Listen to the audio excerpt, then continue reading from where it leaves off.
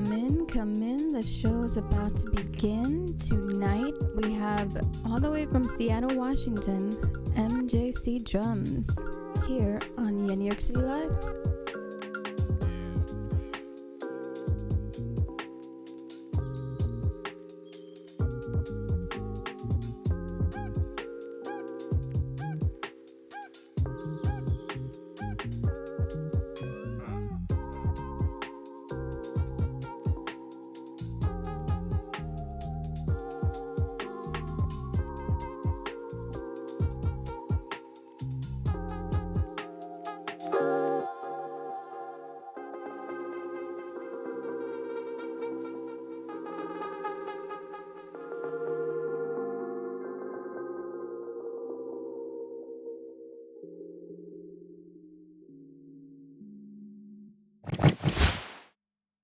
Hey, what's up everyone? What's going on? Hey Luna. Hello. How's everyone doing tonight? I see you guys coming in. So tonight we have somebody really special. I'm really hyped about today because he is the first drummer from Seattle, Washington. And if you guys don't know, grunge you for life. You always hear me saying it because I'm a big grunge girl. And yeah, I like metal, but you know, grunge was kind of like one of my first loves growing up. And yeah, it's gonna be really fun. And today is actually the anniversary of Kurt Cobain's and Lane Staley's death, and they passed away 8 years apart. And it's just, we were just talking about it before we went live, how crazy that is. And yeah, and I'm actually wearing a Temple of the Dog shirt today, which is actually there's another story behind this, but I hope you guys are ready for a really, really cool, down-to-earth, fun drummer, because Matt Chadwick is his name. He's a drummer here on Twitch, and he's definitely like one that stands out. He does the whole like lights and lasers, and he's very like visual, his streams. And kind of guy. Yeah, and I think Luna, when he saw him, he's like, man, yeah, this guy's like, you know, he's next level, right, with the whole lights. I thought I had my light game up, and then he comes in, and I'm like, this mother. Yes, but we love him because you know he has his thing going on, you know. And I see you guys are coming in. Tito, what's up, Tito Nitro Drums? Babe, you might drop your mic a little bit. It's a little bit high. Yeah. I'm a little hot. Okay. And we have not a bad thing, but the mic's a lot. Raina Vendel. Yeah, and I actually have the mic a little bit far away, so yeah, sometimes, you know, we just gotta adjust it. If it's too hot, let me know. I like it. I can't wait to go full on X-Files tonight. Yes, we're gonna go for it, and I hope he's ready. So MJC Drums, Matt, are you ready for me? Oh, wait. Ed. I want you guys to hype it up in chat for MJ, Matt. I think he's ready. Are you ready? All right. He's ready. Let's do it. Let's go. And there he goes. Let's go.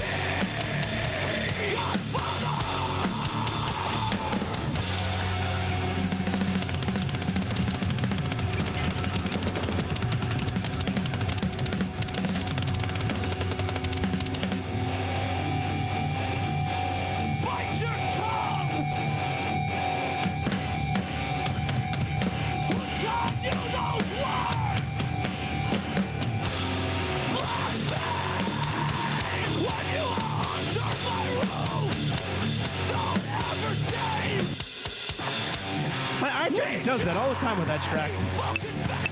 Oh boy. I'll tell you what though. What a banger. Hang on, I gotta get these headphones on now. Oh man, There we go. that was great. Yeah, it was okay. Oh, that was great. MJC! That was awesome. You guys, look at that freaking light show. Look at it. It's like, who needs a whole band when you have like someone like MJ just doing it like that, like doing it really. Look at that. That's amazing. do. Full on X-Files, just like you said, right? Nice. I love that. Yes. So, how long did it take for you to set that up? Oh man. That looks like Hang on, let me get this. a lot of time and programming. Man, it was a long time.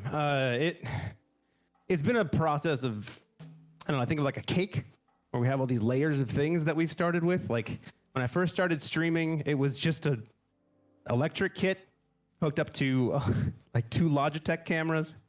And I was having trouble even routing the sound between a PC and a Mac. So I kind of started there and just kept building and building and building. And I started out with these Hue bulbs that hook up to a program called Lumia Stream. If you guys haven't checked that out, you should, by the way. I use that. Not hashtag not sponsored. I'm stealing Raina's quote there, but You should. It's such a good company too. Like they have a lot. They're very engaging.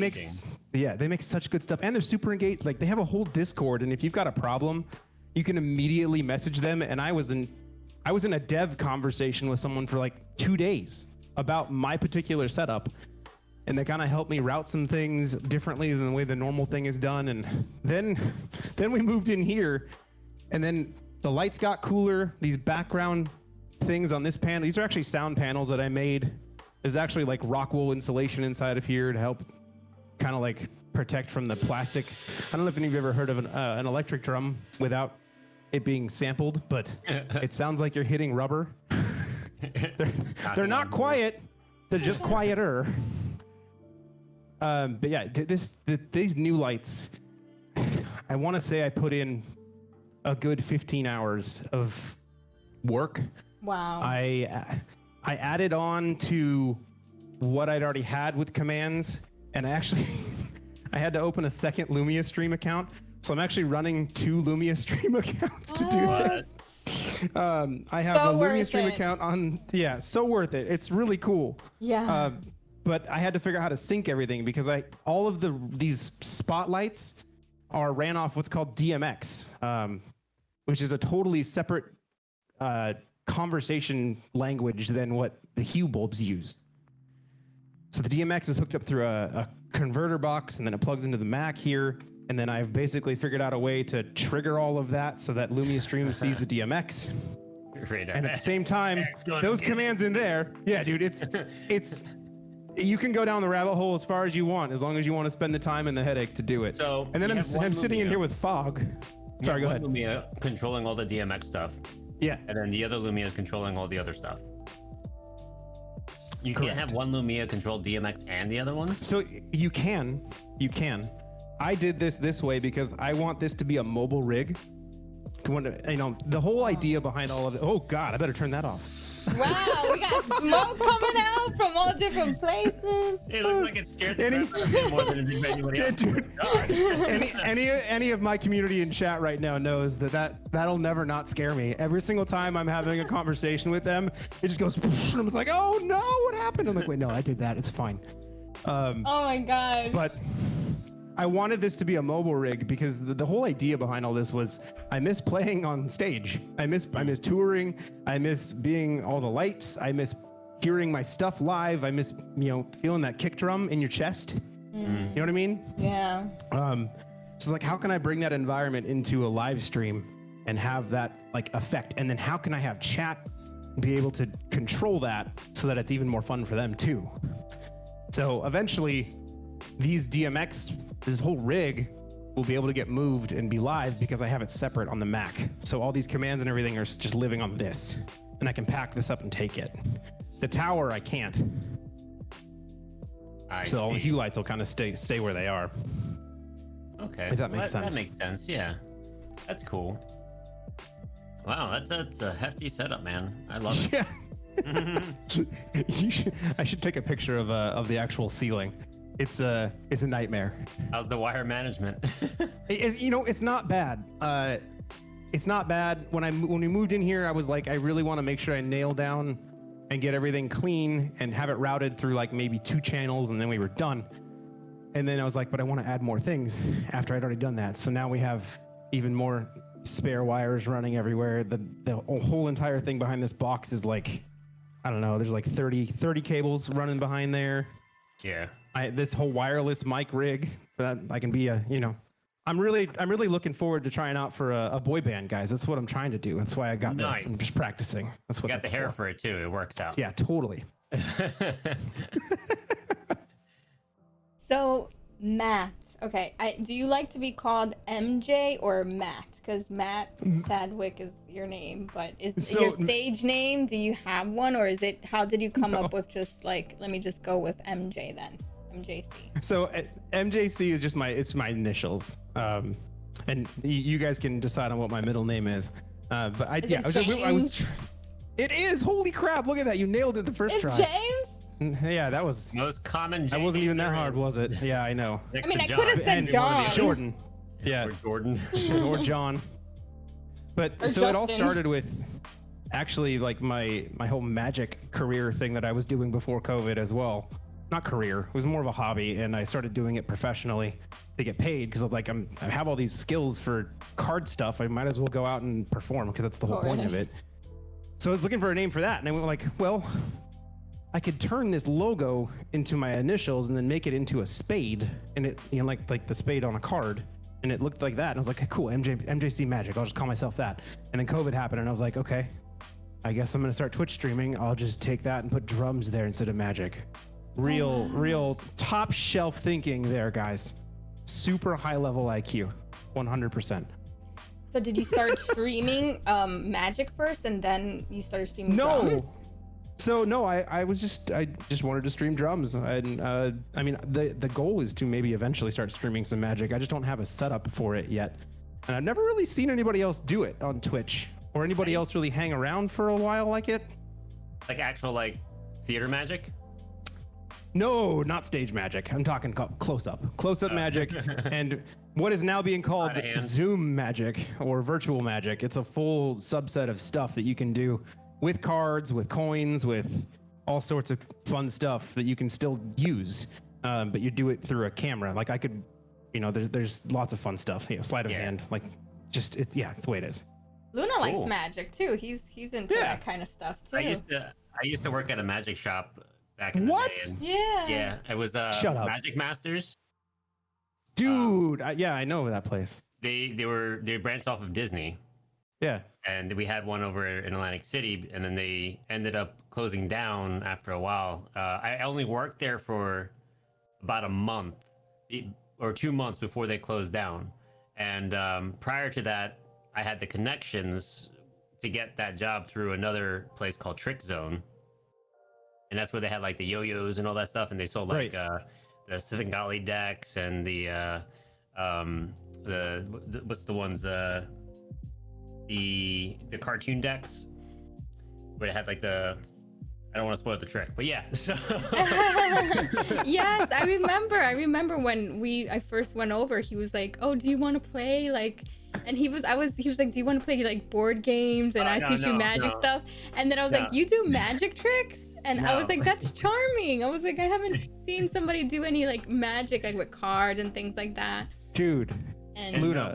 But I said Magic the Gathering, not Magic. No, but you did but remember when we went to that bar, that magician that came with like the cards and he started doing that, he was like, "I'm really into magic," but no, you did also say Magic the Gathering, which I wasn't really I'm not that nerdy, but like like when he told me that, I was like, that's so sweet and charming. Like, I think it's a great opener too, like when you're dating and stuff like that, and you're like, hey, just yeah, you got something behind your ear. Oh, it's a quarter. I wish it was your number instead. Yeah. Dude, Luna, that's amazing. You should definitely talk to Raina and myself about So Raina's that into magic too. Oh, nice. Yeah. We actually have I'm not like I know a lot of the basic stuff, a lot of the coin tricks, That's and a lot of fine. the card tricks, but nothing like major setup and stuff. So basics are plenty. We have a secret Discord about it. We should add you to. Sweet, yeah, I'll be down. Hey, magic friends. It's hard to find. Here's the thing. It's hard to find other magicians that that aren't weird. Do you know what I mean? I'm sure you know what I mean. Yeah. Like it attracts certain types of folks that are great people, but some of them weren't meant to perform magic in front of people. They just kind of like they're hobbyists, so they like knowing about it. But it takes a certain subset of person to be able to like walk up to a stranger, and those are the kind of people that I want to like, hey, what do you do? How do you approach someone? Those kind of like. We won't go into any more details than that because those are super like industry secret things. But yeah, I had to learn that straight because I actually have to sell it. So right. So you have to know it. Right. Well, I loved Chris Angels and what was that other guy that did the balloon last year? David Blaine. Oh man. Oh, dude, David Blaine is so good. I he's love those so guys. good. The thing is, like, he's so respectful of the craft too. Like, there's this whole subset of just like, if more you follow him, the more you're like, man, the little moves that guy does on television in front of millions of people are ballsy. Incredibly ballsy. Like you have a 5% chance of getting it right, and he just ends up nailing it. Mm-hmm. Blaine. That's a lot of prep. Yeah, and he's done a lot of those, like in New York City, just like MJC, in the. Of course. Yep. Yeah, it's amazing. They actually helped it become more mainstream again and more cool. Did. So that's why. The video in particular on ABC, right? The was it ABC? I can't remember. Mind Freak. Either way. I remember Well, Chris Angel one too. Yeah. Yeah. I watched Mind Freak so much. Yes. Mind. Or like Penn and Teller, like the. yes. Penn and Teller. Ones. There's a lot of good ones that come out of there. This shelf is a nightmare right now, but here I'll that's my magic shelf. Wow. So you're for real in it. Like you're in it. That's that third awesome. shelf down is all cards, and it's got a soldering iron and stuff stuck on top of it right now, but that's all. It's all books. Wow, that's amazing. I love the Svengali decks. They're like my favorite ones. Yeah, those are good. Yeah. I like these standard decks of cards are just. I've been playing with these ones lately. These superiors. Mm. They're like $5 a piece, but are they slick or do they have like a grip to them? They're a little bit of both. If you work them in, they get a little grippy. I thought you were a pro. Oh. So would you say that magic was your first love, or was it drumming as a kid? What did you start doing first? Dude, so magic was a subset, I would say. Magic in particular really caught me as a kid. I went to go see David Copperfield when I was like 8. When I was 8, he was coming to the Paramount Theater in Seattle, and my dad took me, and like I was already in love with magic. Like I always liked watching any time there was a magic special on television, I was just glued to it. I made sure that I was going to be able to watch it, even as a kid, like even when I was like 6 or 7. Is my batteries? Can you guys still hear me? Yeah, I can hear you. Okay, cool. My microphone went weird there for a second. Anyway, yeah, there was a magic trick that he was teaching everyone that day at the show, and after brought it home, I was like, oh wow, this is awesome. And the more you watch, you're like, man, I really want to learn how to do that. And then yeah, it just grew from there, and then I kind of let it go. I let it go after a little while, and then as you get older, you kind of pick up other hobbies as you go. And drums was actually not my first instrument. I learned how to play the clarinet first. Really? You're a reed guy. You was the clarinet guy? Not a very good one. I played clarinet for 2 years. I didn't take it seriously. I never tried to practice very often. There was this so little, rock and roll, man. there were these practice sheets that you had to fill out for how much time that you practiced a week, and you have to turn them in at the end of the week. Oh my god! And then yeah, and but the teacher was like, "Look, here, we're going to give you a present. We're going to give you there's a reward if you are the person with the most practice hours at the end of the semester." And then, unfortunately, my magic brain went, "Is anyone checking this? How are you actually, like, I could just manipulate this and just write anything in I want and get the prize, because this is all honor system and it's elementary school, so who cares?" So I started, this is awful, but I started filling in I was like, what amount of minutes can I get away with within the day to be able to get away with winning this? And I ended up, it was a chocolate orange, one of those whack oranges. You guys know those? Yeah, that was yeah. the prize. Aww. And I did end up winning. Nice. And like, I think five kids called me out, and I was just silent the entire time. It's like, if I don't say anything, then nothing's gonna happen. So whatever. It's and I was just sitting there eating the orange the entire hour in band, just like, that's right. None of you were smart enough to figure out how to cheat the system. Yeah. Magic brain. And then just like most magicians, and they're like, oh, yeah, true. You know it. And then seventh grade rolled around, and I was like, I don't want to move into saxophone. I'm kind of done. Like, I don't know if you guys have ever tasted a reed, like off of an instrument. They're gross, and if you don't have the right, like, this is gonna sound really disgusting. You have like the right saliva mix inside of your mouth, the reed doesn't get wet in the right way, and it starts becoming super gross, and you can't really use it properly. And I'd had enough of that. Didn't they in school they used to have them dipped in like mint, like mouthwash? They're called Rico reeds. They actually have a mint flavor to them when you buy them. Yeah. And then the invention of the plastic reed happened after that, and I was like, oh, well, whatever. But the band, the 7th grade band needed a percussionist, and there was nobody else.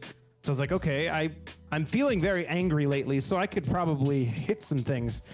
So I went back there, and we just started learning how to read music, and I was really bad. I was awful.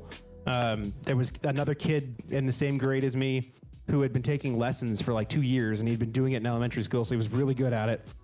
And then over the summer, I took private lessons for the first time and really started picking up on like molar technique and learning how to, like, my instructor's phenomenal. He's still phenomenal. He's still around. He's still teaching kids, and I'm really grateful to have learned those things from him, because there's like, he really made me focus in on the snare first, right? We pushed the kit away entirely, and I didn't even play on a real drum. I played on a pad for the first year and a half of private lessons, because we literally learned like just the motions of this, and literally learning how to keep the tips steady towards one another and we just did that for hours. Ridiculous.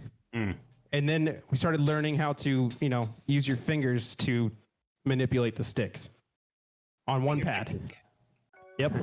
And then when you combine those together, you get this freaking insanity Indiana Jones whip. Break open some coconuts, you know what I mean? Anyway, so I took those private lessons over the summer, and then the next grade up in 8th grade, I was immediately reading music. I knew what I was looking at on the paper, and none of these other kids did. So the first week back in, I got first chair, and I was immediately playing like snare parts, and all the kids around me were like, "What the fuck is this guy? What is this?" And it felt amazing. I'm sure you've all had those moments where you can finally, for once, you stand up and be like, "Yeah, I'm the one, and I'm the captain now." That's right. I'm here to ruin your life. And then I won the jazz band seat that year too. That was awesome. What? And it kind of just took off from there. And that's always been a thing. Like I've always taken it seriously. All of us kind of can practice more. We always lack in that time effort, and sometimes you just don't want to do it, especially when you get up to like even playing for 18 years and you're like, I don't want to do it today. So you played jazz and hey Ray, Musica. Yeah. So the first things I learned on kit was actually swing. I learned swing and jazz, and I actually those are the foundational pieces of pocket for me. That's just the way it is. I love that stuff, and took that all the way up to high school, won that seat, and then we went to nationals in Nevada. I don't know. This is a really small band geeky nerd thing, but our jazz band won a Grammy. That was weird. That's big. Yeah. You know how many artists out there don't even have a Grammy? Everybody's still upset about it, and here's this band from a Seattle high school that won a Grammy. That's insane. I didn't even know you could do that, but as a high school, you can submit for grants, and they'll give you a Grammy and a check if you win. And they submitted it, and then that money, that check went to flying all of us out to the national championships in Nevada. We didn't win because obviously, dude, there are so many phenomenal people out there. It's ridiculous. Yeah. It's just insane. And when you get up to that level and you're walking around and looking at other people, you're like, holy shit, I'm nothing. No. It's humbling. And it's really nice. It's really nice though. It's humbling, and it's being on Twitch too. Same thing. You go and you look at everyone else's streams, and you're just like, damn, all these guys are so freaking good at what they do, and it's just you try to get out of your head a little bit. You can sometimes get in your head and you be like, I suck at this. I should stop. And then the other half of you goes, no, we need to support everyone because it's better that way, and we all help each other get better. And I kind of I know we all struggle with that a little bit for sure, but we all have awesome setups and we all do different things, and it's awesome. I'm getting off on a tangent, but that national championships, I was also in a trio. Technically, we had a saxophone player, but it was kind of saxophone players. I'm sure Ray knows saxophone players. They're always off. They're kind of like vocalists. They kind of just go and do their own shit. What is it? What is it about saxophone players? Tell me, guys. Tell me, Ray. Saxophone players are kind of like lead guitar players. They just want more of them, and they want to be out in front of it. I guess but anyway, your instrument is a sexier instrument than anyone else. Yeah. I mean, it's sax, Hey. Anyway, our trio all got national awards, which was really one of the coolest things I've ever had as that far up into the drumming career that I've done up to that point. Obviously, I've toured since then and done a lot of those really fun things and gross things at the same time. But drums has opened a lot of doors and been a lot of fun and very therapeutic. I'll say that much. So what did your first drum kit look like, and how old were you when you got it? Oh my God. Well, like I said, I started with just a snare drum. And I didn't actually get, so when you get an educational snare drum pack, so I'm going back to my Guitar Center days here, because I remember selling these things. Guitar Center? I did. Too. I was a Luna drum shop too. Dude, I was a drum shop manager for 4 years. you sell these educational packs with backpacks and a xylophone, and it's a really crappy snare drum. It's usually awful, like the worst quality possible. My parents were about to buy me one of those, but we didn't have a lot of money. So they basically had bartered with, well, not bartered, but the guy at the drum shop at the time was really nice. And I'll come back to him later if we want to keep this story going, because I work with him later on at Guitar Center, which is amazing. But Raina, remind us, okay, segue time when we have to go back to that. I ended up buying a Remo snare drum. Did you guys know that Remo made snare drums? Remo is a drum head manufacturer. Yeah. I still have it. It's not in very good shape anymore because I didn't take care of it. But I ended up buying that drum and a snare stand separately, and that was my first thing. And then 2 years later, after I'd kind of gotten that down, I ended up getting a Pearl Export, which at the time was a really nasty mahogany shell, plastic, like puke green, solid wrap color around it. And they were 12, 13, and 16. And I didn't know anything about it. And then you had the ZBTs, right? The Zildjian ZBTs at the time. They don't make those anymore either. I think they're called ZXTs now. Yeah, starter cymbals. But it got me by, and it wasn't great. I was a teenager, and I stuck stickers all over it. On your cymbal? Oh, man. No, all over the shells, all over the... not the cymbals. My resonant head had probably 300 stickers all over it, which actually made it sound pretty sweet. Not gonna lie. But yeah, my first band was called Abident. We were a pop punk band, and I was really lucky. Stop me if I'm talking too much, by the way. No, this is the point. This is the point. We want to know all about you. So I was really lucky in that aspect that I grew up in the 2000s era, right? With like rock music actually still being a central point of most teenagers' lives. It wasn't hip hop, it wasn't pop, it wasn't overproduced, it wasn't compressed shit. I'm sorry if you like that stuff, but that's the way it goes. It like emo and screamo was the thing. Yeah. Like it was legitimately like, this is awesome. It's angsty and I can feel it. And nowadays, like, yes. Why are kids listening to electropop? That's not angry. Like, how are you getting your anger out? I feel that. Anyway, we were very lucky in that the high school that I went with partnered with 2 other high schools, and we always had these things called Fat Fests. Fat Fests? Fat Fests, yeah. PHAT Fest. Oh, fat. Okay. And I was like, why? we had a lot of like awesome punk bands that were around the area. Like we were all alternative rock or punk, and we would all go, and we would all play, and it was like a freaking 4-hour festival where all these awesome teenage kids get to come in and hang out and you know, get some testosterone out and some adrenaline and just hang out. And literally, like, it was drug free, it was totally fun, it was fair, and we got to actually play in a sound system that felt right. That sounds fun. It was super fun. And if like to be a band on that stage, you felt like a fucking rock star. You were like, I made it. I made the cut, you know?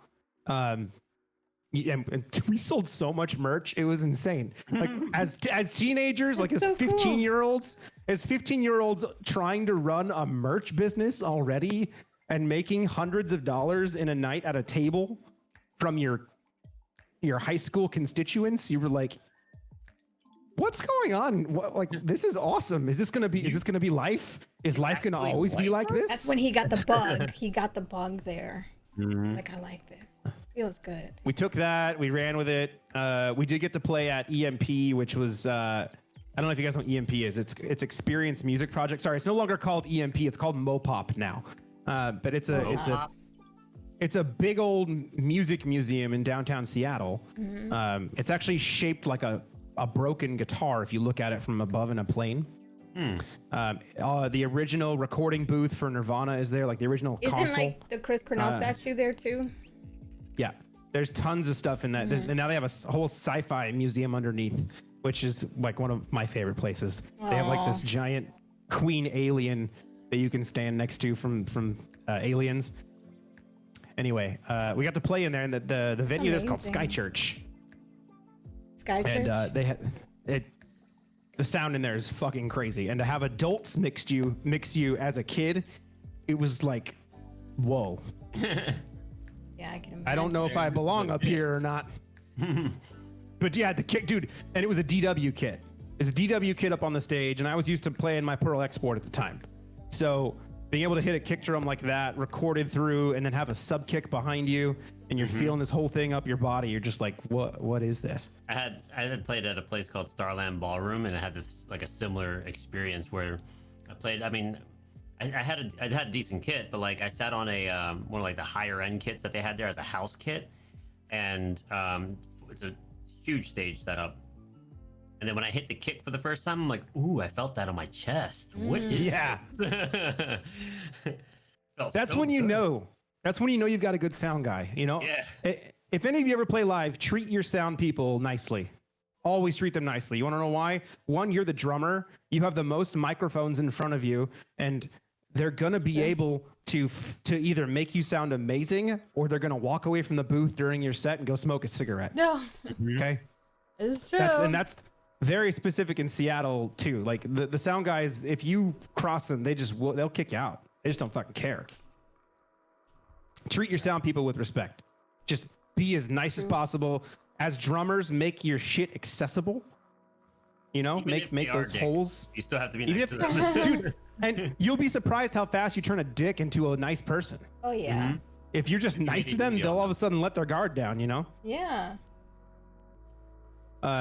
I've probably played over like 300 shows now, and like the sound guys, you just gotta treat them nicely, even especially on tour. Holy shit, especially on tour. Oh my god, if you are not nice to the people that you have no idea where you are. they'll never invite you back. They just won't invite you back. You're asking for a punishment. Yes. Tufi could tell you. He's done a lot of sound Exactly. stuff. He could Exactly. tell you. I don't remember where this conversation was going. We're just going. It's fine. We're swimming in just different flowing with it. directions. We're going with the That's a hell of a flow. water bottle you It's got fine. going on there. What is that water bottle? Let's just talk about your water bottle. You want to talk about a water bottle? Yeah. I've been thinking about chroma keying this water bottle. It's a Hydro Flask. It's just, nothing special. It's just ridiculously green with a Pikachu sticker on it. Because you chroma key it out, you just see the top. Dude, I totally could. So what are you drinking? Do you drink energy drinks, or you just no? Like, nah, I don't do that. The energy drink So stuff. I drink too many energy drinks. Oh, you do? Yeah. Oh. I'm a caffeine fiend. If I don't have energy drinks, we have an espresso machine downstairs. We've learned how to make our own like really nice espresso over the entire COVID Well, you situation. guys are known for your coffee. Yeah. Yeah. This is beer. This is He's like, I'm drinking this, I'm drinking that, I'm drinking Out of energy. nowhere, it's like, this is beer. I don't even like. This is an IPA of some sort. It's from Idaho. Idaho So, beer. yeah, Idaho beer. Is that an empty can? No, it's still got beer in it. Oh, it looks colorful. It looks nice. So, The art. so you're a craft kind of guy. Yeah. What was that? You like craft stuff. I love craft beer. Yeah, I absolutely. I've given Raina a lot of shit for the beer that he drinks. What does he drink? Raina, don't you like Bud Light? I think you drink Bud Light, don't you? Oh no! Come on, Raina. You're Not like that watered down. I'm calling you out. I'm calling you out, Raina. no. That See, watered down. no. We got no. I think I saw Benny too drinking some kind of like beer that we're like, is that what was the one Benny was drinking? Was it a Coors Light or something? I don't know. I think it was the same thing. Bud Light. I think he was having Bud. No, guys, I don't drink, so like, and but when I did, I definitely didn't. I I mean, literally have one in my hand now. Oh no. Yeah, Yeah. yeah.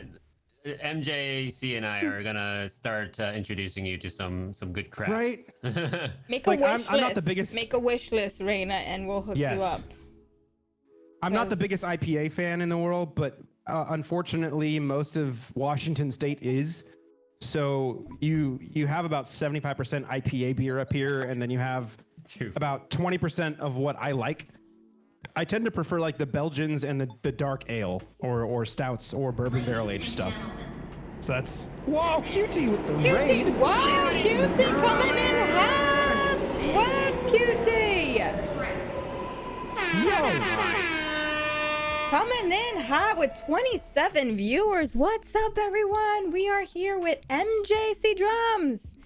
This amazing, awesome drummer from Seattle, Washington is gracing us tonight with his presence and telling us all about his experiences. Thank you coming in with that raid. Hey, I see Drumface James is in the chat too.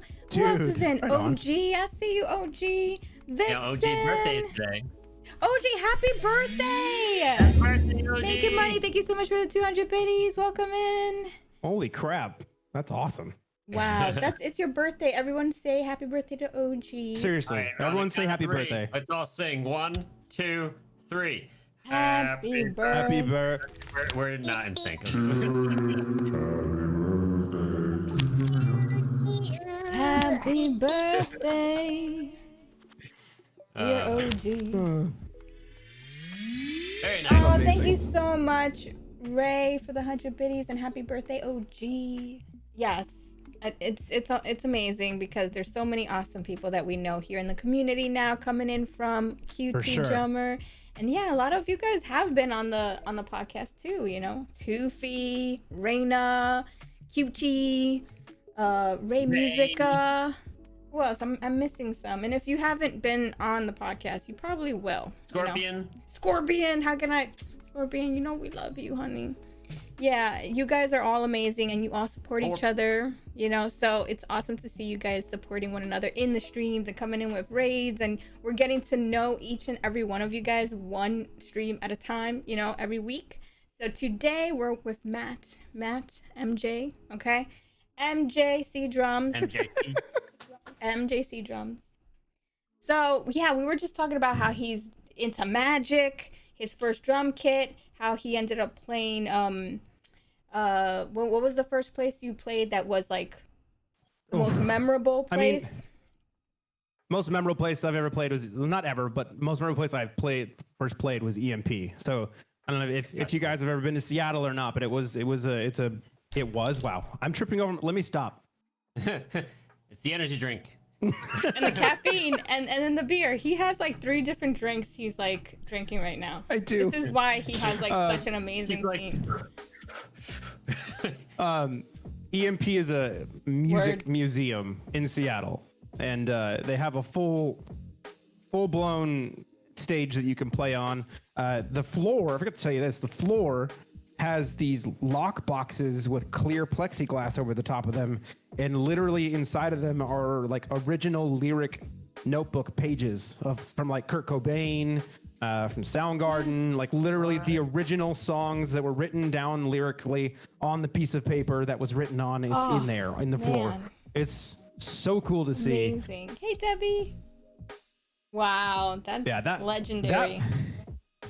That first place was amazing. It was so goddamn cool. I've played at some really divey places. I've played at some really great places. I've gotten to, you know, play on some of the stages that I got to watch my favorite bands play on later on or before. Seattle's got some great venues. Just there's one venue in particular that I used to go to as a teenager with, like, my favorite genres of music tend to waver towards metal, progressive stuff. So I would be in these really divey, dark, terrible places, but you know, going in as an adult and being like, yeah, I get to play on this stage that I got to watch Devil Driver play on, or that I got to watch Porcupine Tree play on. Like, oh man, I literally get to those... step on that stage and put my drum kit right where Gavin Harrison's drum kit was and play. It was like, that's amazing. It's kind of cool. Yeah, they're freaking magical. They're just like orgasmic, right? Like their music. Those God, places are like make it or break it too. Like when you're So in those dive bars and stuff like that. Like, yeah, it's like the norm for most musicians when you're trying to establish yourself. And it can be tough too. Like if you don't, you know, I had to learn the hard way. I still am an introvert.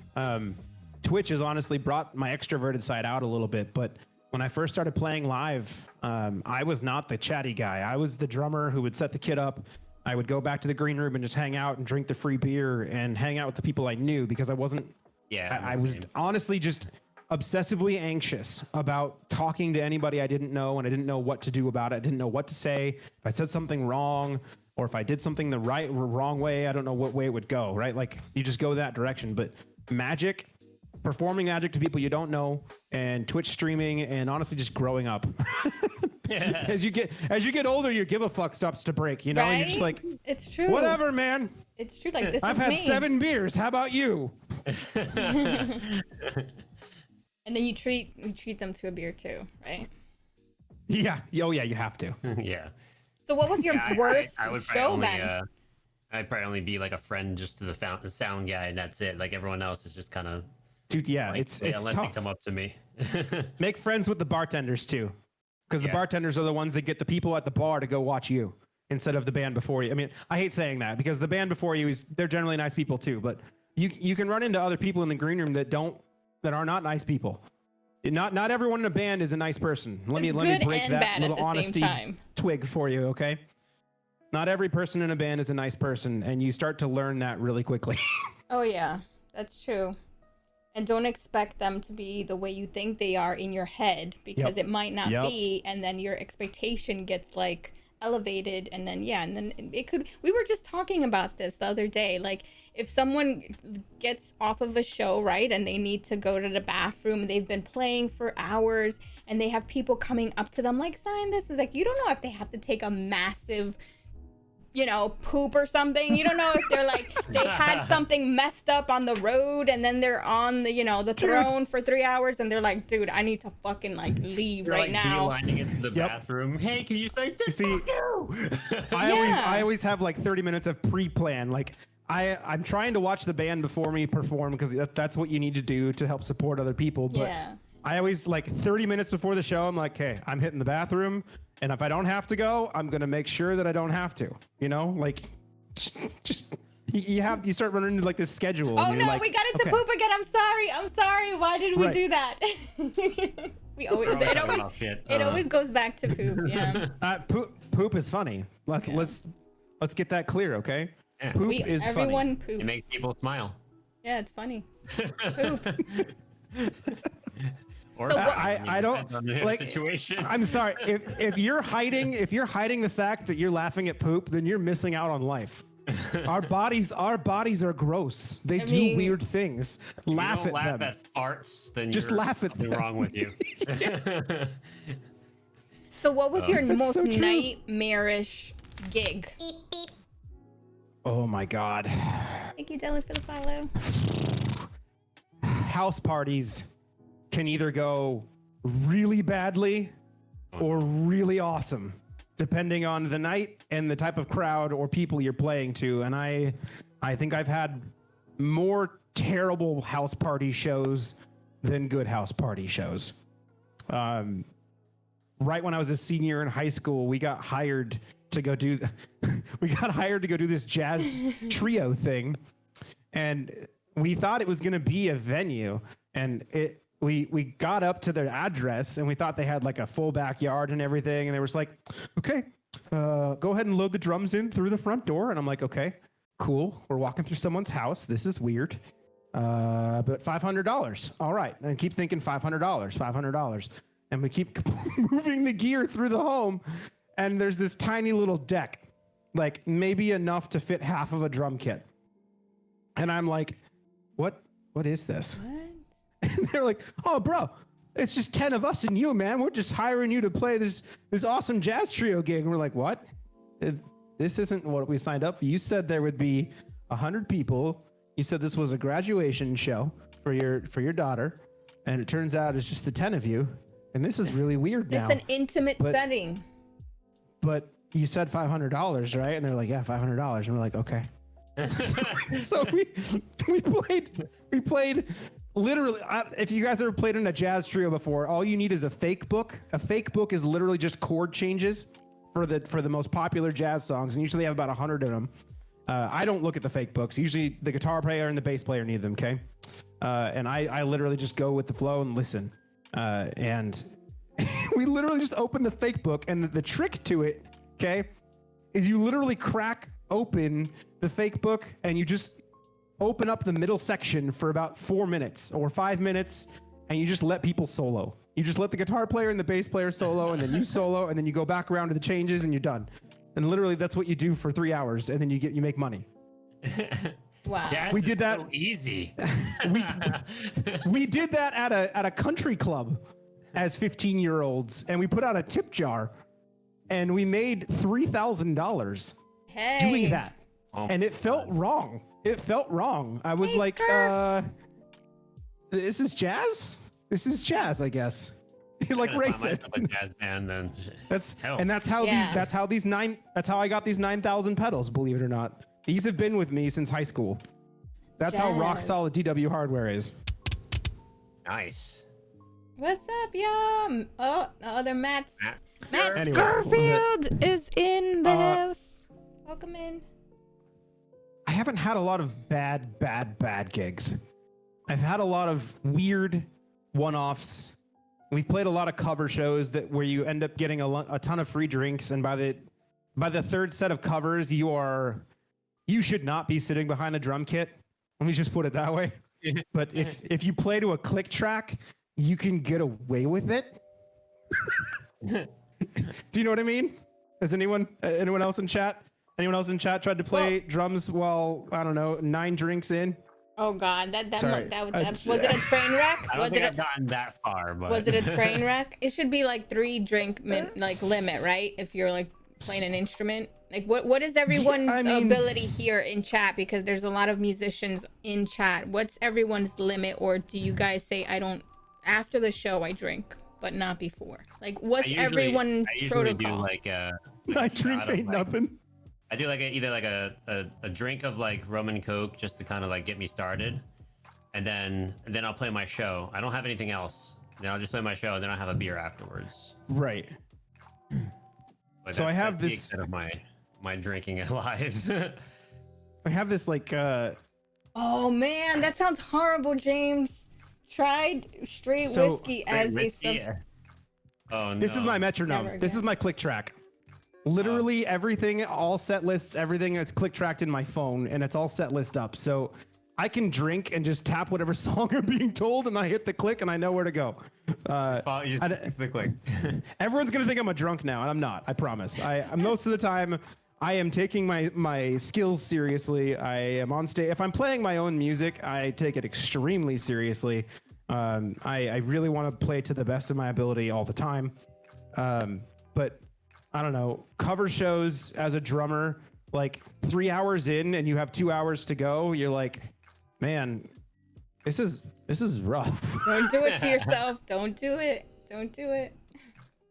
Oh, everyone what has a was different limit, I think. What was the worst kit you've played on, like house kit that you had to deal with? Oh, that's a good one. I don't play on, I'm gonna sound so entitled. I don't play on house kits. What? Oh. How I do you don't. get away from not Well, playing if on you house can kits? try. You tell the engineer and be like, hey, look, I'm not playing on the shitty ass kit. Yeah, I literally do. I don't. There's 2 reasons. One, I don't like sharing drums, mainly for the insurance of the other drummer. Like, I don't want to get in a weird conversation if they break something. Do you know what I mean? Yeah. Well, it's the best, I think, because you know your baby. You know what you like. The other thing is too that they should understand that they're prone to allowing that to happen when people are using their kit. They are. Not everyone plays the same way, so. I've played on a few other people's kits if I know them. Like a lot of the local drum community around here, we all kind of know each other as well, and we do share gear if I know they're trustworthy and I know they play well. I'm sorry, I don't mean to be offensive that way, but if you don't play well, I'm not gonna let you touch my kit. That's just the way it is. Like I don't like. It's just too much invested in it, and there's too much blood and sweat on that thing for me to let you potentially break it. That's just the It's way it is. understandable, right? You guys feel that. House kits are terrible. I think I've played on 3 house kits in my life. One was at the Sky Church, which was a DW, and that was awesome. There was no problems with that. There was a Gretsch Catalina jazz kit, a 4-piece with an 18-inch kick drum. Those are actually nice though. They're okay, but not to play rock on. True. But I took that down and I set it up in the way that I like it. Plus, my setup is not conventional. Most drums are 2 toms, a tom here and a snare here, and the ride's over here, right?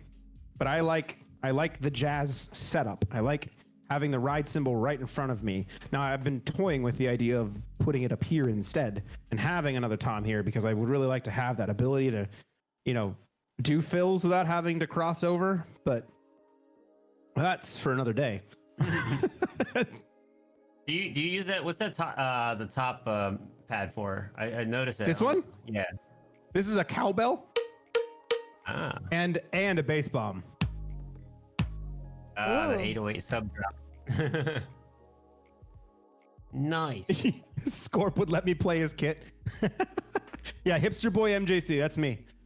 Actually, I hate sounding that way. I don't like being that guy that's like, no, I won't let you borrow my drum kit. I hate feeling that way, but and it's actually gotten me bit a few times where we were playing in, I think it was LA. We were playing in LA and it was a 5-band night and we were supposed to play in the middle, but I wouldn't let the other bands play on my kit. They wanted the touring band to load their drum kit on stage and they would all play on it, and then the touring guy would get to play on it in the middle of the night. Does that make sense to anybody who's toured? It doesn't make sense to me. So I kind of turned into a baby and threw a little bit of a hissy fit, and I was like, look, I'm not doing that. If you break something, I'm touring. What's gonna happen? Like, I still got 2 weeks left on this thing. I have to find a way to play this kit for the rest of the night. Are you insuring my shit? Like, right? Are you gonna pay for damages if anything happens? So they ended up moving our slot to 1 a.m. Wow. I screwed our band that night. I screwed our band that night. They weren't mad at me, but we hardly made any cash that night. We had enough for gas and food. But everyone had left by that time, and it was just brutal. That night was upsetting. I do have a worst gig story now that I think about it. Okay. Oh yes, juicy stuff. A worst. What is this? 3 years ago, we were touring, and it was our first time in Oakland. I should have known better, but we left. I have a van, and we parked the van in a lot that was paid and secure. And we took all of our gear in. I think you guys know where this is going. We played. It was called the Golden Bull. I don't know if it's a pretty famous venue. We played at the Golden Bull. We made $450 that night, which was legit. That was like, holy crap, awesome. Because most gigs you make like $150. I don't know, small bar gigs, and then you make merch money. You're okay. I'm hanging out next to the merch booth after we played. I'm having some food. I'm enjoying myself. It was a great night. We made a lot of money that night. It was like, this is great. And then we're going to Vegas next. This is freaking sick. Oh, perfect. And then my bassist walks up to me, and my bassist is known to be quite silly with me. And he goes, "Dude, your van's window got broken into." And I look at his face, and I'm like, "Are you joking with me? Like, is this a prank? What is this?" And he goes, "No, dude, no. You got to come out with me." And I'm like, "They must be joking with me. They must be trying to prank me. They must, like, somebody's got to have like some whipped cream or something over behind the van. They're going to get me in the face with it." Right. Typical tour hijinks. You mess with each other. That's the way it is. You live in a van with people for more than a couple days, you're going to start wanting to do things to them. That sounded wrong. Oh no. But so I walk out, and the lo and behold, the rear passenger window is completely shattered. They stole my camera gear, which had a couple of really nice lenses in it. They stole my singer's entire laptop and external hard drive with his entire life's work on it. Like literally all of his lyrics, all of his music he had written was only on that drive. He didn't do a second backup. They didn't take my skateboards. What kind the of skateboards skateboard? were literally... So they're Santa Cruz boards. They're nice. Like they're decent boards. One's a cruiser and one's just a standard. Matt, I was disappointed that his skateboards didn't get taken. Well, I was just confused. I was just confused. I'm like, They didn't feel they didn't have time, I guess, to leave. I guess. My Nintendo Switch was underneath the driver's side seat. They didn't even try to look for that. Oh wow. All of our clothes were gone. What? So we were like, fuck, They took this your is just clothes? weird. Raided from bums or something. Like, Like, hey, this shirt looks pretty snazzy. Yeah. Our lead singer's freaking the fuck out. Our guitar player singer's freaking the fuck out. Everyone's trying to calm each other down. And I feel I'm the oldest in the band. So I feel like the dad sometimes. And I'm like, okay, guys, let's just breathe. It's a broken window. Who cares? This tour's not over with. It's Oakland. Yeah, that sucks. Our shit's gone. But, we made a lot of money on those cover gigs before we came. Like I was telling you, those cover gigs pay, but they're boring. We had all that in the bank. We were ready. We were fine. Let's just go to Target and get clothes and we'll be good to go. Were they And dirty then my singer clothes? walks. What was that? Were they dirty clothes, like laundry? No, they were clean and dirty. Ew. But so my singer walks 2 car lengths down and all of our bags had been gone through and they were just left right there. All of our my lead singer's makeup, all of her stuff was still there, her hairbrush, her jackets, all of my shit was there. And it was just like, what the fuck? Like these people were very specific about what they were looking for. I know. It's weird. That sucks. But we ended up grabbing that. We got the window repaired the next day, but we weren't able to drive to Vegas that night like we were supposed to, so we had to cancel a show. But the shittiest part about it, and this is why it was one of the shittier gigs, is because all the money we made that night, guess how much a broken window costs? $425. Jeez, that's your whole money that you made that It night. was our whole money we made that night. So in a way, I don't know, net zero is fine. It's not the worst thing in the world, but it sucked. It was like, man, we were all super high on like, awesome. We made a crap load of money tonight. Let's go. And all of a sudden it's like, nope, you got to pay for my broken window. And guess how much a deductible is on a broken window on regular insurance? $1,000. Oh my God, dude. It's just like, thanks insurance for nothing. Raina, the stuff, so you can only get it insured if they can find the dude that stole it. That's what the cop told us in Oakland. I got a case number ID and everything. That's so fucked. And we did wait for a cop. The Oakland cops showed up 3 hours afterwards, and he couldn't care less. It's Oakland. Yeah. Like petty theft is nothing to them. Wow. And that's why we'll never be going to Oakland ever again. Bad taste in my mouth for Oakland. And then we went to Vegas the next day, drove in, slept, woke up, took the day off, and just fucking enjoyed Vegas. I don't know if you guys have ever been to Vegas, but it is a lot of fun. Yeah, I went there once before. It is a lot of fun if you do it right. Don't get too drunk.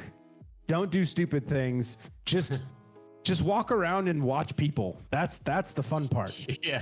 You see all the crazies that are out there. Well, in Vegas, like I don't know how explicit we can go, but in Vegas, they give you like there's people on the streets that give away these cards Flyers, with like right?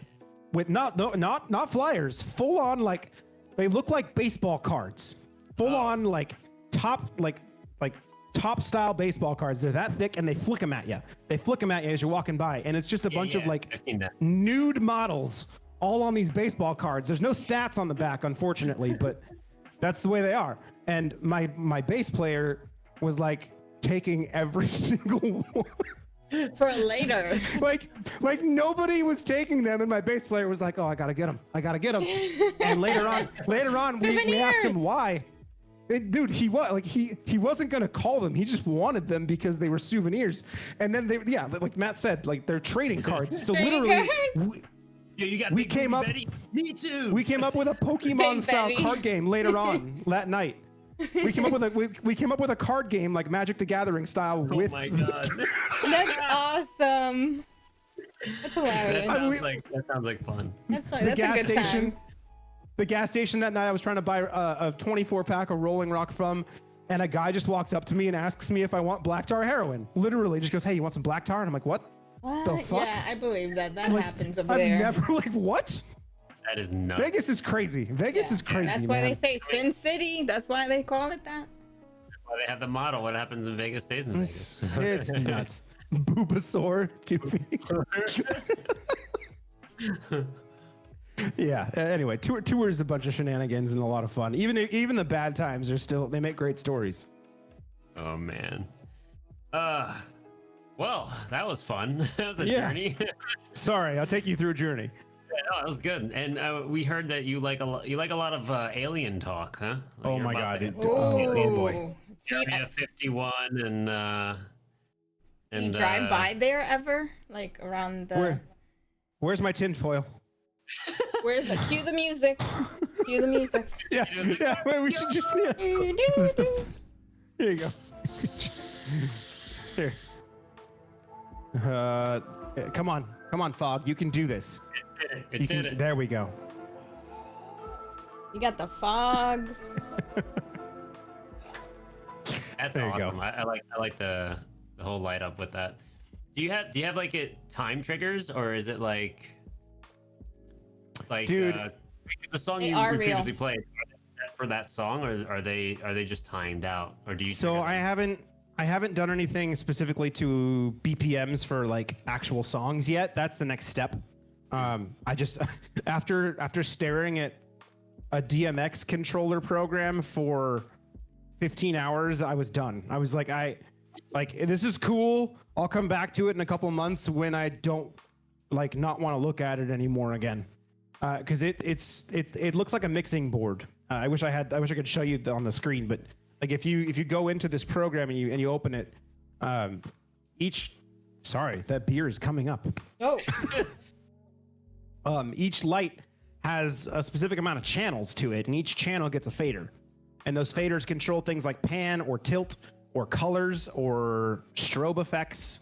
And in this program, you can make those things move, or the way I've done a lot of it, like the X-Files one, you can make them actually go in a sequence. So each preset has its own faders adjusted to a specific number, and then it follows a preset based on a BPM that I've set.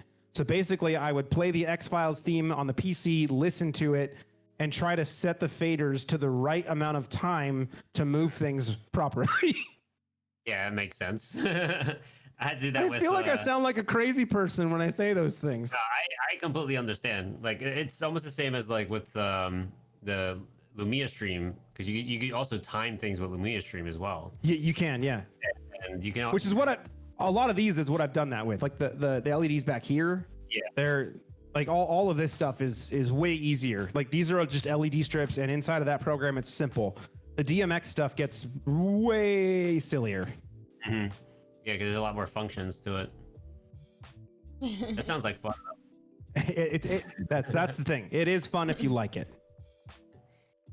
So yeah, it My sounds, DMX 3.0? No, it's Matt, it's DMXis actually.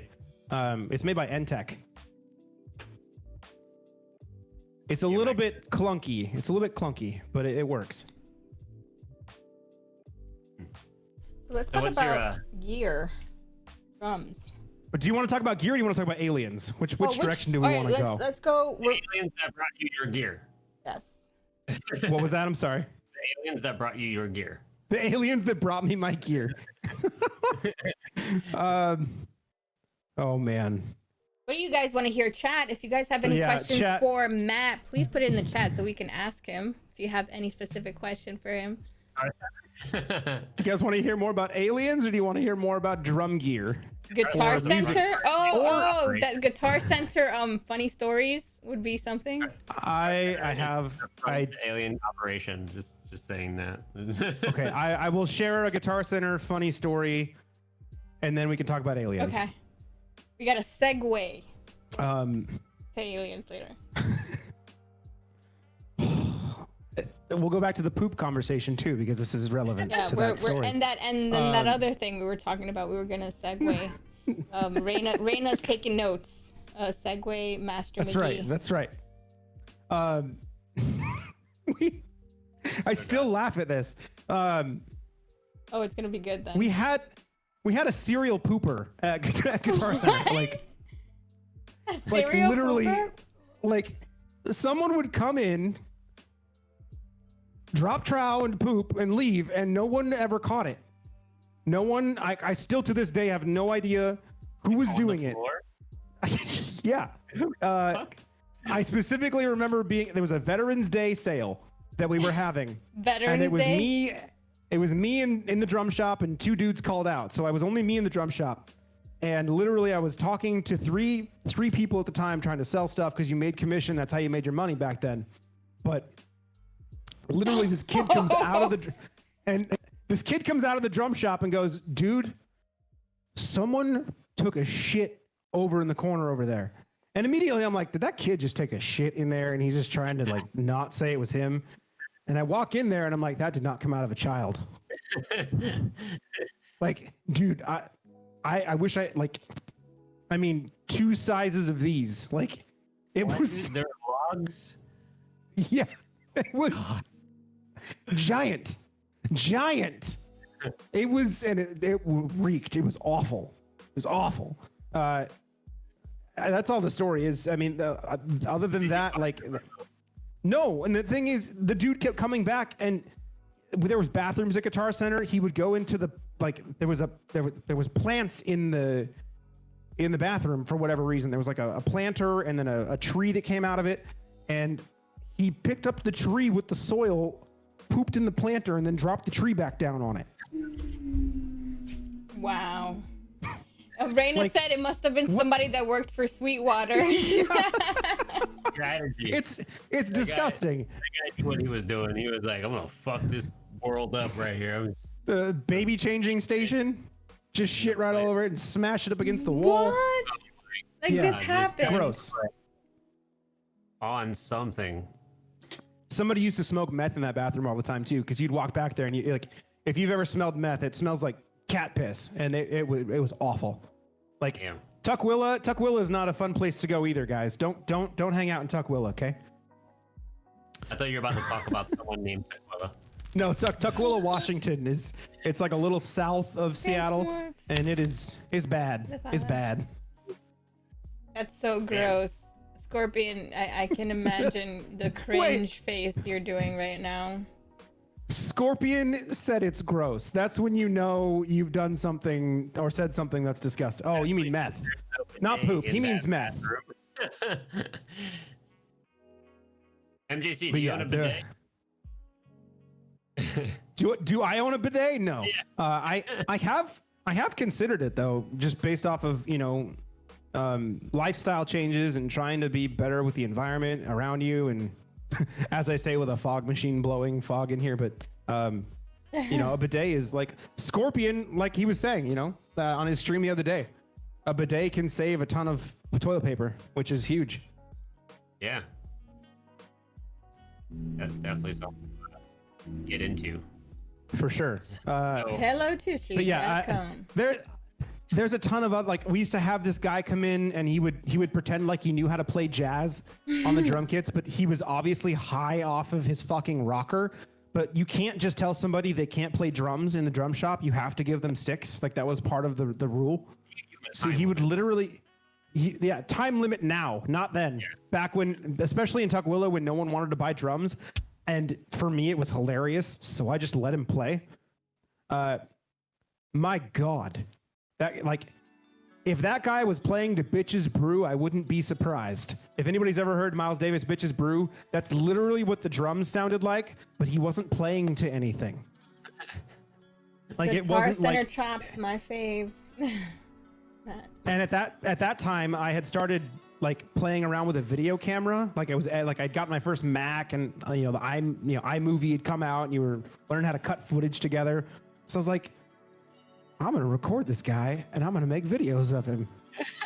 There's still somewhere on. It sounds really creepy, I know, but dude, on YouTube, or did you post it on YouTube? No. I would never do that. I would never dox someone like that. Guitar Center files. Just edit his face out. Yeah. Blur his face. You'll be yeah. Oh man. Yeah. There's tons of disgusting homeless people live in Tukwila a lot too, so you get a lot of that crowd that comes in, and you kind of don't want to kick them out because they're in there for warmth, or they're in there just to hang out from somewhere else where they've been for the day. So you kind of just I guess you can play drums, and then they get up and leave, and then there's a little nugget of poop next to the kick drum pedal, and you're like, what the fuck? That happened too? Guitar Center and poop go hand in hand. It's just weird. It happens a lot.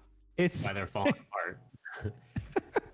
You know, like now they're adding booths for like lessons, and they're getting in brass instruments. Yeah, the booths are nice. I've been in them. One of my my guitar player singer actually works at one of the guitar centers, and I actually got to hang out in some of those practice booths. They're nice. They're not bad. They're weird. Yeah, I wouldn't do it either. Just do it yourself. You don't take a piece of my command. Matt Scurfield's got it right. Mom drops the kids off for you to babysit for an hour when she shops at Bed Bath & Beyond. And what's hilarious is there was a Bed Bath & Beyond 2 stores down from our guitar center. See? You hit me right in the heart, Scurf. Yeah, you're totally right. Bed Bath & Beyond is like a 5-minute walk from our guitar center, so they're not too far apart. That's weird. It's like it's set up that way on purpose. Something to think about. Hey, Darth. Oh, I hit the wrong button. I was gonna hit the X-Files button at that point, but so if you want to, like, the Guitar Center thing. So I worked with the guy that ended up selling my parents the first snare drum, and he's still around. He's still a really nice, really cool dude. But he's actually one of the first people that got me to thinking a little bit more universally. I'd always had a fascination with aliens and UFOs. Like, my grandpa was always giving me books and talking to me about stuff. And my grandpa was still around. He's still a wow, hang on. Words, Matthew. Words. Coffee. My grandpa was a mathematician for Boeing, and he worked on the stealth bombers. So, like, in my head, I'm like, man, he knows some shit. He knows some shit that he still can't talk about, right? Yeah. Like, and he's always talking to me about aliens, and he's always handing me novels to read, and I'm like, huh. I don't like, that's all happenstance, but the more that you get down that road, and the more you start researching things, and the more you look at stuff, and the more that these, I hate that they're coming out with this term called UAP. Like, just call it a fucking UFO. Stop it. Like, stop trying to rebrand something that's been around since the 50s. Just call it a UFO, please. Have you guys noticed that? Like, sorry, I'm on forums like constantly about this stuff. Oh, which are the forums you like to go to? You gotta show me. You gotta post it on the Discord. I'll send them to you. It's just Reddit. There's Reddit for. There's subreddits that are specifically dedicated for aliens, and like when you get into the topic, you have to be a very healthy skeptic. Don't believe everything you read. Look at it with a grain of salt, and because a lot of people want it to be that way, right? And if you want it to be that way, your brain's gonna make it prove it, even though it may not be the case. So have you had an encounter? Have you seen a UFO? I've seen 2 in my life. Ooh, like two very specific ones. I went out to a lake. I think it was about 12 years ago to watch a meteor shower. Because I love space. I love space. I love astronomy. I love everything universe related. Quantum physics fascinates the hell out of me. String theory fascinates the hell out of me. The multiverse theory fascinates the hell out of me. Like, those are the big questions. And, as an obsessive compulsive and as an introvert, those are the kind of topics that you love talking about. Like the daily conversation of, oh, how are you? And blah, blah, blah. I'm like, can we talk about something that matters? Do you know? Let's talk about life. Yeah, let's talk about life. Like, do you want to talk about life? Because some people don't. These conversations can make people extremely uncomfortable. People get scared about some of the things that come out of people's mouths But being scared is good. Not me. That's I think it's one of the main things in life I've learned is that being scared is good. You have to be scared in order to get anything progress related, including music, right? Like, in order to learn this instrument, in order to earn anything in life, you have to fail, and you have to be you're going to be scared to fail, but you have to fail. You can't just sit down at this thing and go, yeah, I know what I'm doing. Like, no, you're going to sound like shit, and you're going to sound like shit for a long time. Like, I still sound like shit sometimes. It's just the way it is. But you have to fail. Trying to play live or trying to talk to someone, you're afraid to speak or do that. Exactly. Right? Like fear of was it stage fright and stuff like that. But then until you're doing it consistently, that fear goes away. Stage fright used to be such a big, like Joey Jordison style puking. That Joey Jordison used to have to puke before going on every Slipknot show. No. Every single time before he went on stage, even after 1,000 shows, the guy had to puke before he went on because he was just super nervous. And I can get that. Like 100 playing out to 100,000 people. I don't know. I feel like at that point my brain would go, it would shut it off. It would just go, yeah, this isn't real. Let's just go out there and play music. I still have stage Anyway. fright. Lieutenant. We went out to a lake house to watch a meteor shower. Everyone had pretty much gone to sleep because they all chickened out at like 12:30, and the meteor shower was supposed to happen at 2 a.m. And we were sitting there drinking monsters. Myself and a couple other friends. We were sitting out on the dock, and they ended up going inside. And then one person and myself stayed on the dock, and we were just looking up, watching meteors. It was super cool. And we were gonna step inside and walk away, and we look out to the tree line, and all of a sudden this like fucking small little dot. And this wasn't a satellite, because satellites don't move this way. It wasn't an airplane, and it wasn't a helicopter. There was no blinking lights. There was nothing to signify any of that kind of situation. It was literally just this thing that was like just falling down like a leaf, and it wasn't a flare either because it was not moving at that pace. And it came back up, and then it went back down again below the tree line, and then came back up again. And Like recharging or something from the stars. my friend had an LED like flashlight on his keychain that was flicked. We tried to signal it. Probably not a good idea. Bring it But over, like, hey, we're over here. he tried to flash at it, and like that one was weird. I've also seen this one was even weirder. I was in the Home Depot parking lot with my dad, and he was getting in the car, and I looked up, and it was about 10:30 at night, and we have a lot of sightings here in Washington. I don't know if you guys know that, but like we're one of the higher density areas for UFOs. Yeah. I see this fucking spinning disc just fucking move through, and it wasn't a Chinese lantern, but it looked like it was on fire, and it was just moving, and it was spinning, and it was there and gone real quick. I know those aren't fascinating, but things like the Phoenix Lights are incredibly fascinating. That's back when the media gave a shit and wanted to actually report on things that mattered. If you guys look up Phoenix Lights, if you haven't read up on that, those are historical UFO situations. Obviously, Roswell has a ton of historical significance. But lately, the Tic Tac phenomenon is the one that's quite interesting. And the further down that rabbit hole you get, the further down you start reading books like, these aren't aliens from other planets. They might just potentially be beings from a different multiverse, and they're just crossing the plane of existence. And I know that sounds insane, but literally that could be a thing. Like there could be someone literally right here next to you.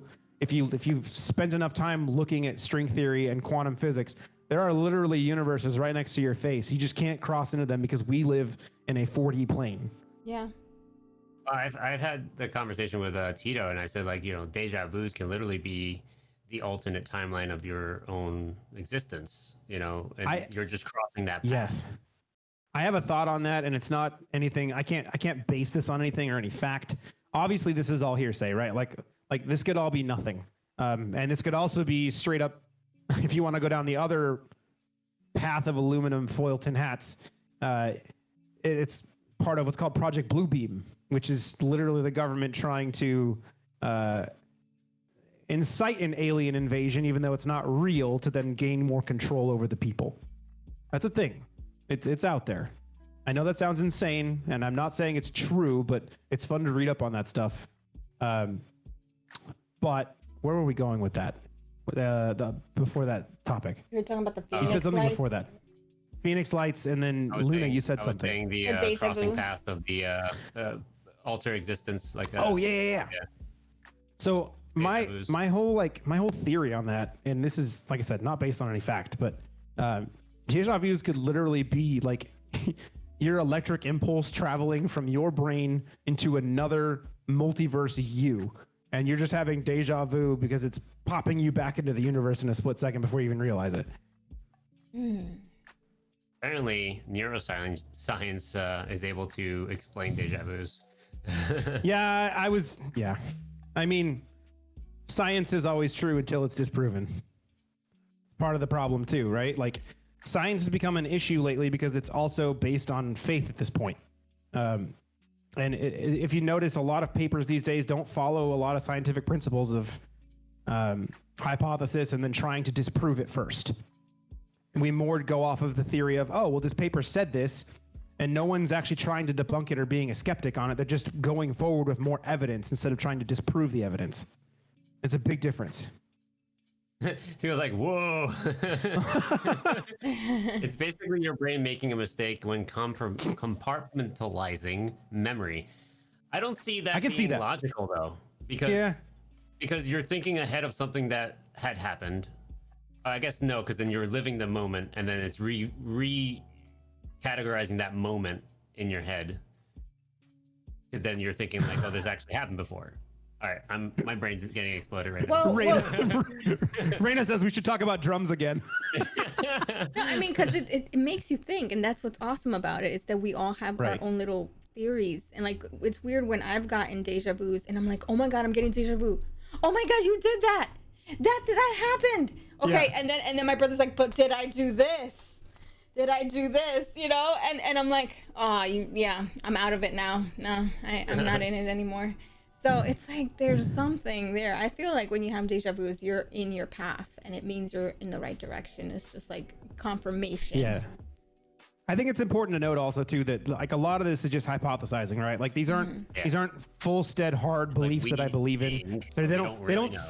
Right. They don't solidify me into living, right? Like these are just I like to think of it like philosophy, right? Like you're sitting out of the pantheon, you're just like thinking about shit. You could be wrong, but it's nice to talk to other people about it and be like, look, what do you think about this? What do you like? These ideas are really weird and strange, so let's talk about them. Yeah. What does everybody in the chat think? I mean, everyone seems to be kind of like, yeah. I know my dreams are batshit wild, but I'm willing to believe all sorts of experimental artifacts that can just be a little misfires or glitches. I can definitely believe that, but I can also tell you this, that I've spoken about this on my stream before, I think once, and it's because somebody had brought up the idea of death, and not the idea, but the reality of death. The reality of death. Okay. Yeah. And I've been diagnosed with something called pure obsessiveness, which it's a very particular subset of obsessive compulsive disorder. And I discovered it because I was having a lot of anxiety issues as a kid. And they just treated you for anxiety, right? They just kept treating you, and nothing ever quite worked. And then one day I walked in and my doctor goes, the things that you describe are symptoms, and they're actually issues that are based off of obsessive compulsive disorder, things like anxiety. Anxiety is a symptom. It's not its own thing. It's usually based on something else wrong in your head. And the more I read into it, the more I was like, so pure obsessiveness is you don't have compulsions. You don't have as many compulsions. I have a little bit. I do notice myself sometimes I have a little bit tweaky things, but not a lot. It's more that you have intrusive thoughts. You have patterns that you can't stop. It's really hard to describe unless you suffer from it. But literally, it can take days, weeks, or months to even get rid of it, if it ever goes away. And you start realizing that you're never going to get rid of it, and you have to live with it, and you have to treat it as a tool. But death is one of those things that as I think I was like 19 at the time, and I was managing a Hot Topic. You guys are learning my job careers. That's what the real a Hot Topic. Okay. Yeah. I managed a Hot Topic for 4 years back when they cared about music. And I remember, and this sounds crazy because I think what do you guys were you guys more Hot Topic or Spencer's? I want to know in chat. Yeah, Hot Topic 1, Spencer's 2. Let's see. Yes, we should make a poll. I feel like I was a little late to the game in realizing that death is a reality, but I remember specifically, and I can do this a lot actually. I can go back and play videos of specific days and times in my head of exactly what I was doing and when I was doing it and what happened and what conversation happened. I can go back into literally like 12 or 10 and do those things. It's a lot of fun and kind of freaky, but I remember I was folding t-shirts at the time because I was a manager and you had to clean up at the end of the night. I was folding t-shirts and all of a sudden it just came over me and I was like, holy shit, I'm gonna die. What? You're like, what the fuck? And the anxiety, if any of you have ever had an anxiety attack before, it just rolls over you like you're on fire, and it starts in your chest. and your entire nervous system goes into fight or flight mode. You have this entire shock in your system, and your reality shifts. Yep. It feels like you're watching yourself through television all of a sudden, and it's because your chemical in your brain, your dopamine just goes, nope, you're done. You don't have any more dopamine, so your brain goes into a total response of shit. What do we do? And you're just looking around like, what the fuck? What am I? Like, not who am I, not where am I, but what am I? What is this? What are we doing? And then, your brain, if you have this issue, it literally starts freaking out about that. So then it sends you in an obsessive spiral. And I experienced an attack once before, and my conditions were more like I had like bees in my head. Like you hear consistent buzzing. Yeah. And then my vision starts to blur, like on the outside, and then you start short of breath, and then you're pacing. You just want to smash your head into the wall because you just can't control yourself anymore. You don't know what to do at that point. You don't know how to handle yourself. You don't know like what's gonna happen and how it's all gonna end up. And you're just like constantly in your head, but at the same time, you're not in your head. Well, and you can't tell anyone because no one, like it's difficult. Well, no one understands it, and no one knows your reality except you. Yeah, they can't. Which is a whole separate freaky topic that we won't get into right now. But I've always thought, like, growing up, when I was a kid, I was like thinking, like, am I the only one living? Like, is this my world? Is this my life? Because I only see it in my own eyes. Like, does anyone else see me the way I see them? Like. Sometimes as a kid, I would think that someone was inside me controlling me, and that they could get out of me. I know it sounds really weird, but like I felt like I was inside of a suit that I could get out of. Technically, yeah, depending on what you believe in. I mean, yeah. Well, and that goes back to what I was saying. Is like, the more like when I have those obsessive situations and I have anxiety issues, I used to panic, and I used to shut down entirely, and I wouldn't know what to do. I wouldn't know who to go to and nobody would listen to me. My friends at the time would tell me I was faking it, I was attention seeking, or that they didn't understand it, because apparently normal people don't have this, which is crazy to me. I can't fathom someone not being able to know what anxiety feels like, but it's true, and it's so hard to describe, and it's fucking real. Like, I think it's real, and it can shatter your life if you don't like try to do something about it. And for me, I took that obsessive trait and I just ran with it. And when anything like that happens, they tried to put me on meds. Medications never really helped. They only made me feel sick, or they made me feel, this is a pretty common thing, but they made me feel gray, to describe it as a color. They made me feel like I was just like, okay, yeah, I can float through life. Cool. I can be another sheep. Yeah. I can go to work for a 9 to 5. I can eat this shit food. I can go to sleep and wake back up and do it all over again. Sure. That sounds like fun. And I was like, no, I'm a musician. I should know better than that. Like, I know that there's more out there to life than this. So you start taking those patterns, and I've tried to describe this to other people that have asked me those questions, because I'm surrounded by folks, in the tech industry in particular, that suffer from this. I see it. I see the obsessiveness in their brains. I see the anxiety attacks they're having, and the whole idea behind, like, I want it to go away. Like, how do I get it to go away? I want it to never be in me again. And I try to tell them, like, you're going to chase that thing for years, and you're going to end up in the same place. Because guess what? It doesn't leave. It'll never leave. It'll never go away. You need to learn how to use it. And it's a tool, and it is a gift. It's a scary gift, and it can go wrong real bad. But if you can fucking, like, it's like a horse, like a wild horse, right? If you can fucking ride that thing, it'll take you places you didn't even think you could go. It's too, like, you have to have that mental strength to be able to consider. It's nuts. Really diving into your own, not like your own situation, like what you're dealing with in your own life, right? Like you have full control over your body and what you do. You just don't know it.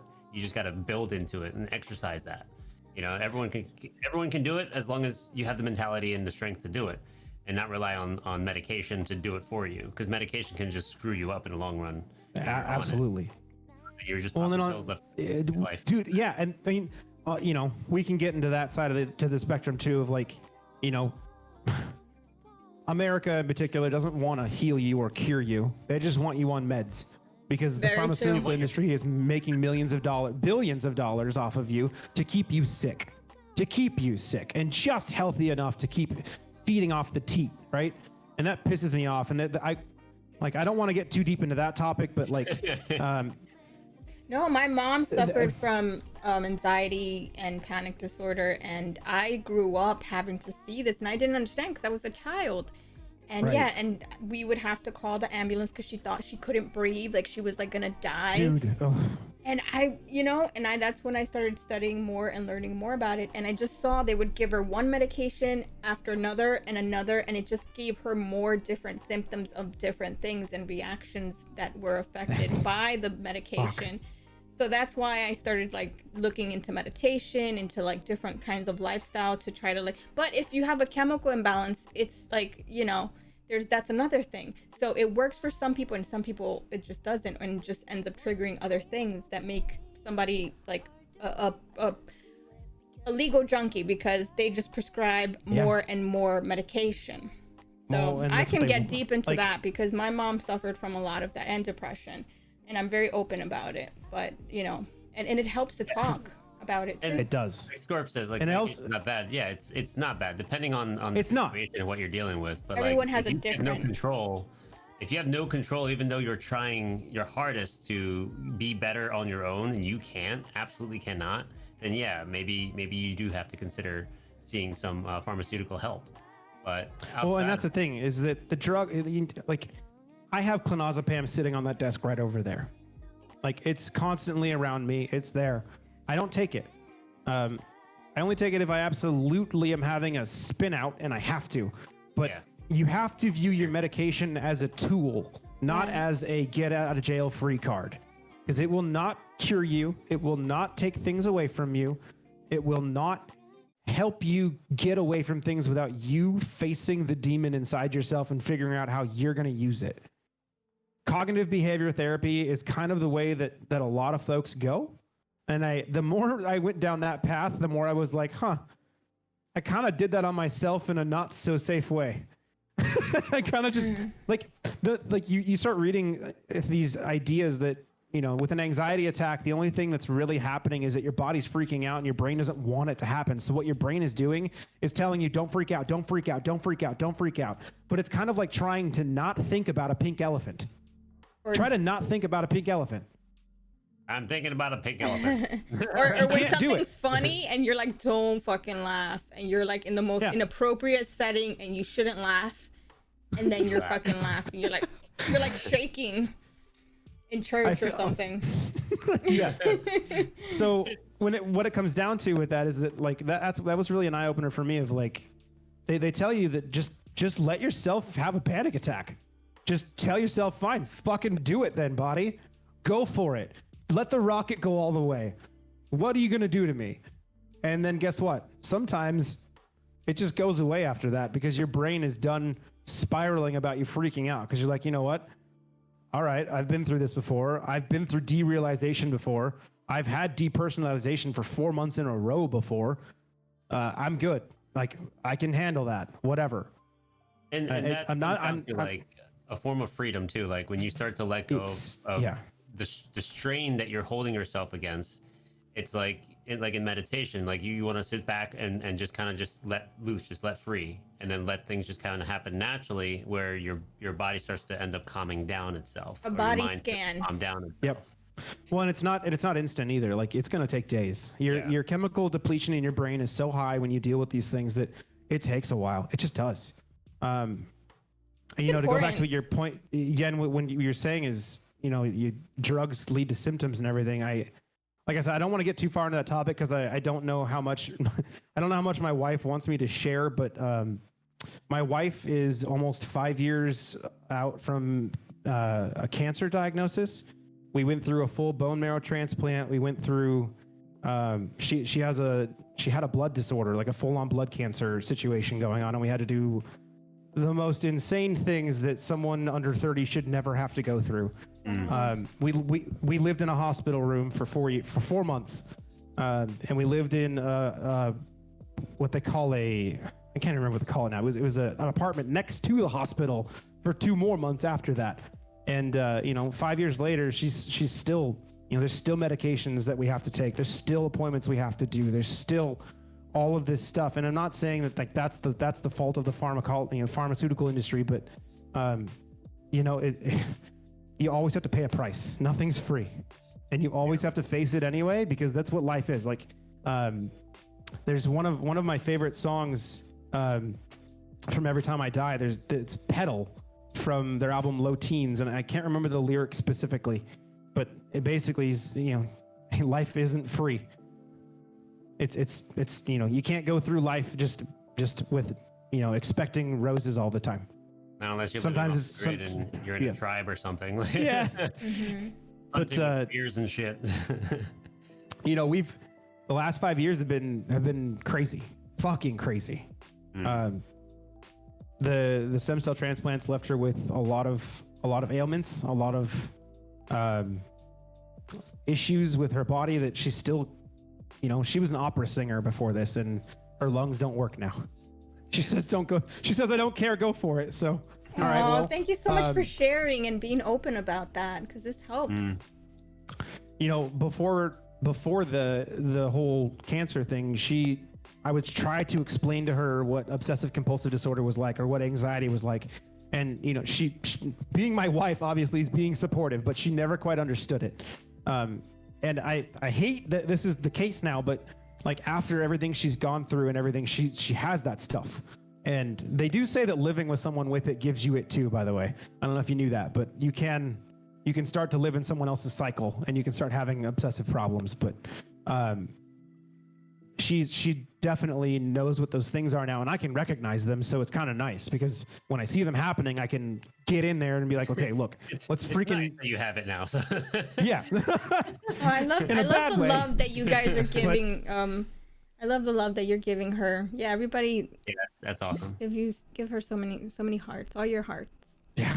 Thank you, guys. Yeah, I've always feared that, like, I have to watch. I think it was like a TV show or a movie or something. I saw like the person was perfectly fine, and then society considered her as clinically insane, but she was normal, so to speak, right? Like what normal is, and then they put her into a home or insane asylum or whatever, and they're popping her pills when she really doesn't need it because she's not insane, and she's trying to convince them I'm not crazy, But yeah, that's like the typical thing that most crazy people say. Like, oh yeah, we heard that one before. Take these pills anyway.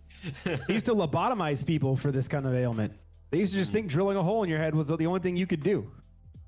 I think there was some other weird shit that they used to do for people that had anxiety or obsessive compulsive disorder. Shock therapy. Shock therapy was a thing. Yeah, and there was other like weird body things that they would do. I can't remember specifically. I remember reading a paper a while ago though on it.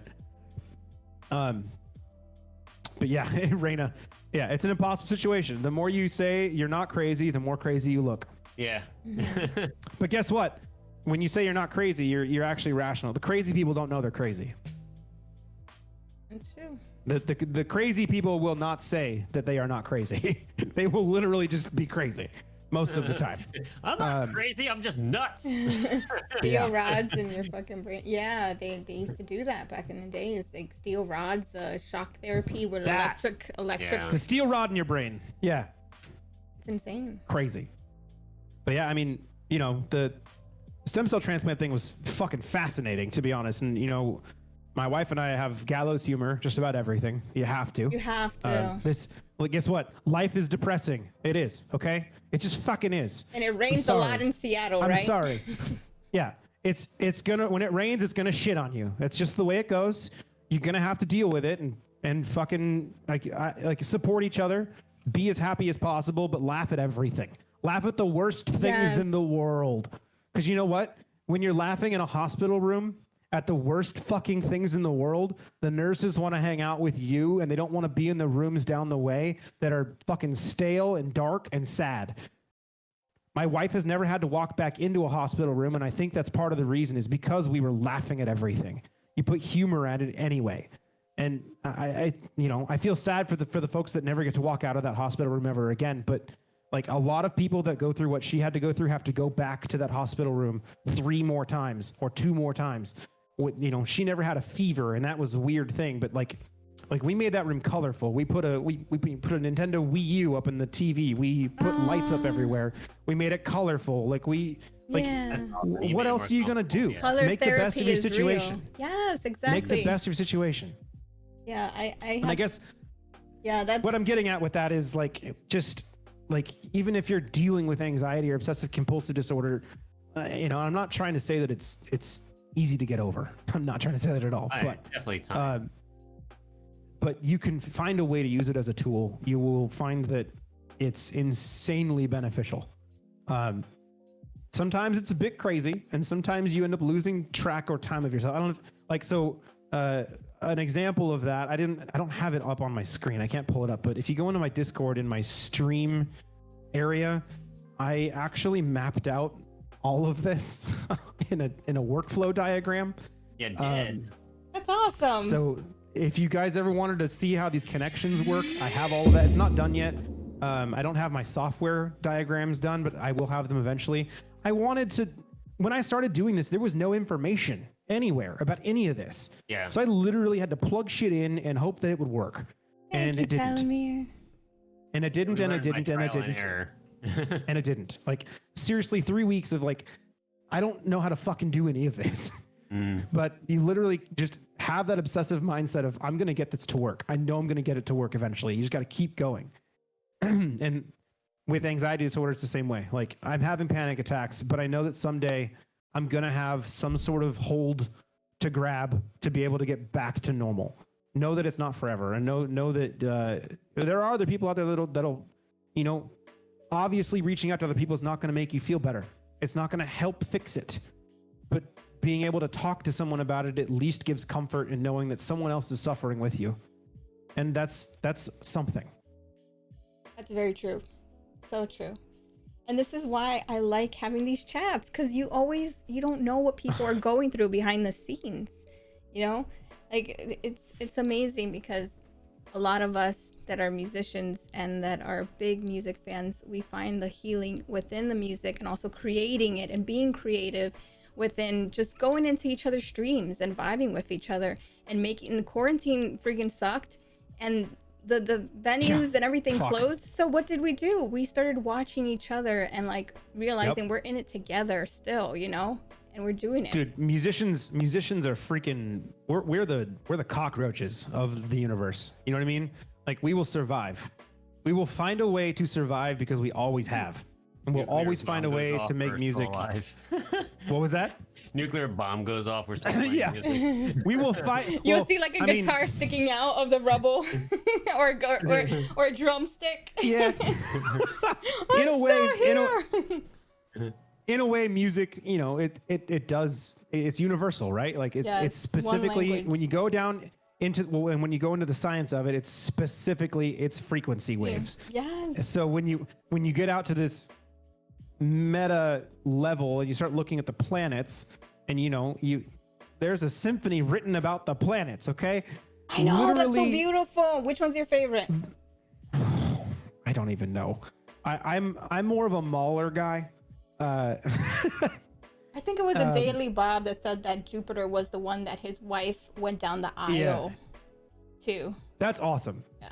If you guys didn't know, planets resonate, and they resonate specific frequencies, which also relates to music. So that's kind of why we get goosebumps when we have specific frequencies hit us, and why you can break glass at a specific frequency, because they resonate and they have a relationship together. Like, music is so important to me at that level of thinking. Like, if I didn't have music, I don't know what I would do. It would be a very depressing place to live. But to be frank with you, and what would you do?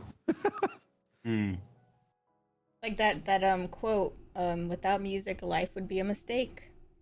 Yeah. And luckily we have music all around us, and I'm going off on random tidbits of information. No, I love this, guys. Aren't you loving this? This is the good stuff. This is the good stuff that I like getting into deep. We want those. There's a really fun experiment that they've done a few times now, where they'll put salt on a piece of black cardboard paper and put it over a speaker. Oh yeah. Have you guys seen this done before? Yeah. And they'll raise a frequency sine wave up in numbers.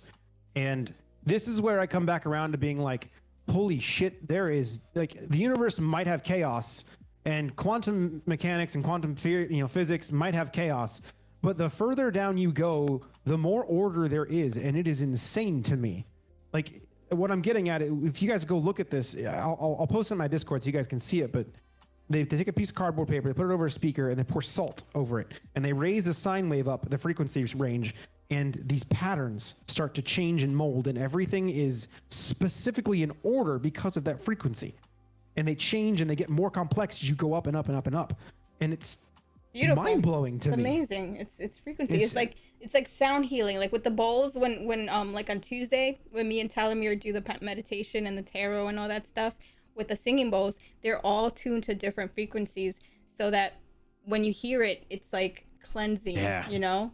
Oh, meditation bowls are fucking amazing. I've always wanted to buy one, but like the ones that I want are usually like $300 to $400. Yeah, I say that as I look up at my lighting rig and I'm like, huh, I know. I could have had a meditation I'm slowly bowl. starting to make my my collection bigger, but I hear you, you know, because they're awesome. I fucking love them, and they're so soothing, especially for someone with with the mental problems that I was discussing with you.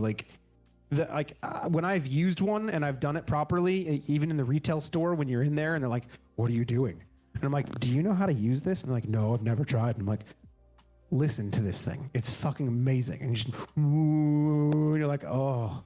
It feels so amazing in my ears, and I gave myself goosebumps just thinking about it. Actually, yeah. Tuesdays at noon, me and Talamir are doing meditation with singing bowls, and we do tarot, we do like astrology, we do all that stuff because that's cool. I think most of us need it, like meditation, body scans. We're gonna be doing all that stuff because it's healing. It's a healing thing. Plus, I need to meditation in particular is huge. It's important. In Seattle too, it's really big too. It is. And that's funny. I think I just gave you a segue into the question of like the top 12 songs. Oh, the segue? Unless you wanted to save that for later. Oh, yeah, we'll save that for later. Yeah, okay. that one's at the end. Yeah. Check this out. I actually wrote up a whole list for you of things that we'll go over. I have it on a Word document. Send that over. I will. I couldn't come up with songs. I came up with albums and then songs on those albums. So I hope you're okay with that.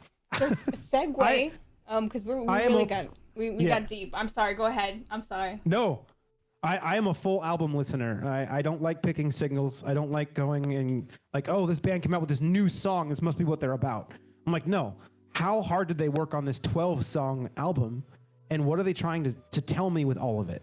Like, what have they gone through in the past 3 years of writing this full record? And I want to know about it. These singles don't tell me enough. And it's, I guess, like, I don't mean to complain about the music industry as much as I do, but it's upsetting that we're in such a like dollar menu style music situation. Do you know what I mean? Is that metaphor make sense? Oh, it makes like sense. We just go in and we pick a playlist now to listen to of other bands, and that's fine. There's a ton of music out there, and I get that, but those bands, like especially in the metal industry, like in the underground metal, like progressive. Those guys put their fucking heart and soul into that stuff, and they've written it themselves. I don't mean to crush the hopes and dreams of people that like pop music, but most of that music isn't written by that pop star. It's written by a publishing house, by 12 other people that weren't pretty enough to be on the video. The truth. Ain't that the truth? That's the way it is. 12 people write millions of dollars of songs for 100 other pop stars. That's the way it is. And music's kind of become and when I say dollar menu, that's what I mean. Cookie cutter. There Slot was a study done.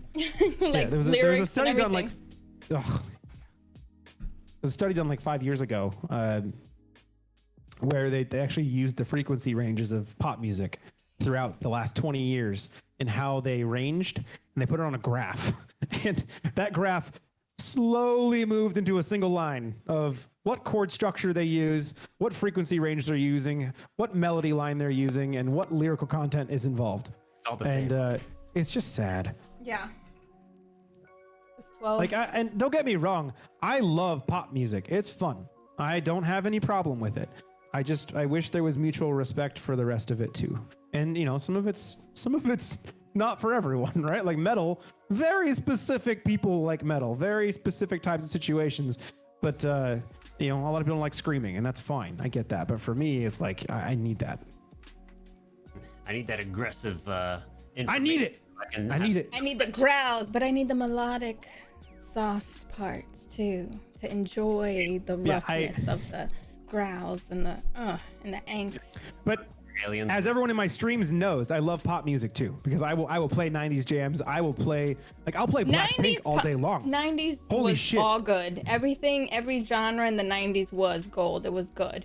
Now, even rap was really good. Everything was really, really good. Yeah. But now it's just like, it's very selective to me, I feel. Or I don't know. Maybe with age, you just feel like certain things are just not your cup of tea anymore. But I do open my mind to everything. Like, throw me whatever you think that I would like, and I would listen to it. And maybe I find something I love in any genre. Well, and give everything a chance, right? Like, I think Ariana Grande is pretty fucking talented. I really do. I think she's got some pretty fucking great songs. I think her voice is awesome. It's just unfortunate sometimes that, you know, a lot of those folks that listen to that music don't also branch out. I think everyone's trying too hard to just be like that. That's the thing. And there's too many of the same, you know, like cookie cutter. Like everyone has like, this is the way I want to sound. So everyone wants to sound like her.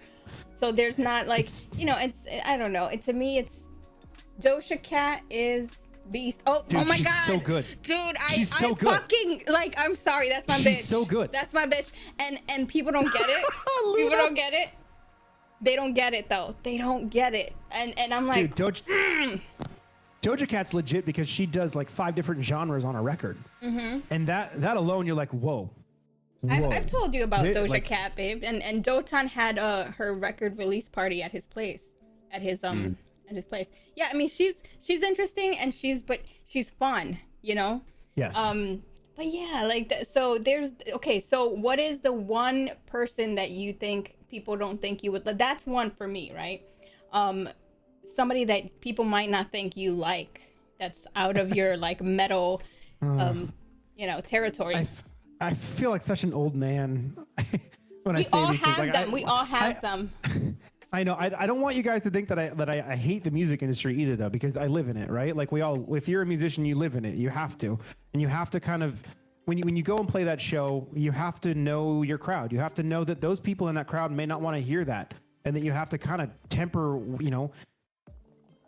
My band, we'll go and listen to other bands that are on the bill, and we'll go, okay, now we can make a set list off of what kind of music we have that kind of either sets us apart for a couple tracks or fits in with what they do. That way these people that are listening will actually want to listen.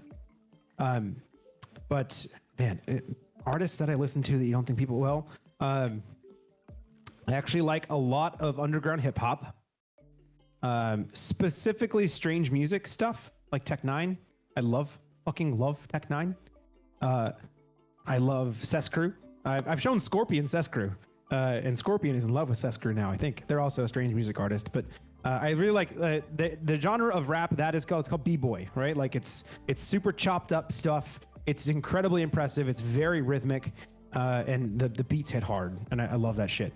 And it's about real stuff. It's not just about money and cars and your dick, right?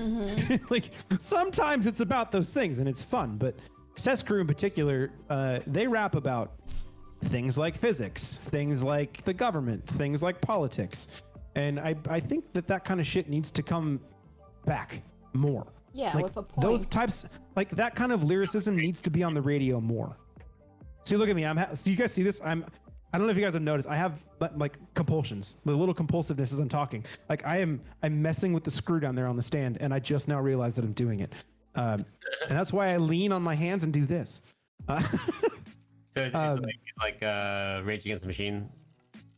So Rage Against the Machine is awesome. I love their lyrics. I love everything about that. I wish they'd come back. I'm talking more now like, I don't know, the new Gojira single, for instance, Amazonia. Like those dudes, like any Gojira lyrics, honestly. I wish that I had kept listening to Gojira after Sirius, because I didn't know what I was missing until 4 weeks ago. And I know that's silly because I'm sure a lot of people in chat have been, if you like metal, you've been listening to Gojira since they started. But I gave up on them because I'm a sucker for good drum tone, and the earlier albums didn't really have it as much.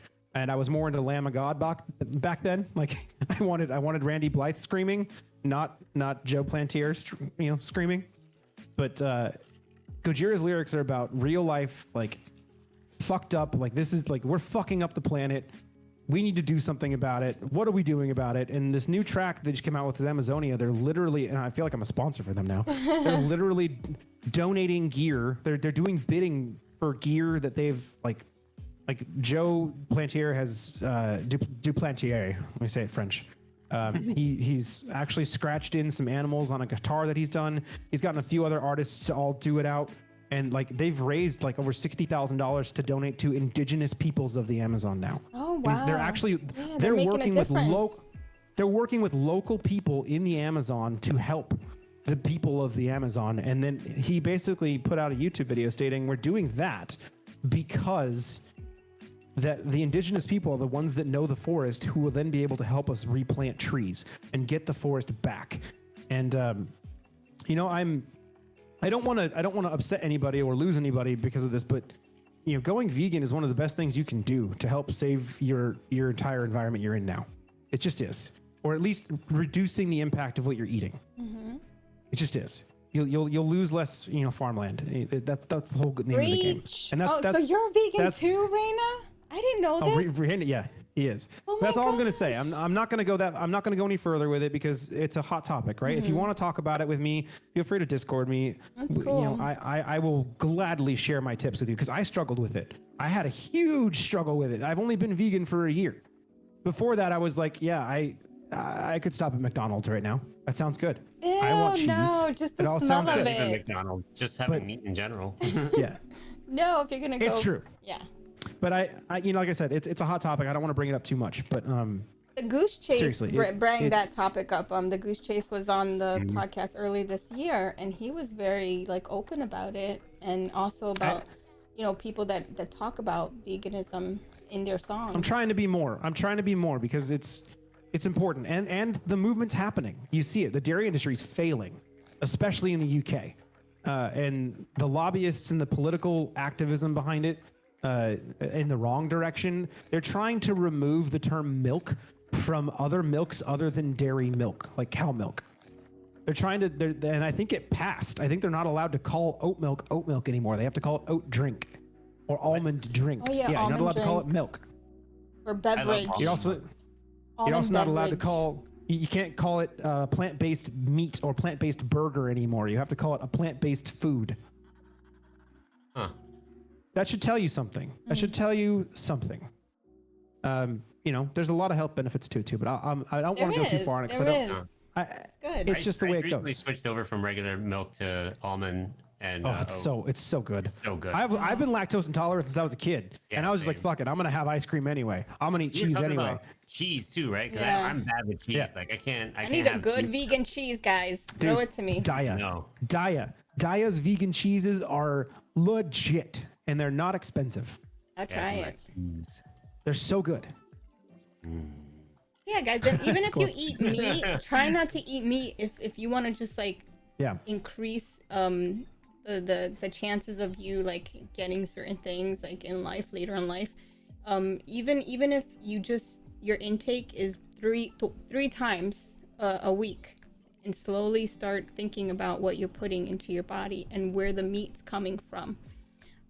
Right. That's just little things, little adjustments, and little things that you're aware of, and read up on where it's coming from and what's in it. And I mean, there's even places that they make the meat look redder, and then they put dye and do things and inject stuff to make it more juicy looking. And it's that kind of stuff isn't meant for us to eat, and our body reacts to it unless you're living somewhere where Talamir is, right, in Norway or something, and you have a farm and you have actually what's happening, right?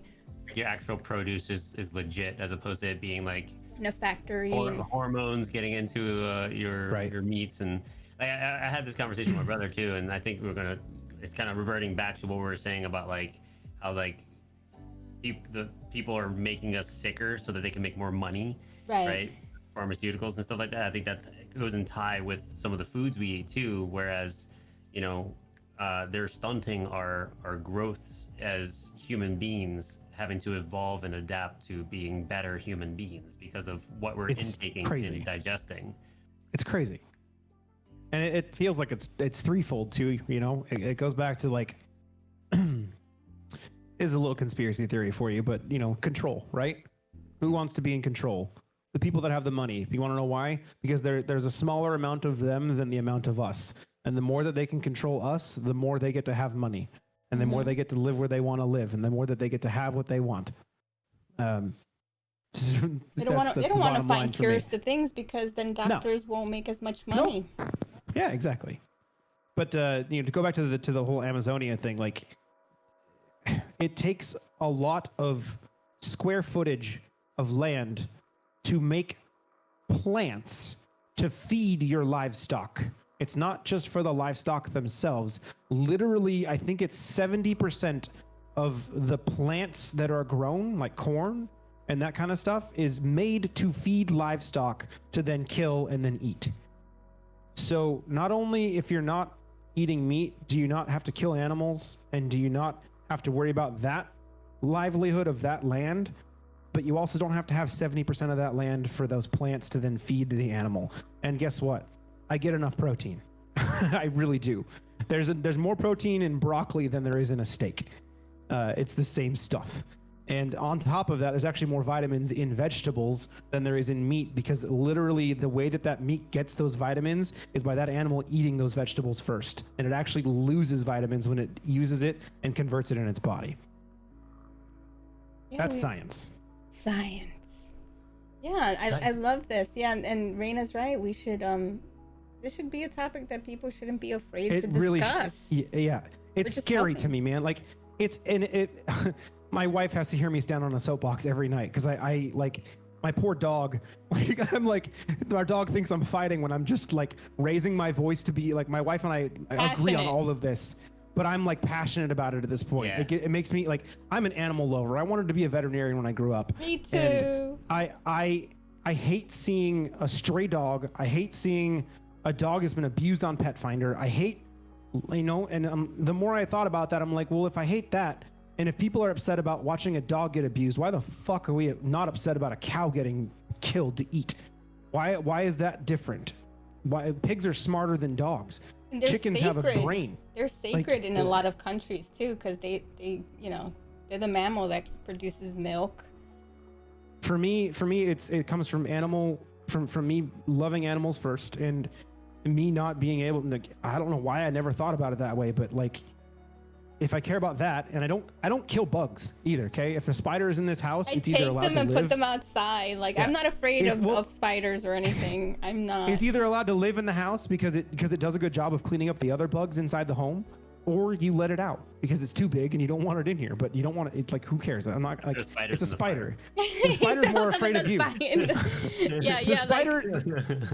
The spider is more afraid of you than you are of it. Believe it or not, it will not hurt you. Oh no! Most of the time, recluses, they chase after. Yeah, that's true. That's a recluse. Afraid of you. That's different. It's life-threatening now.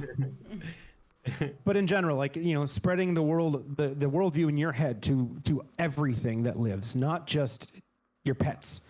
Yeah. You know, you know, in other countries, transition a cow to a dog. It's the same thing. Why are we upset about dogs being killed for food if we're not also upset about cows and pigs being killed for food? It's weird to me. Like, have you ever hung out with a pig for an hour? They're fucking adorable. Oh, it's Babe. You like hop around and stuff, and or a lamb, or a turkey. Like, I've hung out with a turkey for 2 hours in a yard before. They're kind of dumb, but they're amazing. Do you know what I mean? Like, you know which ones I like? I love those like silk chickens that look like puppets, that look like Muppets. They're like white, and then they have like covered their eyes, and they look like they got a big puff. Oh, they're so cute. I want one so bad. They're so soft. I mean, how can you eat one of those? Again, I don't mean to like rag on people's ideals or the way that they live currently or the way they do it. All I'm suggesting is All I'm suggesting is give it a try. Yeah. You know, give it a try and know that your impact is doing something. And if you've ever been frustrated about what's happening on the planet and that you can't do anything, guess what? You can. You can. It's easy. It's a little hard when it gets to 4 weeks and you're having that craving of wanting to eat it again. But guess what? I'm a year out. I don't even want to fucking eat a steak ever again. It sounds disgusting to me. It really does. And you know what? I fucking loved cooking ribeyes in the broiler underneath the oven. I loved it. Fucking loved it. I love a good hamburger. But it sounds gross to me now. I don't even want to eat it. I just don't. And it's not because of being animals. It just sounds gross to me. Yeah, when people talk about how they like their steak medium rare, I'm like, but you're like looking at the blood like drip out. Oh yeah. Yep. I used to eat my steaks rare. I used to call the blood. No. I didn't need seasoning. The blood was the seasoning. That's what I used to say. No, but doesn't it like No. remind you that you're eating like an animal and it's so gory. That's the thing. Think about it now. Yeah, like, that's the thing though, guys. Is that it's so like. I know I didn't want to keep going. I hope you guys are okay that I'm talking about this. Go like for this. it. Like, Go seriously. for it. Okay. It's good. Like, we are so strange as a society that we want to give these pieces of meat a different name. Like, why are we like, that's a steak? No, that's a cow. That's pork. No, that's a pig. Like, you're literally eating something that was alive and it had feelings and it was scared as shit as it was being cut alive. And guess what? Now you're eating those scared. Like, have you guys ever read up on that? The endorphins that you eat when you're eating those blood, like the endorphins of that pig when it was getting slaughtered are scared as shit. And it is not healthy for you to be eating that. I don't eat pig. This is the kind of shit that I talk about, and people think that any animal. This is the kind. This what you just said is exactly what Emotions.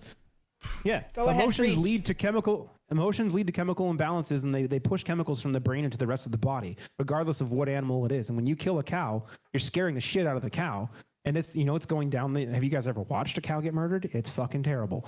Down at an assembly line, it's terrified. You see it in its eyes, and it's going and going, and you're like, oh. And you start realizing, when I get that way, there's chemical things going on in my brain. It's pushing through all of my blood in my brain and my veins, and now I'm eating that. That's probably not good for me. So it's all energy related, and then it becomes like part of you. And this is why people that eat a lot of meat can be very... It's like lions. They're very ferocious, right? And they eat a lot of meat and stuff. It's kind of like that energy. Well, they have to. Yeah. They have to. And see, that's the other argument that I'm getting really tired of. It's people like, well, we're carnivores. Well, the animals in the wild eat each other. I'm like, yeah, they're in the fucking wild and they have to. Yeah, they have I'm sorry. We have a choice to evolve like we've been in the past, and we can do it. And you don't have to eat all the chemicals in some of these. Like, you need to be careful too, because a lot of vegan brands out there are just chemicals. That's all they are. That's another thing you gotta be very yes, you gotta be very careful because it's like a trendy thing too, but you don't know if that trend is something that's also like chemical induced and it's just a gimmick. Right. Yeah. And then on top of that, this lab-grown meat thing is also a little frustrating because a lot of these lab-grown meat facilities are still using bovine serum, which is basically just an unborn cattle. So you're still eating cat. You're still cat. Wow. You're not eating cat. You're still eating whatever animal it was created out of. Yeah. I've actually seen any animals getting slaughtered is when I'm playing Valheim. See, and there's differences, but like I was saying, like we have a weird society thing where we can be so open about so many things now, and we're trying to be more open about all of these things, and yet somehow I'm not allowed to talk about being vegan. Somehow it's weird. Like, you'd think that would be the easiest thing to discuss openly without being criticized, and yet it's the hardest. Why is that shunned? Like, why is that such a It's problem? so strange to me. Like, I'm all for, and I don't mean to compare these things, because obviously life choices for sexual preference and that stuff are quite a big step in a different direction, and that's absolutely needs to be discussed too. But like, our diet can literally affect our planet. That's crazy. Without that, you don't get to have those other discussions because the planet's gonna burn, and then it won't matter who you want to fuck. It just won't. Yeah. Yeah, it's like me. I don't drink any any liquor. I'm totally straight edge. I can still have a good time. I'm just like the mama bear that just makes sure that everyone else gets home safe and everybody's eating and drinking their water. Drink your water, guys. Look at me. I'm like, this is me right here. I still have my, like, if I run out of water, I can always fill my water. And that's just my lifestyle, you know? I have friends, all you guys could drink in front of me doesn't mean I even want to drink. I did a lot of it when I was a teen and when I wasn't supposed to. And then now I just don't care for it. So everyone totally has, fine. everyone has their own path, their own life. And you have to be like non-judgmental, you know, being a yogi, I'm no judgment. But if you can educate people on the pros and cons, then you're just helping them out. And if they don't want to listen to it, then you don't have to listen to it because you could just do it. It's like people that smoke cigarettes and they don't quit. They don't want to quit. You can't tell them to quit because it's them. They have to feel it inside of themselves. Like, okay, this is like, I'm done. So true it's about everything. You can't tell an alcoholic to quit drinking. Yeah. They won't do it. They have to want to do it themselves. And it's the same thing about like, it goes all the way to even listening to an album, right? Like if you tell a friend to listen to some music, do you think they're actually going to listen to it? Probably not. Especially when it comes to me because I'm so passionate about it. I'm like, dude, you have to listen to this album. And you guess what? Did you listen to that record? Oh, no, bro. Like they have to find it themselves, right? And that's the same thing with alcohol or any sort of addiction or any sort of situation like that. Your diet too. You have to want to do it. And the only thing I ask with smoking in particular is if you're gonna do it, go do it away from other people, or do it with other people that want to smoke. Yeah, exactly. So everybody has their own path, their own lifestyle, but as long as you're not hurting anyone, then that's what matters. Like, yeah, if you're like smoking in front of people and kids and stuff in like a mall or whatever, I see people smoking right in front of their kids or like even people that are expecting and I'm just like, whoa, like I'm not judging, but that's judgmental right there. I will judge you for that because that's pretty selfish. Absolutely. But yeah, like, so, every different strokes for different folks, but it's good to just read up on it. And if you can just improve little things, then, it's just we're all here to grow together and evolve together and learn together. Maybe something you don't know that we can teach each other. Well, totally agree. We're back on the topic of music. How about we play a song? Yes, let's play another song. For sure. Again, I'm sorry that we went down that road for so long, but no, it's fine. A lot of people are really open. Like everyone, when I was full on vegan, people were like, oh, so tell me more about it. And they would want to learn more. I mean, it depends, I guess, the people that you're around. Although we're a podcast that we're, introducing a lot of drummers on Twitch, but we do want to know more about like you and what you're into and what your passions. For sure. You're about and stuff. So like this also helps educate others and and you might know a lot of things that we don't know when you're educating all of us about like veganism. So Kane, I give that ran an 8 out of 10. Could have been longer. Kane. Oh God, that's good. I mean, like I said, like I don't want to offend anyone. I love you guys all. I love you all equally. Yeah. All I want is to explain this to you, and I hope you go and learn about it. Educate yourselves on what you're doing, because sometimes when you say like do no harm to others, well, if you're eating this way, you might actually be harming others. Yeah. So yeah, just take that into consideration and read up on it, and maybe something will change. They have a lot of documentaries on Netflix that we watched, and yeah, you'll learn a lot of stuff behind the scenes. Cool. Seaspiracy in particular that just came out. We've had, my wife and I have had a lot of people text us asking how to go vegan now because of that documentary. Wait, when did it come out? What's the name of it? Came out Seaspiracy. Apparently it came out like last week. We haven't watched About it seafood? because we're just like, yeah. Oh yeah. The fishing industry is I love seafood though. That's the thing. Yeah. Sorry. I was like, The thing, I grew up as a fisherman too. I loved fishing. I loved it. Seattle has fucking so loved it. much good fish and the fish markets over there. I know. Legendary. I know. All right. Do you want you said you wanted some Soundgarden, right? Yes. Okay. We'll play some Spoon Man for you. Hey, Sun Fusion. Is that okay? Yes. Okay. No. I'm gonna take my I have to take these headphones off so I can't hear you guys anymore. But you tell me to play, and then it'll probably be like a 5-second delay so I can put these ones in. You got it. Okay, we got you. You're in New York City Live. Good to go? MJC Drums. Yes. Let's do it. Let's go. Ow. Well, or I could break things first. That's fine too. Sure. Let's get some of this going in here. Let's get some of this going. We have to, All right, let's go.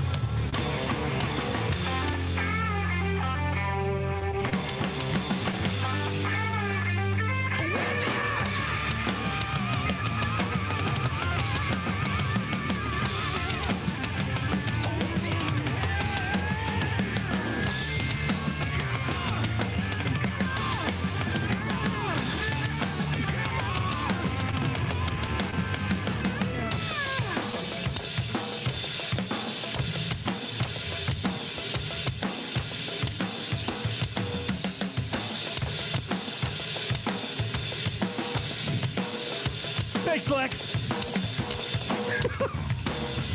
If you go into my chat, you can trigger these lights right now.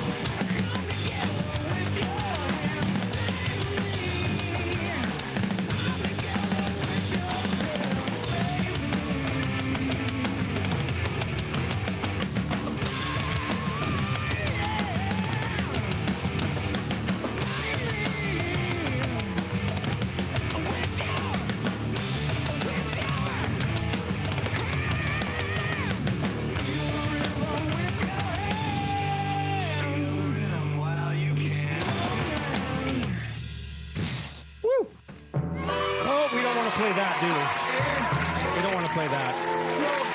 Yeah, let's do it. Let's do it. That's it. That's the raid song. Hey, wait. Didn't we get a raid? Isn't that your raid song? Do you want me to play? I can play the raid song if you'd like me to. Let's do it. Go ahead. Do it. You want to do that? Yes. Okay. All right, let's do it. All right, chat. We're gonna get one more. You're gonna get one more. I love that. some of my mods are in my chat right now, triggering my lights for me. I love you. That's awesome. Thank you guys so much. rock. Like I have this stream element. I have a stream deck here that has all these buttons that I can trigger this stuff with, but it is not easy. So thank you. All right, chat. We usually we do this as a raid celebration, but we're gonna do it for you. Let's go. So hot and oh.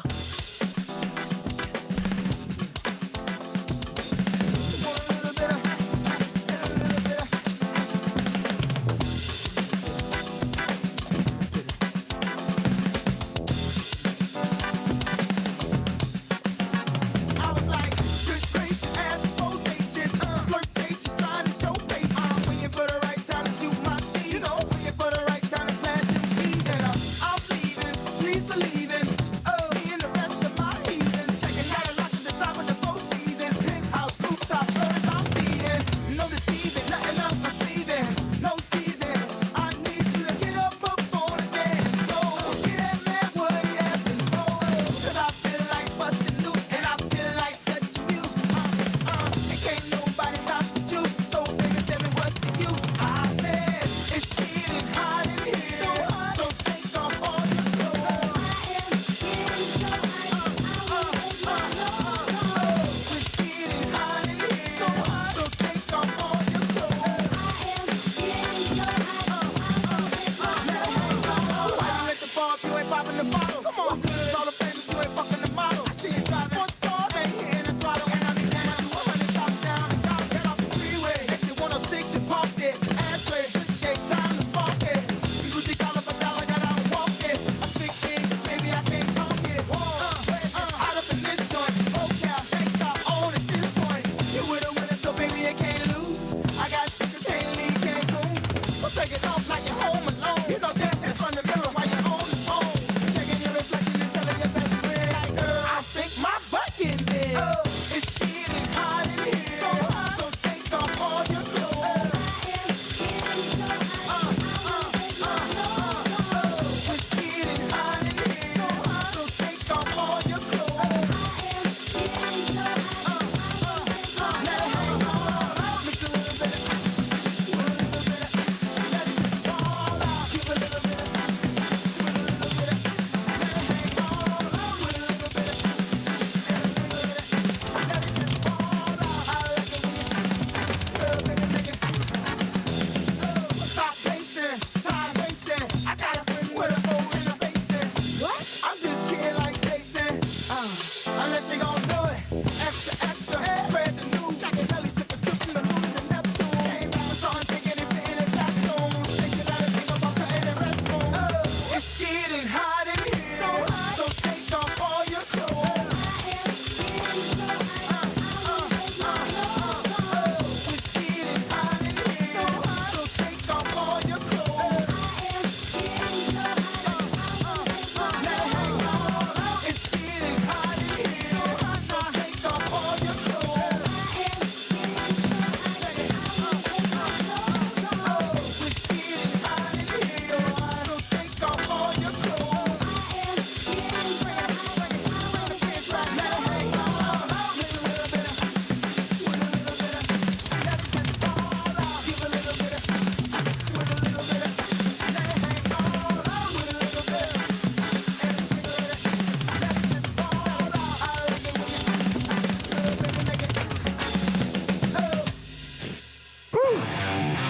Yeah, no.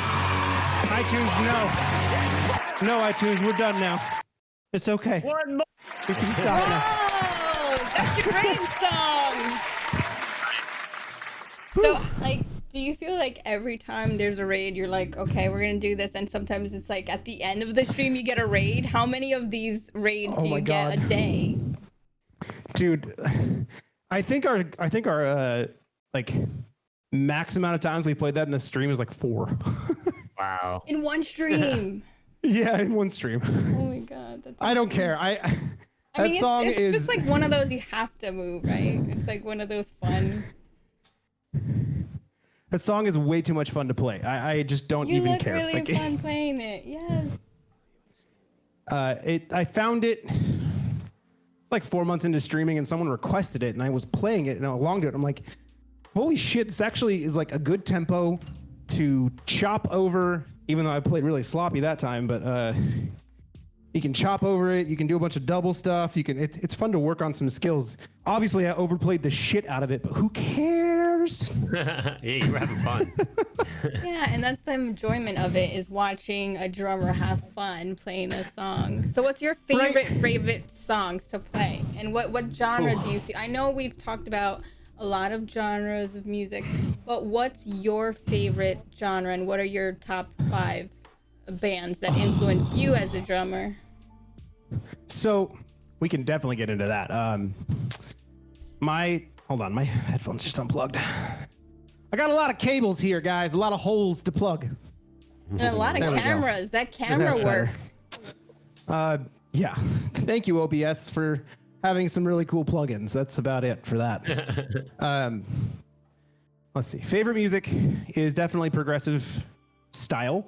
It depends on the day and what I want to listen to progressive-ish, but progressive metal, progressive rock, that kind of stuff is what I like really grew up aspiring to want to be. Like, my dad showed me Rush when I was really young, so I was really lucky in that aspect to discover like Neil Peart when I was like 11.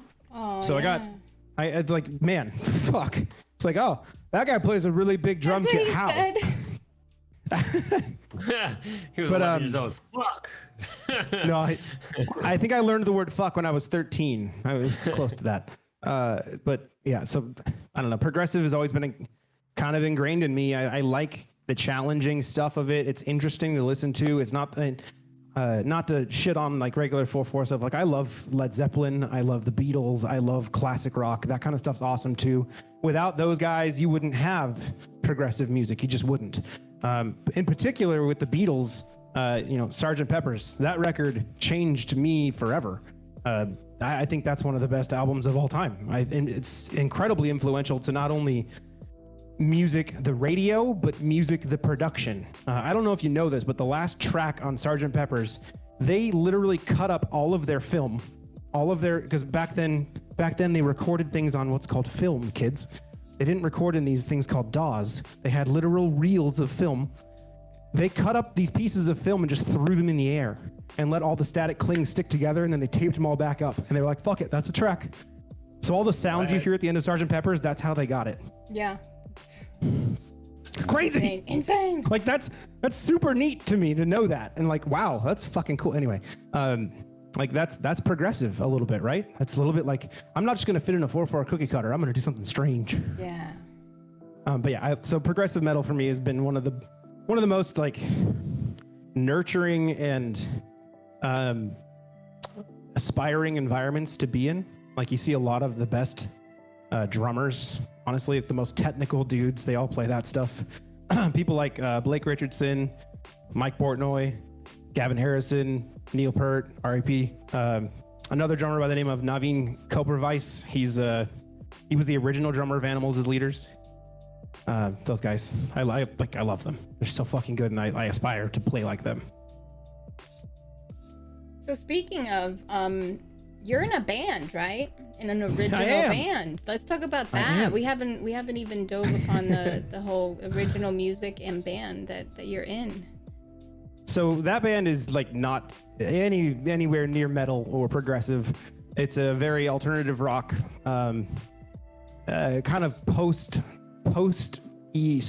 emo, I would say. I don't know if that's even a genre, but it's kind of what we do.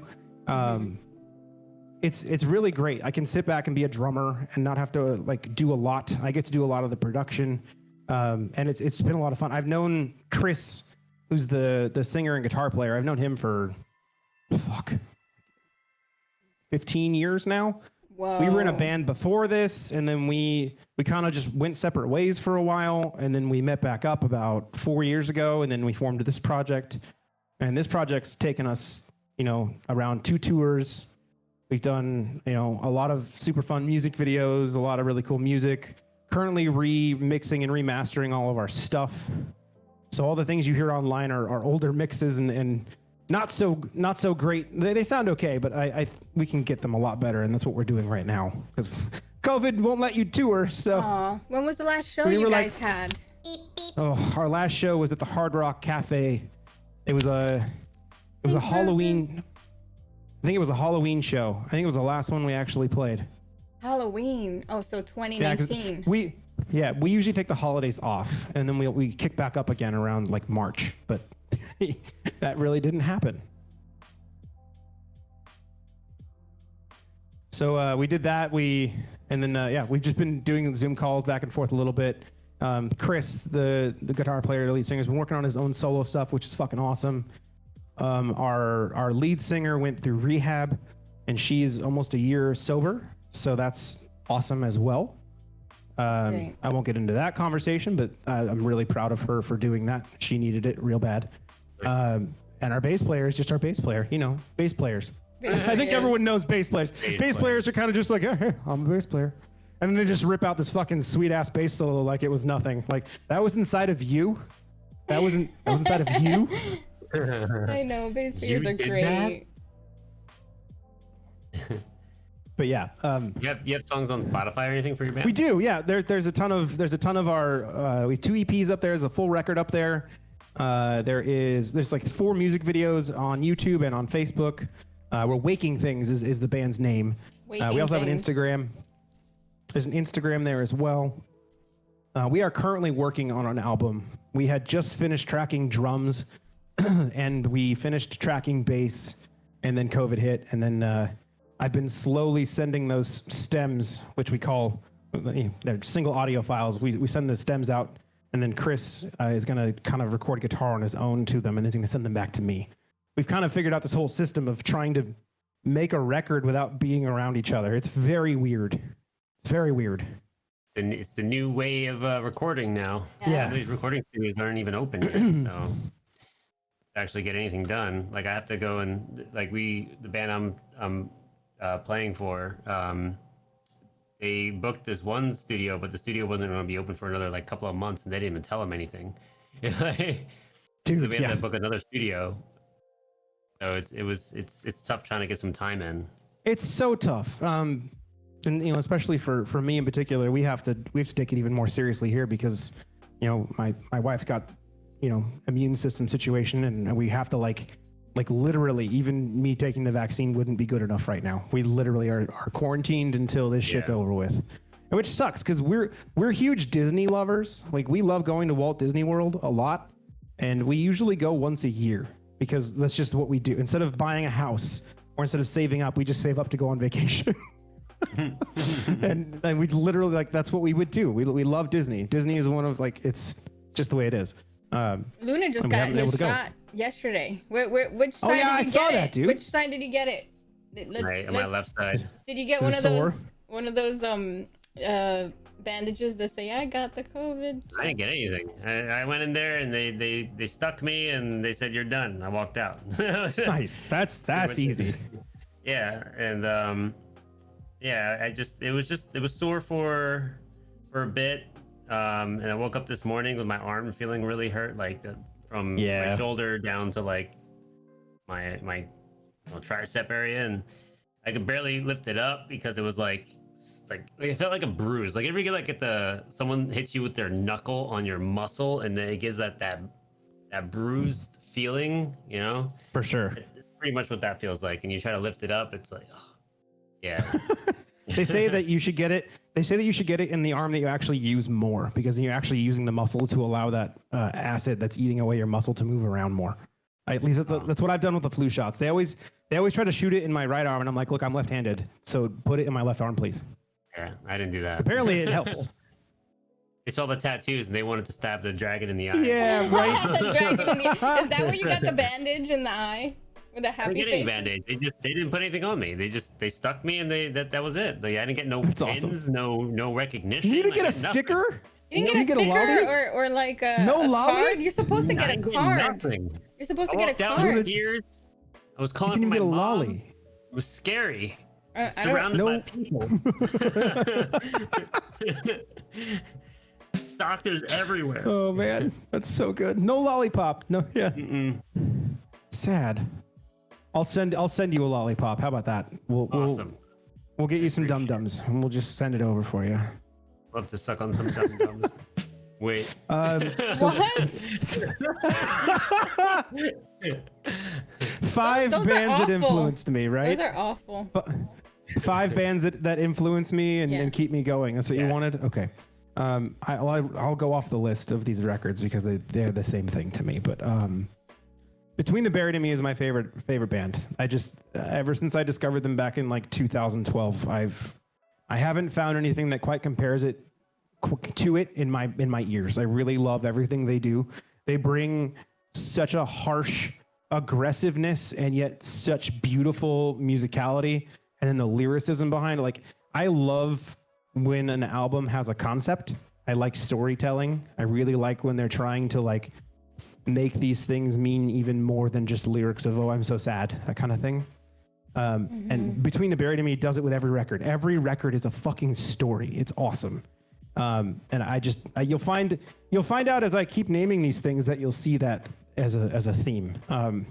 So BT Bam is like my favorite band of all time. I love them. Blake Richardson's drumming is incredibly inspiring to me. The way that he splits up rhythms and the way that he puts in random shit is like metal drumming, but in a weird, different style that I've never heard. And it's really cool to listen to.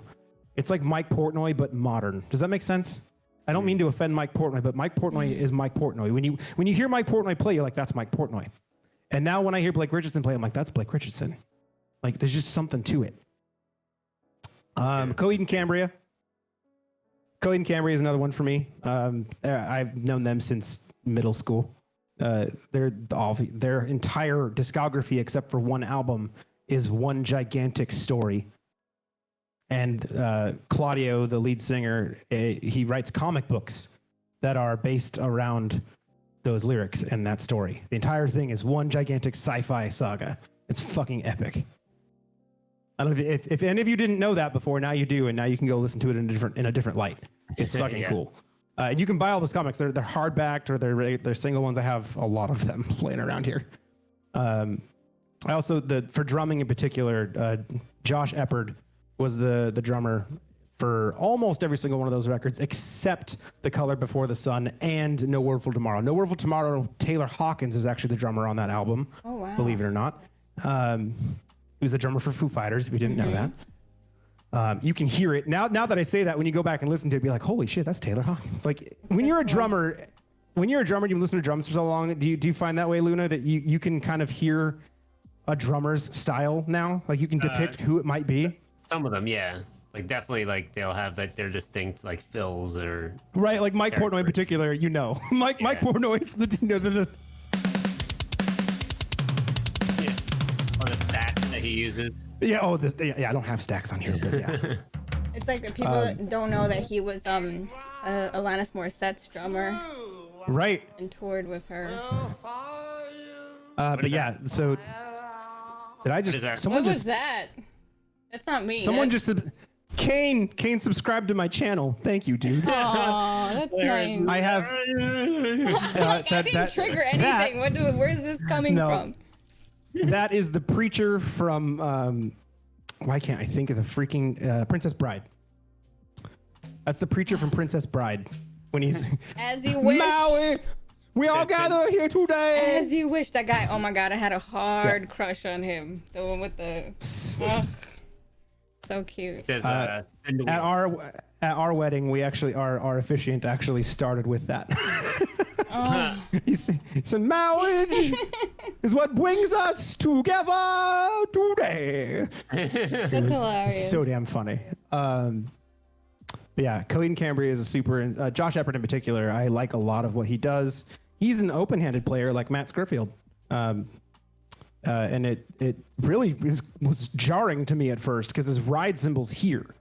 I think if Matt's still here, Matt, do you switch? You play right-handed ride, right? Your ride's in the normal spot. You just switch. Josh Eppard's ride cymbal's next to his hi-hat stand, and he just full-on plays open here like this. It's super weird. But that's the way he likes to play, so that's the way he plays. And then Chris Penny is the other drummer on the Black Rainbow album. You're the Black Rainbow. That's Chris Penny, who's the drummer for Dillinger Escape Plan. And I actually got to see them play with Chris Penny live, and that was fucking nuts. That guy's a freaking surgeon on the drum kit. It's crazy. Surgeon. If you go watch Chris Penny sight read something, like go watch him sight read 2 bars of random time signatures, and he'll just do it. He's got the Vinnie Colaiuta style brain of like just being able to count and play that stuff, and I can't fathom how to do that. That's nuts. It's nuts to me. Nice. How many? There are a lot of left-handed drummers on Twitch. I think there's only like 2. There right? are. Oh, That I Raina's know. left. Yeah. So Raina? Raina is left. You? I'm left-handed, but I play right-handed kit. That's how I get away with so many ghost notes. Because I have dominance over this hand, so it's just I've always been able to kind of manipulate it better. Left on the hi-hat but- and right on the Scurf. He says I use. Yes, I both. Yeah. So you do this. He Right. just keeps everything open. Oh, He never you play crosses. full open-handed. Yes, I was asking. Yeah. I ask about you all the time, Matt. Even when you're not around, I ask about you. Everybody loves Matt so much, right? It's like, oh, me too. Scorp but yeah, knows so- too. Josh Eppard, fantastic drummer. I love him a lot. He was part of the reason why Coheed sounds like Coheed. Without the drums written the way they were, they wouldn't have that same sound. Other bands that also influenced me, Thrice. Thrice's Alchemy Index in particular, that album from a musicality standpoint was just, I can't hold anything up to it. It's awesome. It's so good. They basically decided to take the 4 elements of the universe, the air, water, fire, and earth, and they wrote 6 songs to each element to kind of express what that element was like. Cool. Super awesome. And Leprous was a recent discovery. About 3 years ago, 4 years ago, I discovered them. And they hit me right at the right time when I needed them lyrically. Einer, the singer, his lyrics in particular are very much about mental health issues and dealing with struggles and trying to get over things and above things, or trying to go through things, stoic style. Leprous is just incredible. Holy shit. And then their drummer, Bard Kolstad, is their newer drummer. He's only been on 2 or 3 of their records. The latest 2 in particular. And dude, that guy's a monster. He plays really weird. If you guys haven't watched him play, go watch him play. He has a pinky problem. Like, you know how, I don't know if you've ever taken private lessons, but they always tell you to keep your pinkies in because it helps, like, try to balance out your sticks. Well, Bard doesn't give a fuck. Bard he plays so weird and open. When in and, doubt, pinky out. Yep. But when you play like he does, no one's going to question it because holy crap, that guy shreds. He shreds. And then Bare Naked Ladies is another actually really big influence for me. Lyrically, their drummer is incredibly underrated. He's a pocket kind of guy. And I really love their albums from a kid, like just from being a kid. Their lyricism really showed me that music can be another level and it can describe more things if you start looking into it more. Yeah. Was that 6? I think it might have been 6 bands. Oh, well. Yeah. And Every Time I Die. That's Every Time I Die is the other big one. Lyrically, Keith Buckley is a phenomenal lyricist. His stuff's so good. I really like the mic that you have. This one? Yeah, what is that? This is a Shure. I want to say. I have it written down somewhere. It's a wireless. It's actually meant for gym studios. It's like sweat proof. It's meant for people that are doing like yoga workouts, which obviously I do. Oh, let me know. Let me know. Yeah, I'll maybe get. you I can use need that. one. Yeah, I need one. I'm gonna So, be doing my yoga sessions. I do want to warn you, however, I'm running this through a compressor and a noise gate and EQ and a reverb. So if I turn all those off, this is what it's going to sound like. I turn all those off, and now this is what you hear. It's still not bad, Oh, but you're far away. Sounds like Matt. a radio there Yeah. for a second. these things Situated here. Oh, no. Okay. Yeah, so I have that running through some stuff through Logic to get it to push a little bit harder. But the mic sounds great. I like it a lot. It's wireless, like the body pack. I just run rechargeable batteries through it, and you can do a whole bunch of channel stuff with it. Is that so? The other end, the receiver, is that XLR? Yeah, it does XLR or quarter actually. You can do either or, and you can use that receiver for a guitar as well because you can just unplug the headset from this piece, and then you can use this pack with a different plug-in that plugs into a guitar or bass or anything you want to run wirelessly. Really. Is that the BLX14? Yep. Ooh. You got it. And then the 31 receiver, I think. Okay. It wasn't cheap. I'll tell you that. So what it's nice is to the- have though. So break down your drum set then, and what are Yeah. your go-to for when it comes to drums and your sticks? So my go-tos, if I'm playing acoustic, which is currently in the closet, it makes me sad to look at every day. I love DW. DW is like one of my favorite brands. Working in a drum shop for 4 years will show you the differences real quick. All drum companies make great stuff. They do. But if I had to pick brands, it would be DW, Sonar, or Tama. Those are the big three that I would pick, just because I like their build quality. I like the woods that they choose, and DW is kind of a hipstery thing with their whole like note stamped inside the shell. I've never ever tuned my drums to that note ever. But I tell you what, you put on some fucking heads on that drum and you hit it until it tunes properly, which is real easy to do on a DW, and you won't go back. They just feel different. They just feel different. It's just different. And when you put a mic on them, and you know, when you walk live and you go on the stage and the sound guy sees it, he's like, oh shit, my job's easy. It's great. If I could afford a Sonar kit, I'd buy a Sonar. I would, but Sonar kits are crazy expensive. And then if I had to choose a different alternative, Tama Star Classics, or they stopped. What do they call them now? There's a whole new top end brand that they make. It's not Star Classic anymore. What do they call them? I don't know what they updated them to. I know they But they're changed a lot of legit. I love their die-cast hoops. They make fucking awesome stuff. I actually rock a Tama snare drum. And it's actually yeah. So I have a DW kit. It's actually a 7-piece, and I only use 4 of them. I got lucky when I worked at DW, and I made some really great friends that were DW collectors. And one of them needed some extra cash, and he was selling one of the kits, and I got lucky enough to buy one, and it was one of the last DWs made with mini lugs.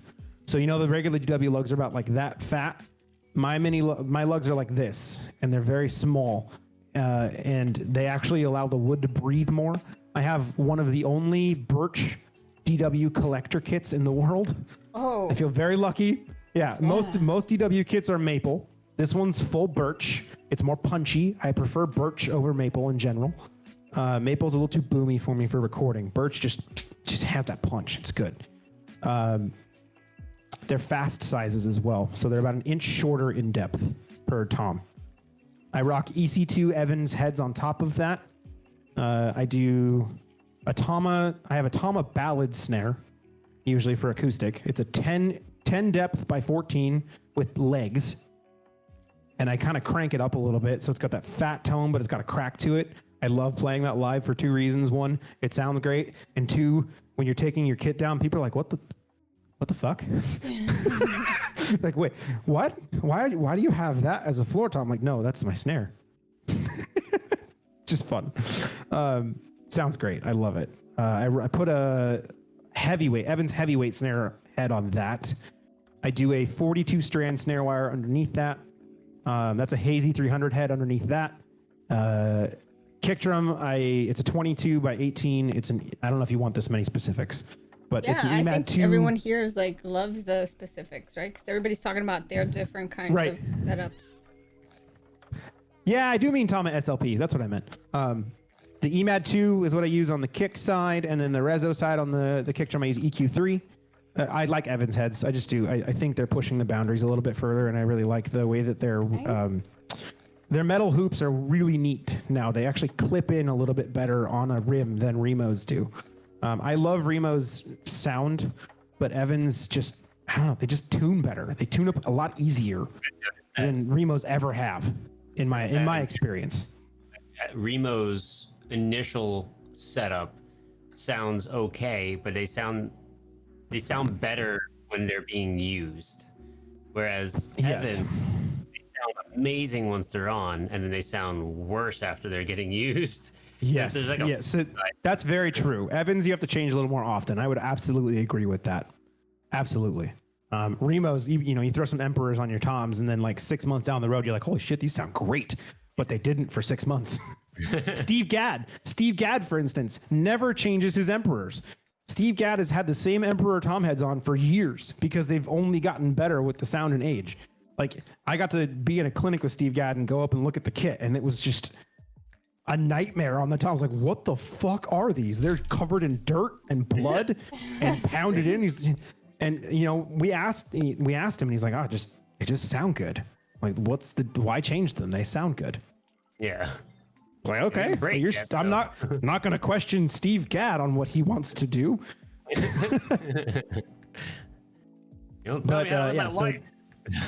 I do Sabian cymbals. I like Meinl as well. Meinl's just a little too brittle for me in my experience. I've broken a lot of Meinl in my life.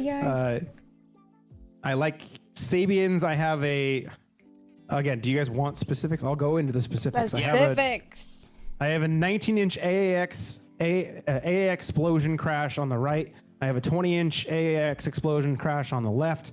I have a 21-inch AAX Muse ride, which is not finished on top. It's just straight up splashed with acid, and on the bottom it's finished. So it sounds kind of dry and pingy. And then I use one of those little ProMark sizzles, the little single bead sizzle that goes down the thing. I put that on there. My hats are the frequencies. So they're the 14-inch AX frequency hats, the ones that kind of are half milled and half brushed. I don't know if you've seen those.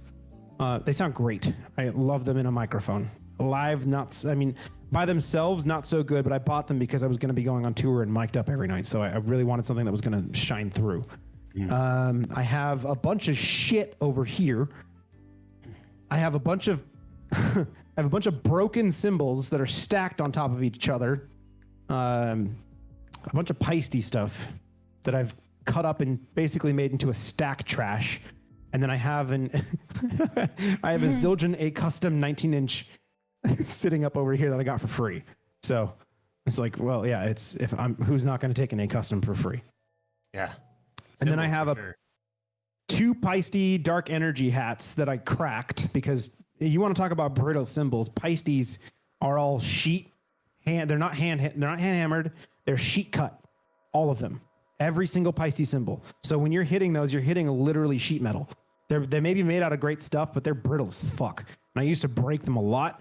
I have two of those stacked together sitting here as a closed, kind of like a stack.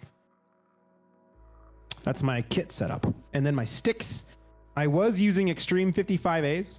And then Rick first came out with the Freestyle Extreme 55As, which have more balance in the back end. So for someone that does stick tricks, it doesn't matter where I catch the stick and have to hit again. The balance point remains the same. It's kind of cool.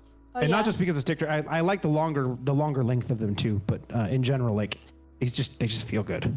I like the thickness of them too. Show us some stick tricks. I love stick tricks. I mean, this is really what you learn when this is like drum secret society shit right here. Yeah. That's what I was explaining on my last stream, how to do the inverted flips. Because if you do it if you do it with a tip forward or tip back towards you, it's weird, like awkward the way it's. You can't catch it. Yeah, it's gross. But if you do an invert, you can come down. But it's right? too much time. Yeah. Yeah, you catch it and you come down with it. And then I was showing this on my other stream, on my stream on Saturday. When you want to do stick twirls, this is like the grip that you use. So you have to get used to hitting a drum with that and still having a fulcrum. You can bounce back to it, like,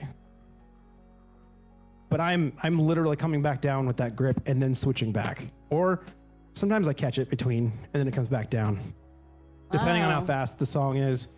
Yeah. Anybody can get good at stick tricks. Anybody can. You just got to practice them for long enough to feel silly. But I feel like yours is like a little bit more polished than most. Maybe it's something with magic that you got going on. Yeah. It's not just that. It's so when we play live on stage, we always want to give it our all. Per se, it's one of our things where we've been written about most in our articles. Not just that our music's good, but the fact that when you come out to see a Waking Things show, you're literally coming out to watch a live experience. It's not just to listen to music. Like, we are fucking moving around on stage. We're theatrical. We are like stick tricks galore everywhere all the time, timed out. Like not all the time, but you know, flashy stuff. And my stick heights are like this when I play live. You're literally just going at it, man. And sometimes you got to calm yourself down. But I guess that's where it came from. It's like I don't want to be just that guy sitting in the back. You know, I want to participate. I want to, you know, my singer to look back at me and look at them, and then we go back and forth. Not just the drummer back there going, Everyone okay, here's this song. All right, I'm just gonna stare off into space for a while. Yep. But cool. the drummer's so important. Next. Yeah, like that's I totally feel that. That's true. It's just my way of giving back to a live show, really. And plus, if Thomas Lang really inspired me to be like, oh wow, this guy fucking knows. He knows his stick tricks. Thomas Lang is nuts. Yeah. I was gonna ask you. So yeah, like you said, you're in the back. You really want to get more attention and feel everything while everyone else is watching. Everyone in the front. So now being in the front, because all the drummers now are in front. They're not in the back now when they stream. What is it that you feel? What happened? Hey, Chris! That's supposed to watch the bar TV. I'm sorry, I was listening to you, but that really caught me off guard. No. Welcome in, Chris. Is any baby news Talk about yet? another guy that does stick tricks. Darkman stick tricks are cool as shit. Oh yeah. When I think about stick tricks, I do think about Chris. I do think about Darkman. He does that awesome hi-hat throw he does that I thing can't, where it like flips. I can't figure out. And it just does that thing, and then he picks. I can't do it obviously, but you know what I mean. You guys, if you don't know who Darkman, what are you doing? I mean, yeah. Darkman Chris, yeah, he does a lot of amazing tricks. But it's also because of the way he started off as like a marching band. You know, it's like they have that discipline, and they're just more like they just have those little things, those polished moves and the marching stuff. You learn a lot from. You learn. I almost can tell the difference. I was gonna go into line. I almost did it. And then you know, something was just pulling me away from it, saying that I wanted to play kit. I just wanted to learn more about kit. I wanted to play kit. I wanted to learn how to play more groove-oriented stuff. And the more I looked into drumline, the more I was like, this is strict. I really like how clean it is, but I wanted to express myself differently. Does that make sense? But you learn a lot of really neat stuff, like traditional grip, back to match. Like, it's just there, and you boom, boom, and you're there.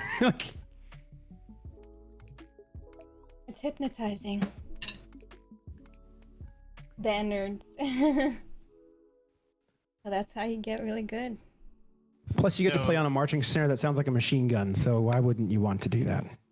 So you broke down your acoustic kit. What about your electronic kit? So we can talk about that. So I'm going to try to simplify it as best I can. This is a TD-25. I got it discontinued. So I saw that it was going discontinued, and I bought it. It was like, I don't know, $600 less than what it would have been. So, and for those of you that have researched Roland before, you know that that's a fucking steal, and you should probably get it because it's only a once-in-a-lifetime situation. So I did. Started playing around with it. It came with these. What did it come with? This was the snare pad. This was the floor tom, and these two were the toms up here at the time. And I was like, I can't do that. I need more drums, right? Right? Yeah. Right, drummers? I need more things to hit. More. Give me more. So I replaced the original kick pad. Obviously, if you play Roland, you know that those suck. So I replaced it with a KD-120. because those are awesome. And then the KD 140 that came out recently is even cooler. But the 120 gets the job done. This is a PD 128X. It's the snare version. It's literally just a pad with a piezo trigger inside of it. For those of you that don't know how electronic drums work, there's a thing called a piezo. It's like a little crystal, and literally it accepts vibrations when you hit things, and that vibration has been converted into a digital signal, and that digital signal goes through the brain, and that brain then tells it, hey, this is a particular channel, I need to fire away a sound. And they've figured out a way to test the sensitivity or velocity of how hard you hit, so that that crystal has different vibration levels, and then it transfers that out. It's insane to me. Yeah. Like, the science behind Roland is crazy. John Petrucci has a piezo trigger in his guitar to make it sound like an acoustic, or to make it sound like anything he wants, by the way. That's how he gets those acoustic tones out of that guitar.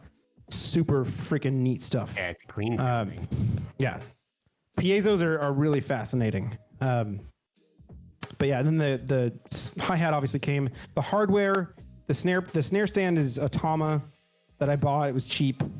My 9000s I've had with me forever. I'll probably die before they break. These things are freaking road hogs, dude. They take abuse. It is crazy how well they are made and how long they have lasted. I have never replaced a spring on these. They're just the bearings in them are incredible. I don't like the 9000 series hi-hat stands. This is a 5000 series 2-leg D-dub hi-hat stand I've had with me forever as well. It is breaking down. After a few tours, it is done. I need to replace it. It's shot, but it gets the job done for this, so it'll probably stay with this kit whenever we start touring again. And then just a DW saddle. I'm sitting on top of a vibration platform that I made so I don't piss off the neighbors as much. That is MDF board. It's like basically really thick wood, and then you have to drill out holes into it and set tennis balls inside the MDF boards, and then put the MDF boards together. So I'm basically floating on top of balls, and it doesn't entirely get rid of the sound. I've tried everything, you guys. I even have RLX foam under, like RLX dampening foam that's meant to decouple drum kits from floors. And that is underneath this, and yet the kick pedal still goes through the floor. It still travels. All I hope is that my neighbors can't hear it. I haven't gotten a complaint yet, so Fingers crossed. knock on wood. Yeah. And then these panels back here I already described, but these are LED strips back here that are 16-channel programmable. So I can program each, I would say 4 inches of strip are all their own color. So I can basically manipulate all of that. These are rock wool insulation with some fabric over them, and 1x4s that I've stapled together or nailed together. And then on the back, there's actually wine cork that I've screwed into each corner to decouple it from the wall, because you can't actually put sound panels on the wall by themselves. You actually have to leave air in between them so that the sound doesn't travel just directly through the wall after you put them on there. Science. Crazy science. That's that setup, and then the lighting is just honestly some cheapo. They're not cheap, but they're not like fancy Chauvet lights or American DJ lights. They're literally knockoff brand motion heads and spiders that do the same things, and they're just DMX controllable.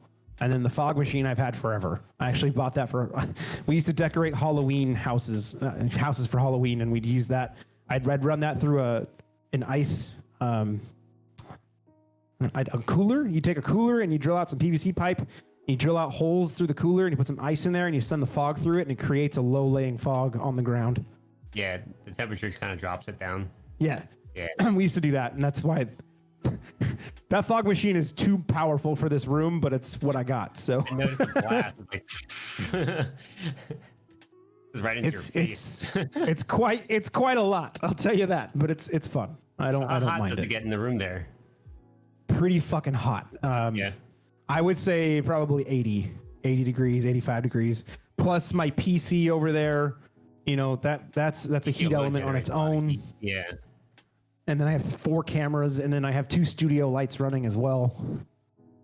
Yeah, those studio lights, they're fluorescents?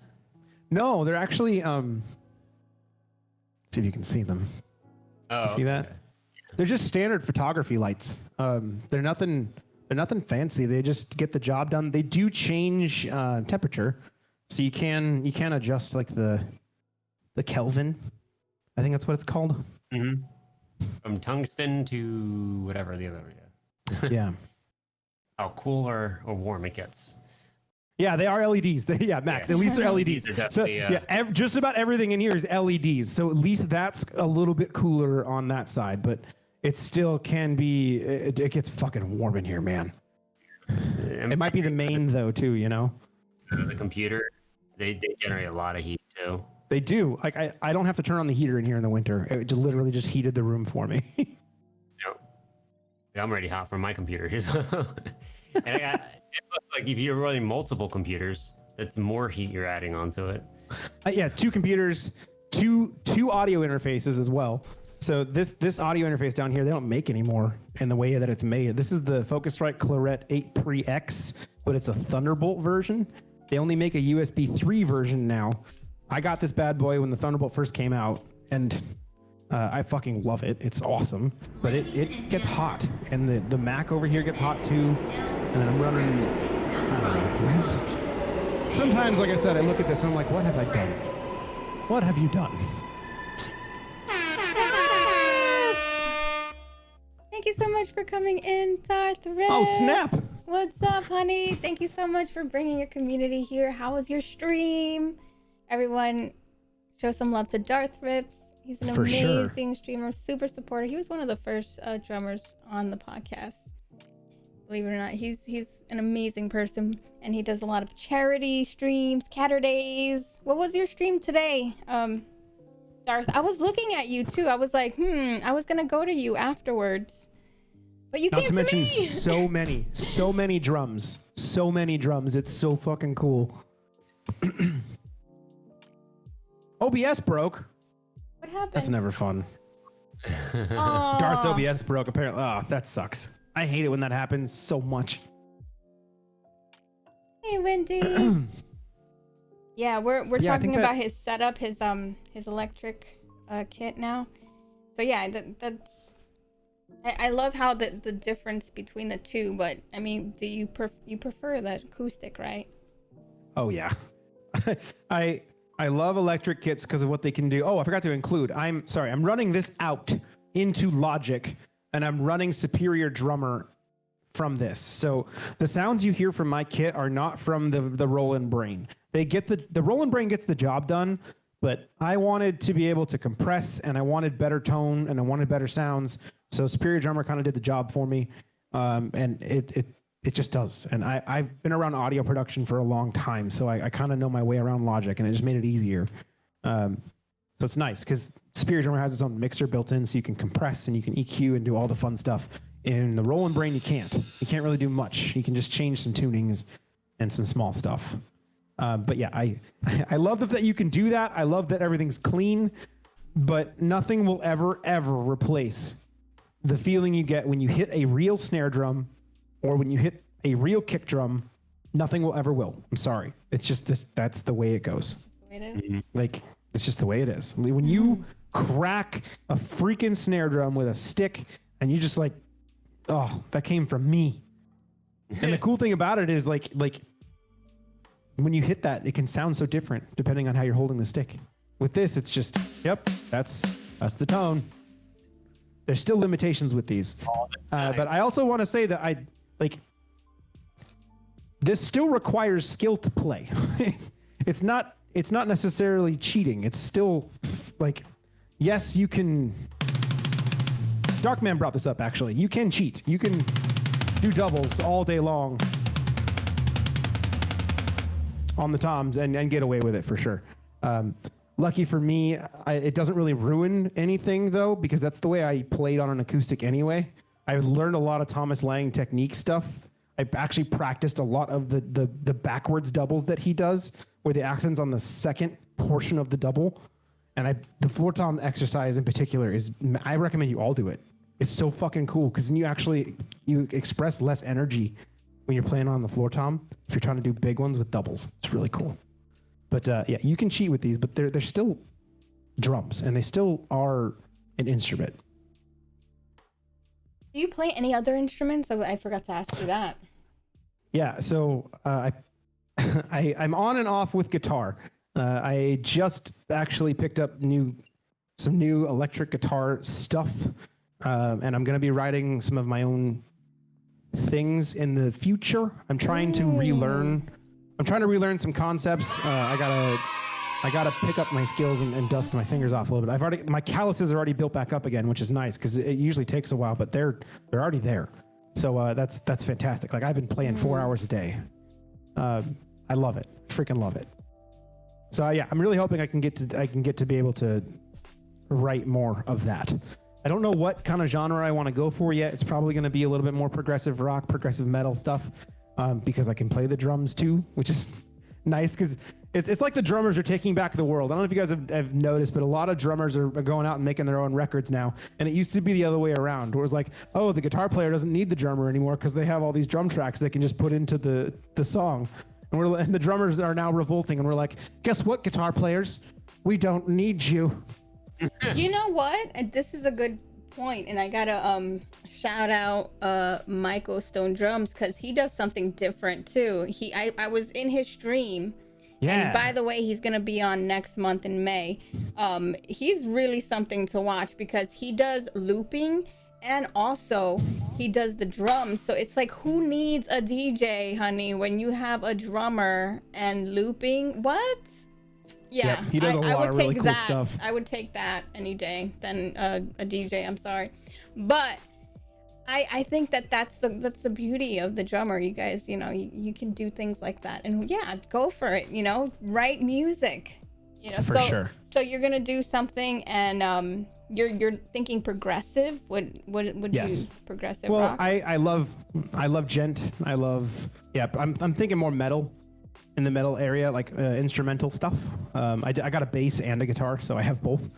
And we're gonna start writing as soon as I feel comfortable, right? I don't want to like go into it and write something that's subpar. I want to make sure that the quality is there, and I want to make sure I'm happy with it instead of just like, yeah, I started writing.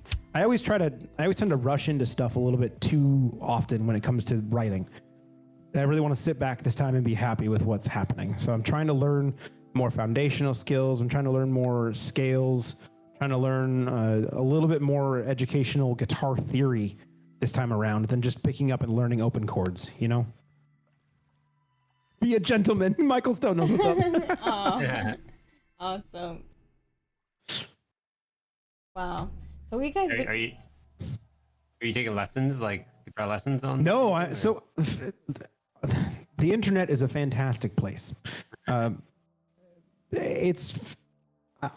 been able to be around guitar enough that I know a little bit, and I know where to go. But the Fender Play, I think it's called Play. I can't remember what the website's called, but their particular website for learning guitar has been awesome.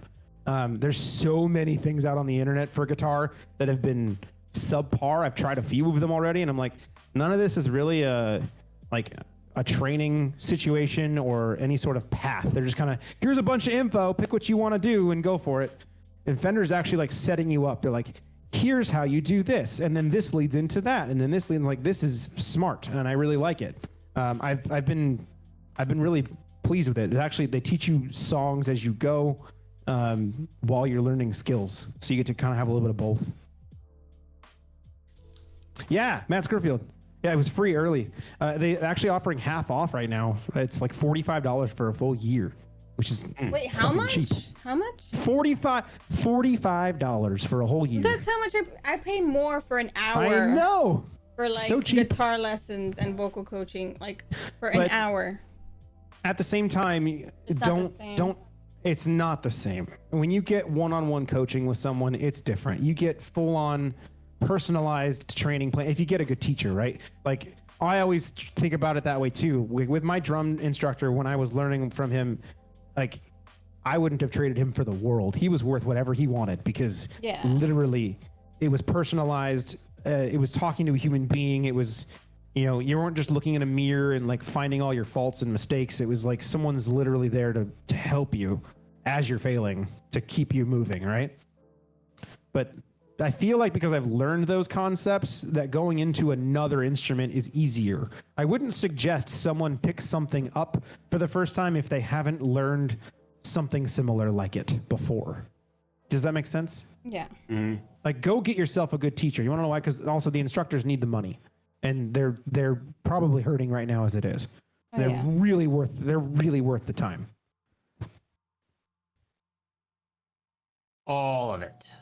All of it. All of it. Good night, Raina. Good night, everybody. Say good night, sweet Sabrina. Good night, sweet dreams. Rock out with more song for us. Yeah, one more song. I could do one more song. Okay. Because we did have a raid, so Maybe. what are you guys thinking? What are you guys thinking you're gonna play? Songs. What was that? Do one of your band songs. Let me see if I've got anything. It's been a while since I've actually played any of it, but yeah, we can. Are you guys can gonna start probably do playing that. again? Are things starting to open up? Oh yeah, eventually we will. But like I said, for me in particular, we have a very specific situation with with my wife's health, and we have to like one wrong move, and it's over. You know, like it's literally over. Yeah, you. So we Yeah, really you have to gotta be take careful. precautions, and yeah, I agree. For sure. Let me see if I can remember any of this. I don't have any rim clicks. I think I can get by with it though. Shall we see if I can remember this song, chat? Let's Okay. see if I can remember how to play my own So band's it's music. gonna be an original then? Yeah. Okay. So I'm gonna take these headphones off and we're gonna go for it. All right. All right, let's go All for right. it. Here on YenYorkCity Live, we're gonna hear an original. What's the name? I didn't catch it. Well, we'll afterwards. All right. Let's get some fog up in here, shall we? Because that's what everyone needs in their lives. It's more fog. More fog, always. All right, let's do this.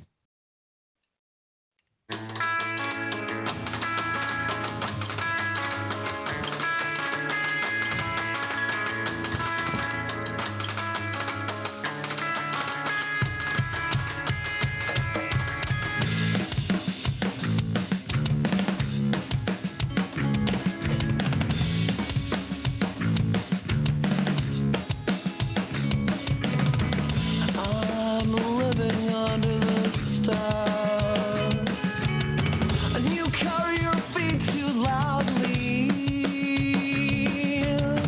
Well, I'm trying to sleep. It just reminds me. Oh.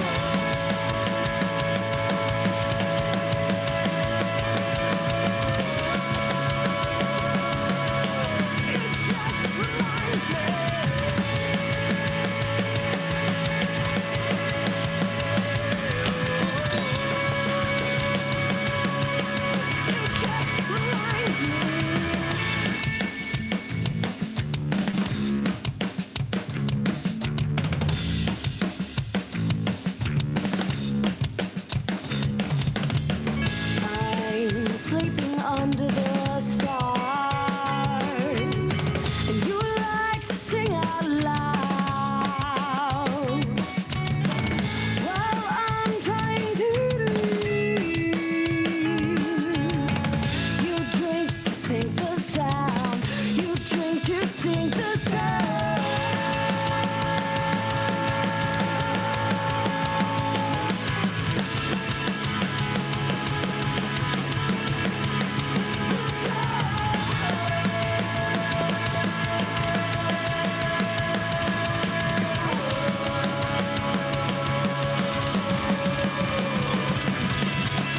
Everybody on board this sinking ship.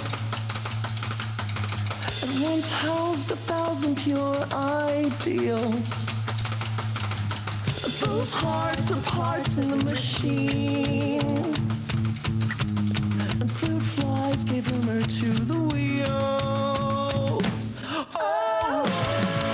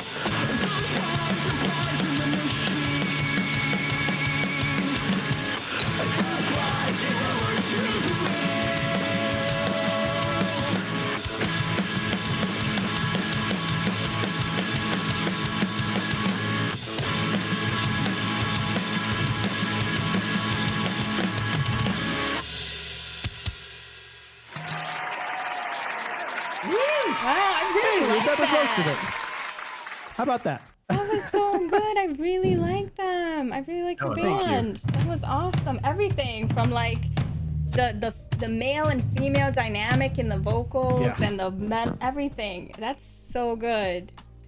Our Wow. newer stuff is even more featuring both of those I together. like it. We're really, I like really it. stoked. I've always liked that. Like when there's like a male and female. What's the name of the song?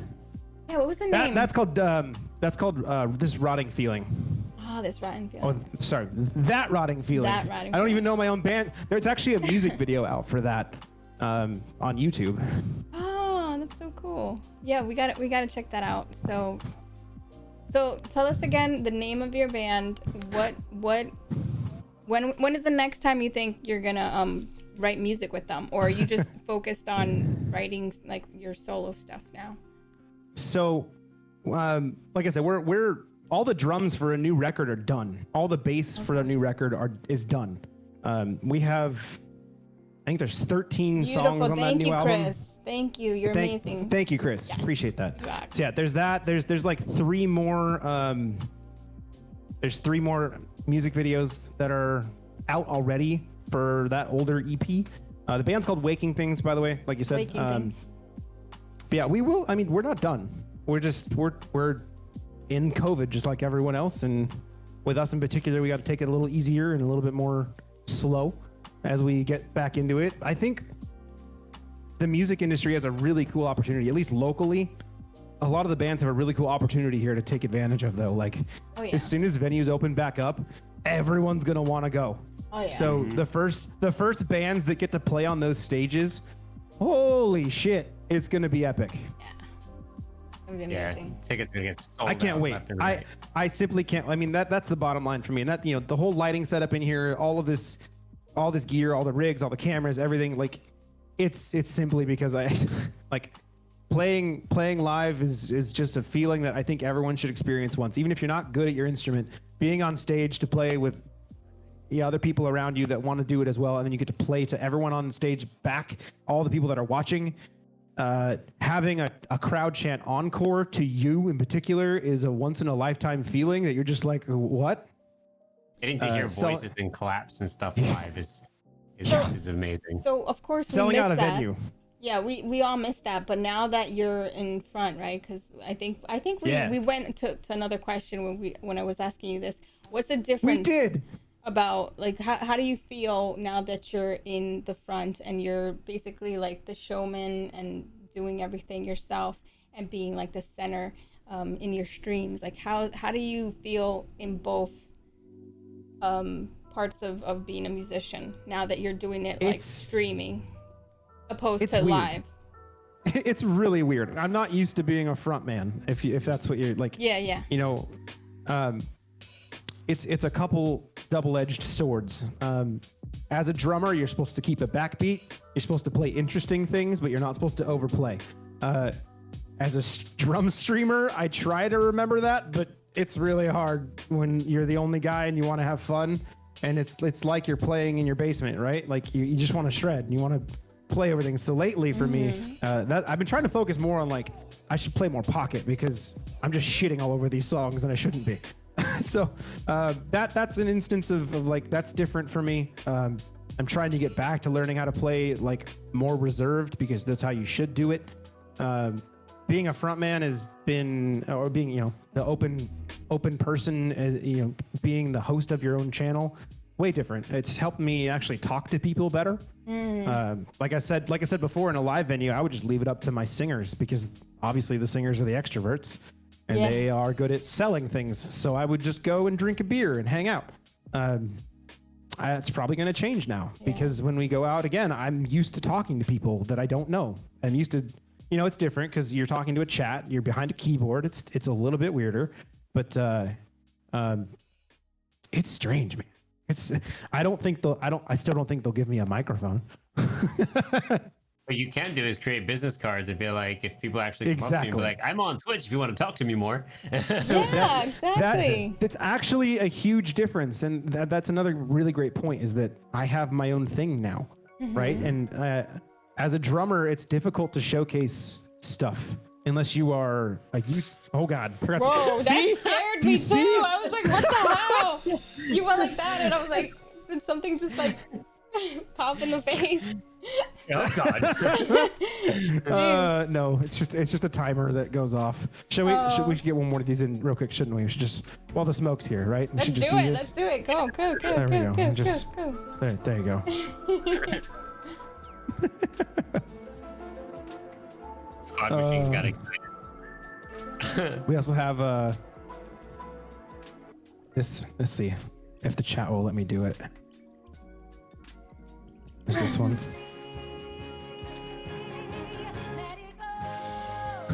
Oh my God. Just important things, right? Important things.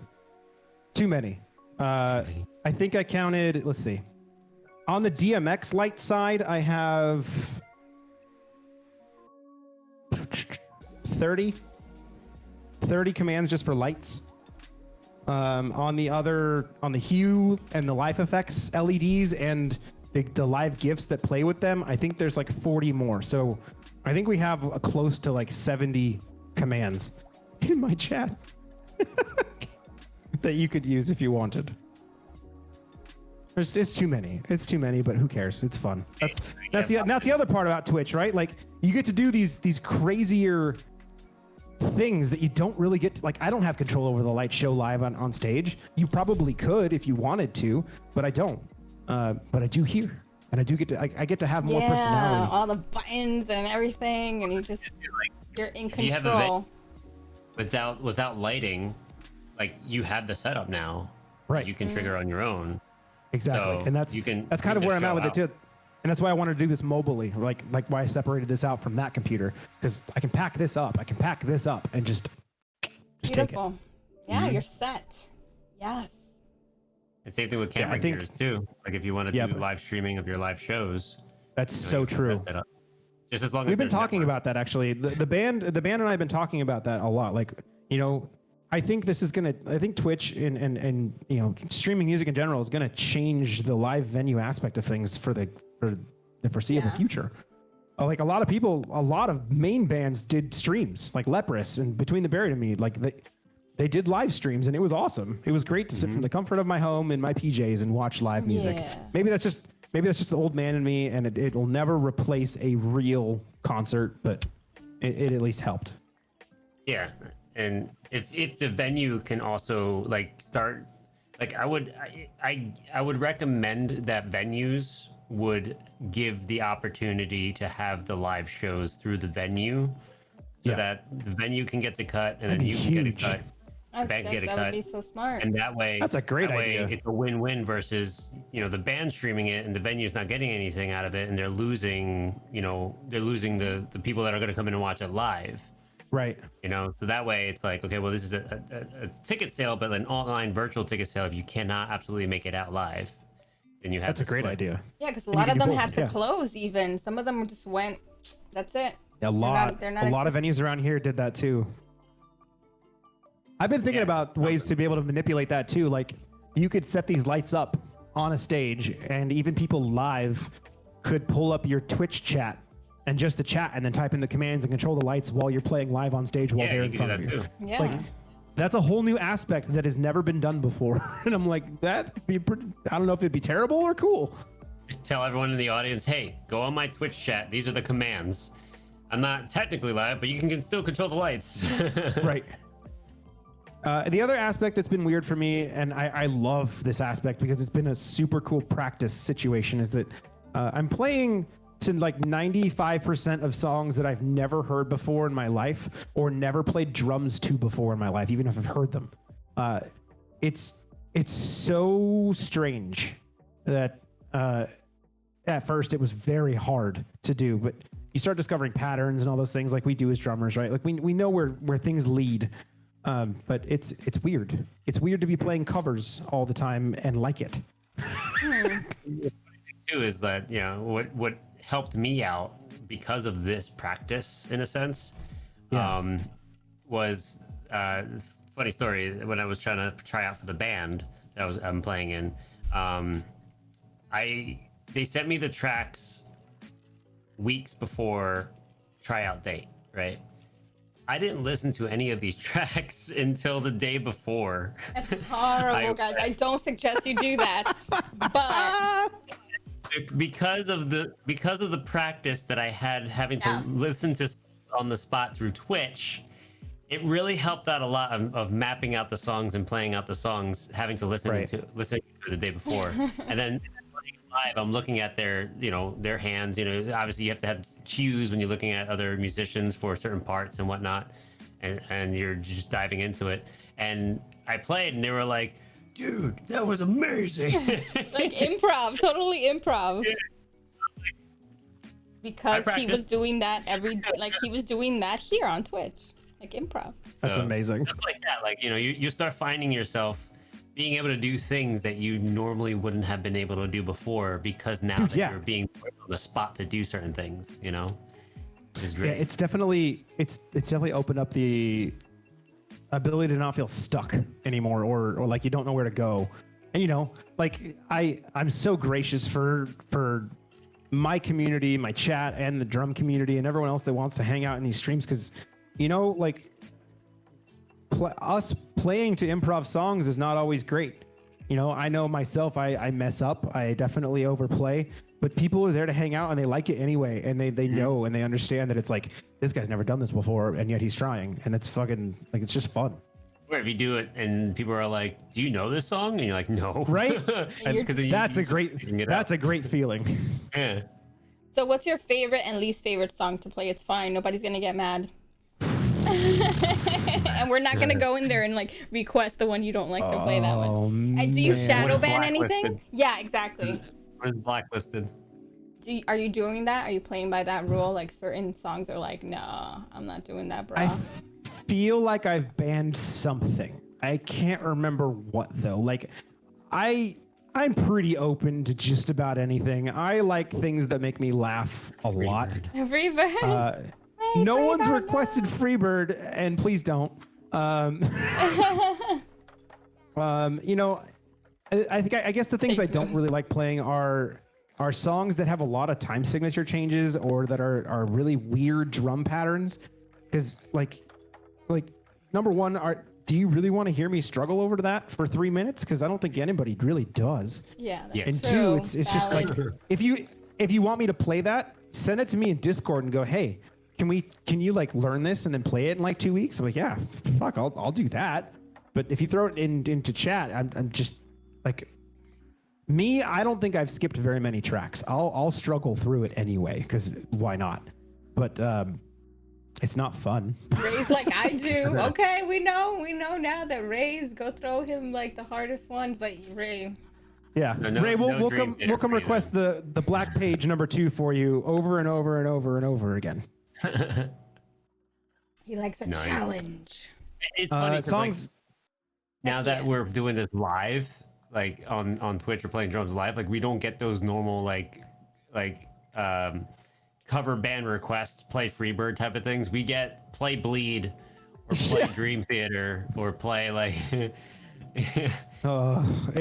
It's funny, especially I feel bad for you guys that really like, you say you love Dream Theater a lot, because then people in chat are like, "Oh, you like Dream Theater, huh?" Yeah. Dance of Eternity. Please. Yeah, but for Darkman and Luna, that's like a walk in the park. They're I know. They you do guys, it in their you guys sleep. have it nailed, but yeah, for others, it probably like if you're not into it and you're not. Anyway, here's Sugar Walls. What even is that, Matt? Here's Wonderwall. Yes. No, Matt Bor was like, is that? No, that's the one that you don't like to play the most. Here's the one thing for me that I think that I haven't really said a lot is that I've never really learned parts to a lot of music. I listened to a lot of music, but I spent most of my drumming career writing drum parts to other stuff. And that's how I've kind of picked up and learned things. Or I've only practiced patterns that people have walked in and played, and I asked them how they play it, and I look through it like a lot of Latin stuff, those kind of things. I picked them up and learned how to play them. I've never spent a lot of time dissecting a song and learning how to play the fill exactly right. I don't know. It just never really, it seems like a lot of fun, but to me, I like writing more, Sorry, your Yoda alert just Did it? You got a new follower on there. That's cute. Thanks for the follow, Dan. Appreciate is that? I'm gonna mute that alert box. That way it won't happen again. I'm sorry. What the hell? Cute. It's that's actually Zoolander. Oh, That's Zoolander going. Oh! That's what it was. Oh. Yeah, I was gonna say either Smeagol or Yoda or something. it's totally Zoolander. It's totally Zoolander. Oh my Too god. funny, Zoolander. If you guys notice, my comedy is very slapsticky. I grew up with Monty Python. I grew up with Steve Martin. I love Ben Stiller movies. Jerry Stiller, very funny. All of that stuff. Like, I don't know. So those are your Humor favorites. belongs everywhere. Yeah, those are your favorite movies. So nothing is funnier than Monty Python, in my opinion. Flying Circus, you can't beat it. You just can't beat it. It's so goddamn funny. You will like Flying Circus was a TV show, and there's a box set of 16 DVDs that you can get, and it's every episode, and that's where all of the concepts for Holy Grail and Life of Brian and all of that stuff kind of culminated from Flying Circus. One thing I like to think of is, did you see that? What? That? Someone just flies down the window. Yeah, that. I don't know Wink, what you wink, mean. know what I mean? Yep. Wink, wink, nudge, nudge. Know what I mean? Say no more. Or the dead parrot sketch, or Oh no. in my opinion, Dead bear. in my opinion, the funniest sketch of all time, in my opinion, is the llama sketch from Monty Python. Oh. I have never laughed as hard at something as I've laughed at that, and that will tell you everything about my humor in 5 minutes. Everything. Like go look up. Yeah, and the thing that sucks is that the llama sketch on YouTube is shortened. It's actually like 3 minutes. It's 3 minutes longer than it on the DVDs than it is on YouTube. But you still get the concept of it, and you're just like, what the fuck is going on in this? And yet, like, I don't know if the camera's too low, but I have like Tim and Eric stickers like down here on my. Yeah, the camera will go low enough. But I love post humor. I love Tim and Eric is so goddamn funny to me. That's actually the last live thing I saw before COVID. They came here and did a live performance. Aww. Wow. and a performance it was, I'll tell you what. So I didn't ask. I was gonna say what was your most memorable concert? That was one of the questions Oh God, that you've been to.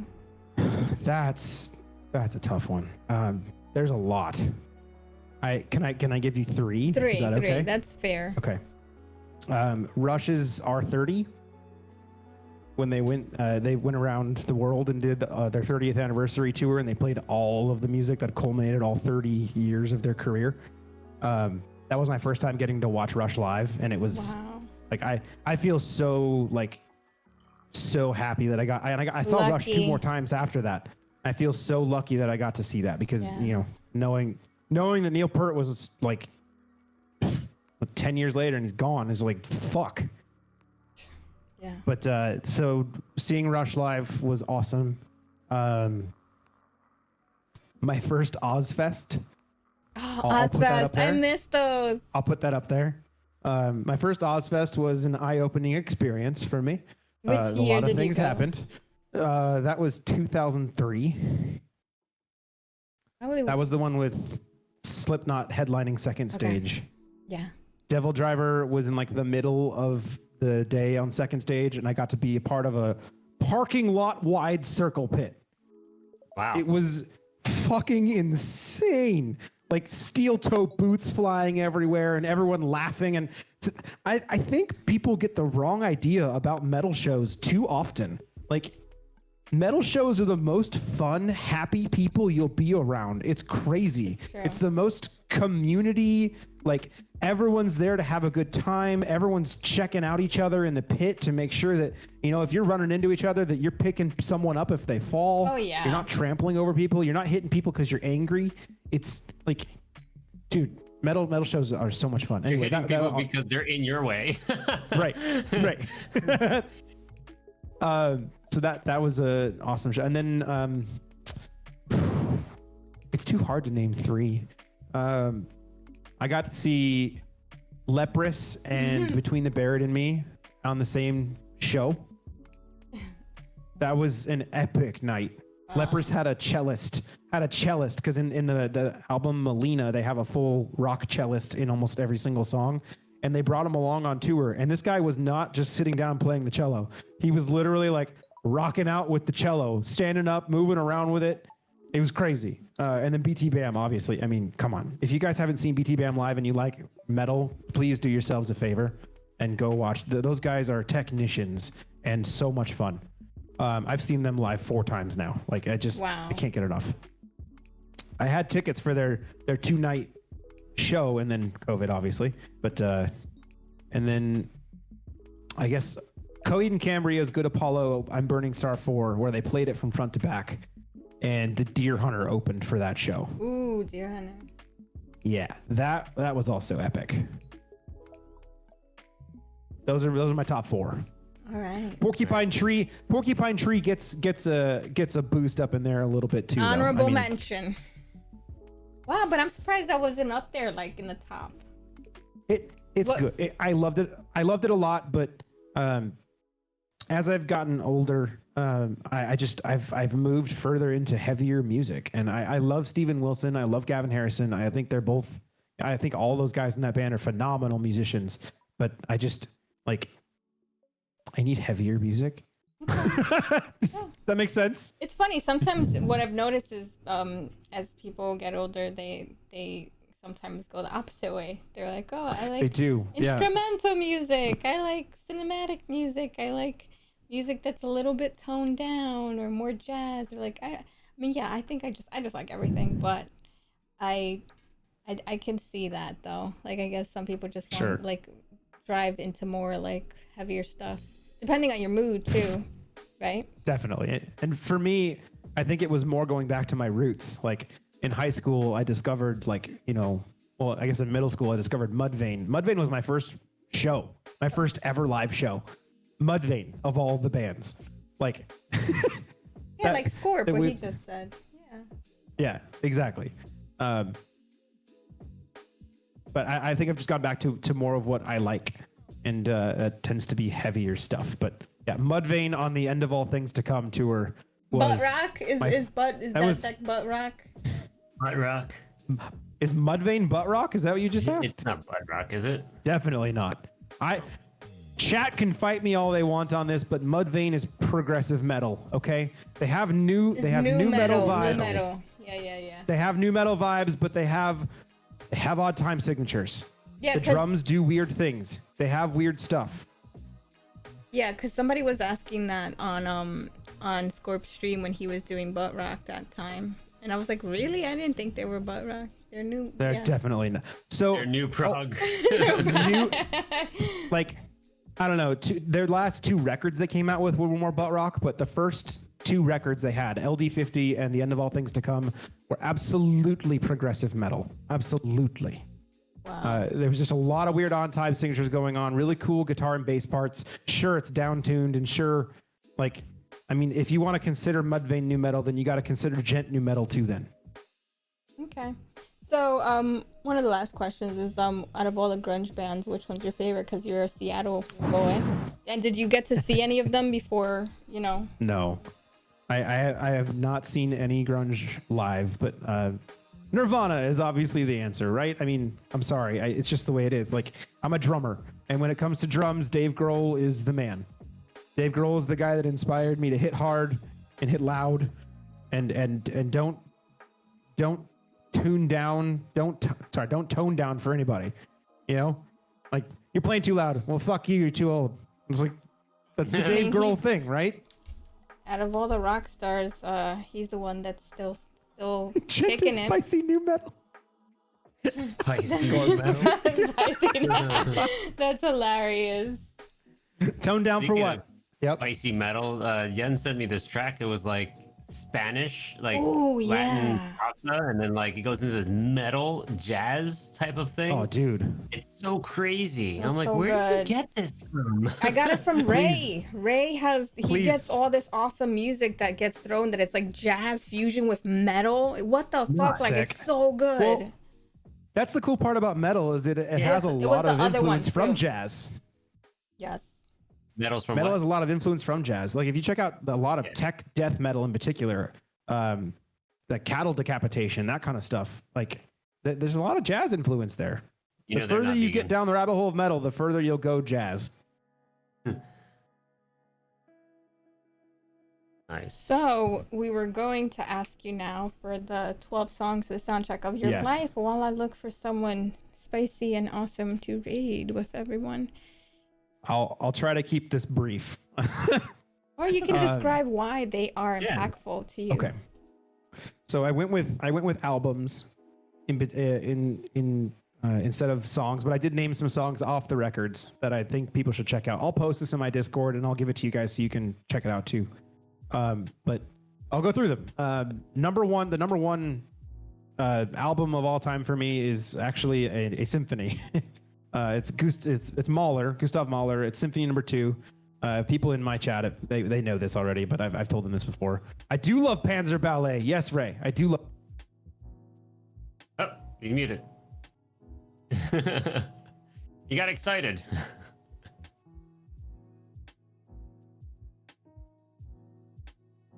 Oh no.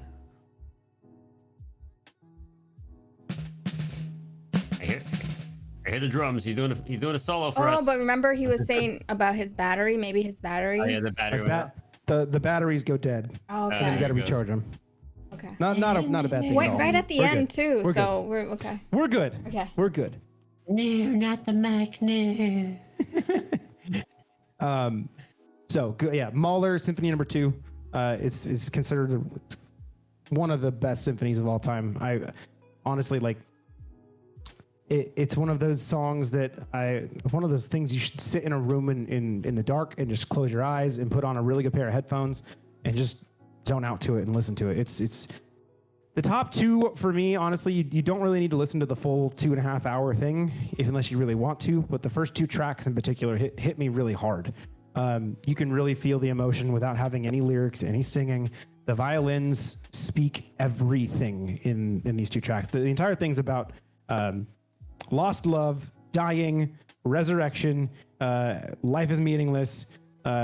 It's incredible. It's so fucking good. And if you like soundtracks like Star Wars or Harry Potter or anything John Williams, I've said this before to people in my chat too. Like if you like anything John Williams, you'll love Mahler because John Williams is basically inspired by Mahler, and you'll hear it.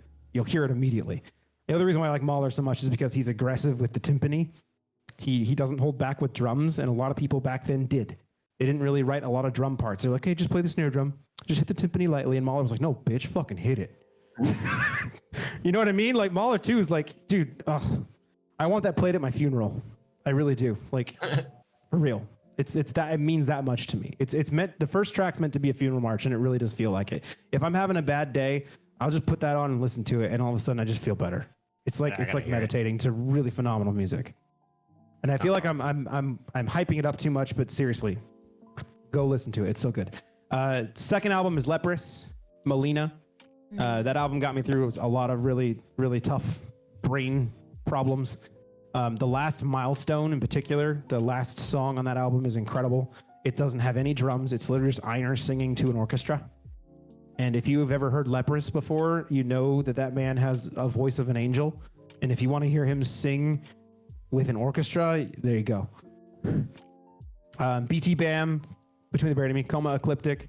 3, number 4 is Every Time I Die is New Junk Aesthetic. Guitar parts on that record are fucking crazy. So good. And then Every Time I Die, Lodines is the next album after that. In particular, the song Pedal. The lyrical content of that track hit me really hard because Keith Buckley, his wife, well, his ex-wife now, but his wife was pregnant at the time, and she was actually having some life-threatening illnesses due to the pregnancy. and he was literally writing songs about going through all of that. And it just so happened to come out around the same time that, you know, my wife and I were having some of these same struggles. So the lyrics in Pedal in particular they just like, it feels like he was watching what was happening with me. And I'm sure you all have had this happen when you read lyrics, but like, it just makes you want to break down. You're just like, you fucking are describing exactly how I'm feeling. And not only are you describing it, but the music just hits you that way. And you're just like, yes. The emotions. Like, it doesn't, it's just cathartic, man. Yeah. It's so good. I wish I could quote the lyrics right now, but I can't quite. I'm never good at remembering them until I read them again. Coheed and Cambria and Keeping Secrets of Silent Earth 3. It was my first experience with Coheed. I love the drum parts on that album. And then Coheed and Cambria's Good Apollo Burning Star 4, which is the record right after that. Thrice's Alchemy Index, I already mentioned. BT Bam, The Parallax 2. Super good. Leprous' Bilateral. Here's one of the dark horses, Entheos, Dark Future. They're a super tech death funk metal band. Super strange super group with Naveen. He was the original drummer of Animals as leaders. He was also the drummer in Animosity, if anybody knew that old school metal band from back in the day. Say funk death metal? Yeah, dude, it's I dude, will seriously, be into that. Go check that out. What's the Cheney name Crab again? Cheney Crab is the screamer, and she's like this 5'9" monster. She's got such a crazy range of screaming. So good. And then the original Evan Brewer was the bass player on that album, which was bass player from Animals as Leaders. And then Travis LeVrier, it was the guitar player for Scale the Summit. Oh. Wow. You're damn right you love Entheos, Tito. But yeah, so their new album's coming out soon. They actually, Travis LeVrier went to go play with I can't think of the name right now. Band Intervals. And then Evan Brewer went to go hang out with his kids. So now it's just them. So Naveen, the drummer, also can play 7-string guitar like a beast. So now he's just writing all the guitar parts for the new record. Like it's nothing. Like, okay, dude, we show off. And then the last record is Bare Naked Ladies Stunt. That is my road trip album. There's so many songs in there that are just awesome to sing to. I've only ever sang karaoke once, and one of the songs on that album was the karaoke song I did. Oh, okay. So that's a list. I gotta check out that band too. That's a list. I'm gonna post this list in my Discord. Yeah, please. send it to me. I need to check out those bands. Sound really cool too. I want to have to give it a listen. I'm always checking out music. I'm always trying to listen and branch out more and just try to, hear things. That's what we're here for. Yeah. I love when I get a lot of the new music that I find through the streams, and that's the magic of it. Yeah. Sometimes you don't even know till somebody says, "Oh, have you heard this?" Like the one song that somebody threw at Ray, and he was like, "Whoa, can you send me this song?" And then with that stream that I was watching, I was like, "Can you send that song to me too?" And then I threw it at MJCDrums and also EJ at Luna, and I was like, "Wow!" Like it's just now everybody's listening to it and discovering this band that might not be. I gotta check this out. Yeah, I gotta check it out. So yeah, that's the way it works. Commanding Drums, what's up? Coming in. Yeah, we're ending now, but you guys can see the VOD. Also, make sure to follow the YouTube because I do post a lot of the archives there. For sure. So tell us, when is the next stream we can catch you full on your stream? Friday. It'll be on Friday, 6 p.m. Pacific, so it will be 9 p.m. Eastern. Okay, 9 p.m. Eastern. So for all you Eastern folks, we're a later time zone on Fridays, and then on Saturdays I stream at noon West Coast, so it'll be 3 p.m. your time. Currently do 2 days a week. Eventually, I don't know, if certain things happen, maybe we'll get a house in a year, and then we can stream more, and we'll have an acoustic kit set up. That's the hope. Oh yeah. That's the hope. Yeah. I have all the mics. I have everything. I have all of the setup. I don't have a place to play it. You have everything, and you have everything it takes, and you have the setup. It's beautiful. I love everything you're doing. I hope. Did an amazing job. Yeah, I really think that you're just gonna grow, and Appreciate that. Hopefully, the new songs, by the end of the year, we'll hear some originals by him. I truly think that we'll have that record done before the end of the year. I'm helping a couple other people that I know finish up some projects. Like I've been doing some mixing and mastering for a couple other friends. One of my friends is he does like an electro pop David Bowie kind of thing. Ooh. And we've been working on it. We've been working on his record for about 4 months. We do like a once a week session, but as soon as that's over with, we'll be diving into the Waking Things album for sure. I love it. Can't wait to hear it. So guys, give it up for MJ, because he's really sat down and just like, we talked about everything from like all his interests, his experiences, how he started streaming, how he started on drums, aliens, veganism, mental health, and everything else that makes him awesome, because he's a passionate person, and now we know even more about him. So this is why we have these streams, and it's amazing. I love them. Thank you so much. I didn't even do any magic tricks for you. I can't believe it. Wait, Yeah, you could next time. maybe one last time. trick, if you have anything that you could do really quick. Oh, where did that What come from? happened? Jeez. Oh, it's one of those. Come on, Luna. Don't get You hurt sold now. magic tricks. You know what this is. I'm acting coy, okay? Next time we'll do some card tricks. All right. Well, you can go and watch him live on Friday, right? It's 9 Eastern time, 7 Pacific. You said on Friday. Did I get that right? Yeah. It's 6 p.m. 6 p.m. your time, 9 p.m. Eastern time. Beautiful. Yep. All right, guys. I hope you enjoyed this. We're gonna find somebody else to raid, and everyone here in chat is amazing. Ray Musica, Scorpion, Michael Stone Drums, Commanding Drums. Geez, all these amazing people in chat. Darkman. We've had Darth the Rips. Vlad. For real. We have all these people. Vladrick. Yeah, where's Vladrick? He's gonna I be saw on Vladrick in here. next Monday, 7 p.m. Eastern time. He's the next one to be up there, and he's gonna share a lot. He's gonna talk about a lot of stuff. I'm stoked. Yeah, he has a lot of stories, so that's gonna be fun. And and tomorrow I'm gonna be live at noon doing some meditation with Telomere. So if you guys are into that stuff, getting a body scan, doing some tarot, doing some healing with sound healing, I want to also start doing that. And we're gonna do takeover travel streams. The first one is gonna be in Sweden with MJC Drums in May. And May's gonna be a really great month. We're gonna have a lot of cool people. Michael Stone Drums is gonna be on, and also we got Mr. Greggles, which is gonna be amazing in May. So I mean, it's happening. A lot of the community's just coming together and growing, and together everyone here in chat knows that we're just growing and like supporting each other a great deal, and that's important to me and to everyone that's here in chat, that we're all doing this and doing it together. So I want to thank you guys for being here, supporting. And yeah, go follow this awesome streamer. Matt, you're amazing. You're so fun. I'm so close to 1,000. Look at that. Let's get him to 1,000, guys, by the Thank end you, of guys. this Follow month. him. You follow him. You follow him. You go love him. Show him support and sub.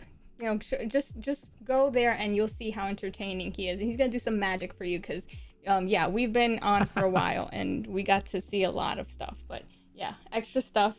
Go to his stream and you'll see the whole thing. So guys, do you guys want to go to Australia? Well, there's 2 Australians on right now. Interesting. What? Yes. Okay. Do you guys want to go to a drummer, or do you guys want to go to I'll give you a choice. Joe Drums just started. He's from Australia, and Toofy's on, and I saw somebody else that I never rated before. I think it was a Centaur player. Is he still alive? Did you say a sitar player? Yeah. Can you send? That sounds amazing. Okay, so let's see. I swore I saw him just. Okay, we'll go there. You already got very excited, and I haven't rated him, so let's go. Hopefully, I really want to get one myself. I don't mean to take away from the drum streams, but sitar, come on, that's awesome. I mean, different. it's Yeah, like we the definitely awesome. wanna- It's like an awesome instrument that you never hardly hear as much. So it's crazy. It's crazy. All right. Let's do it. So Oh my God, Michael, stop. Rumble. Is that really his username? That's amazing. I can't get over that. That's an amazing username. That wins. Holy crap. you're ruining can't the even, surprise. like, Hopefully, I did wow. it right. Okay, let me see if did I do it right. Okay. Put the raid command. Do a raid command if you can. Yeah, it's gonna be cool. We'll surprise him. Don't ruin the surprise, guys. Oh, was it Michael? Michael, I think he suggested it. Yeah, I followed him through Michael Stone Drums. Oh my God, I want one so bad. I want a sitar so bad. They're so beautiful. All right, guys, you're amazing. I love you all. You're just everything to me. You mean so much to me, every one of you guys. So thank you so much. Thank you so much, Thank Matt. you. Okay, we're gonna hope to see you on Friday. If you guys want to go, I'll be hanging out there too. And yeah, let's go. Let's show some love to the next person, and be good to one another, guys, and be safe. And I'll see you on the next stream. Bye.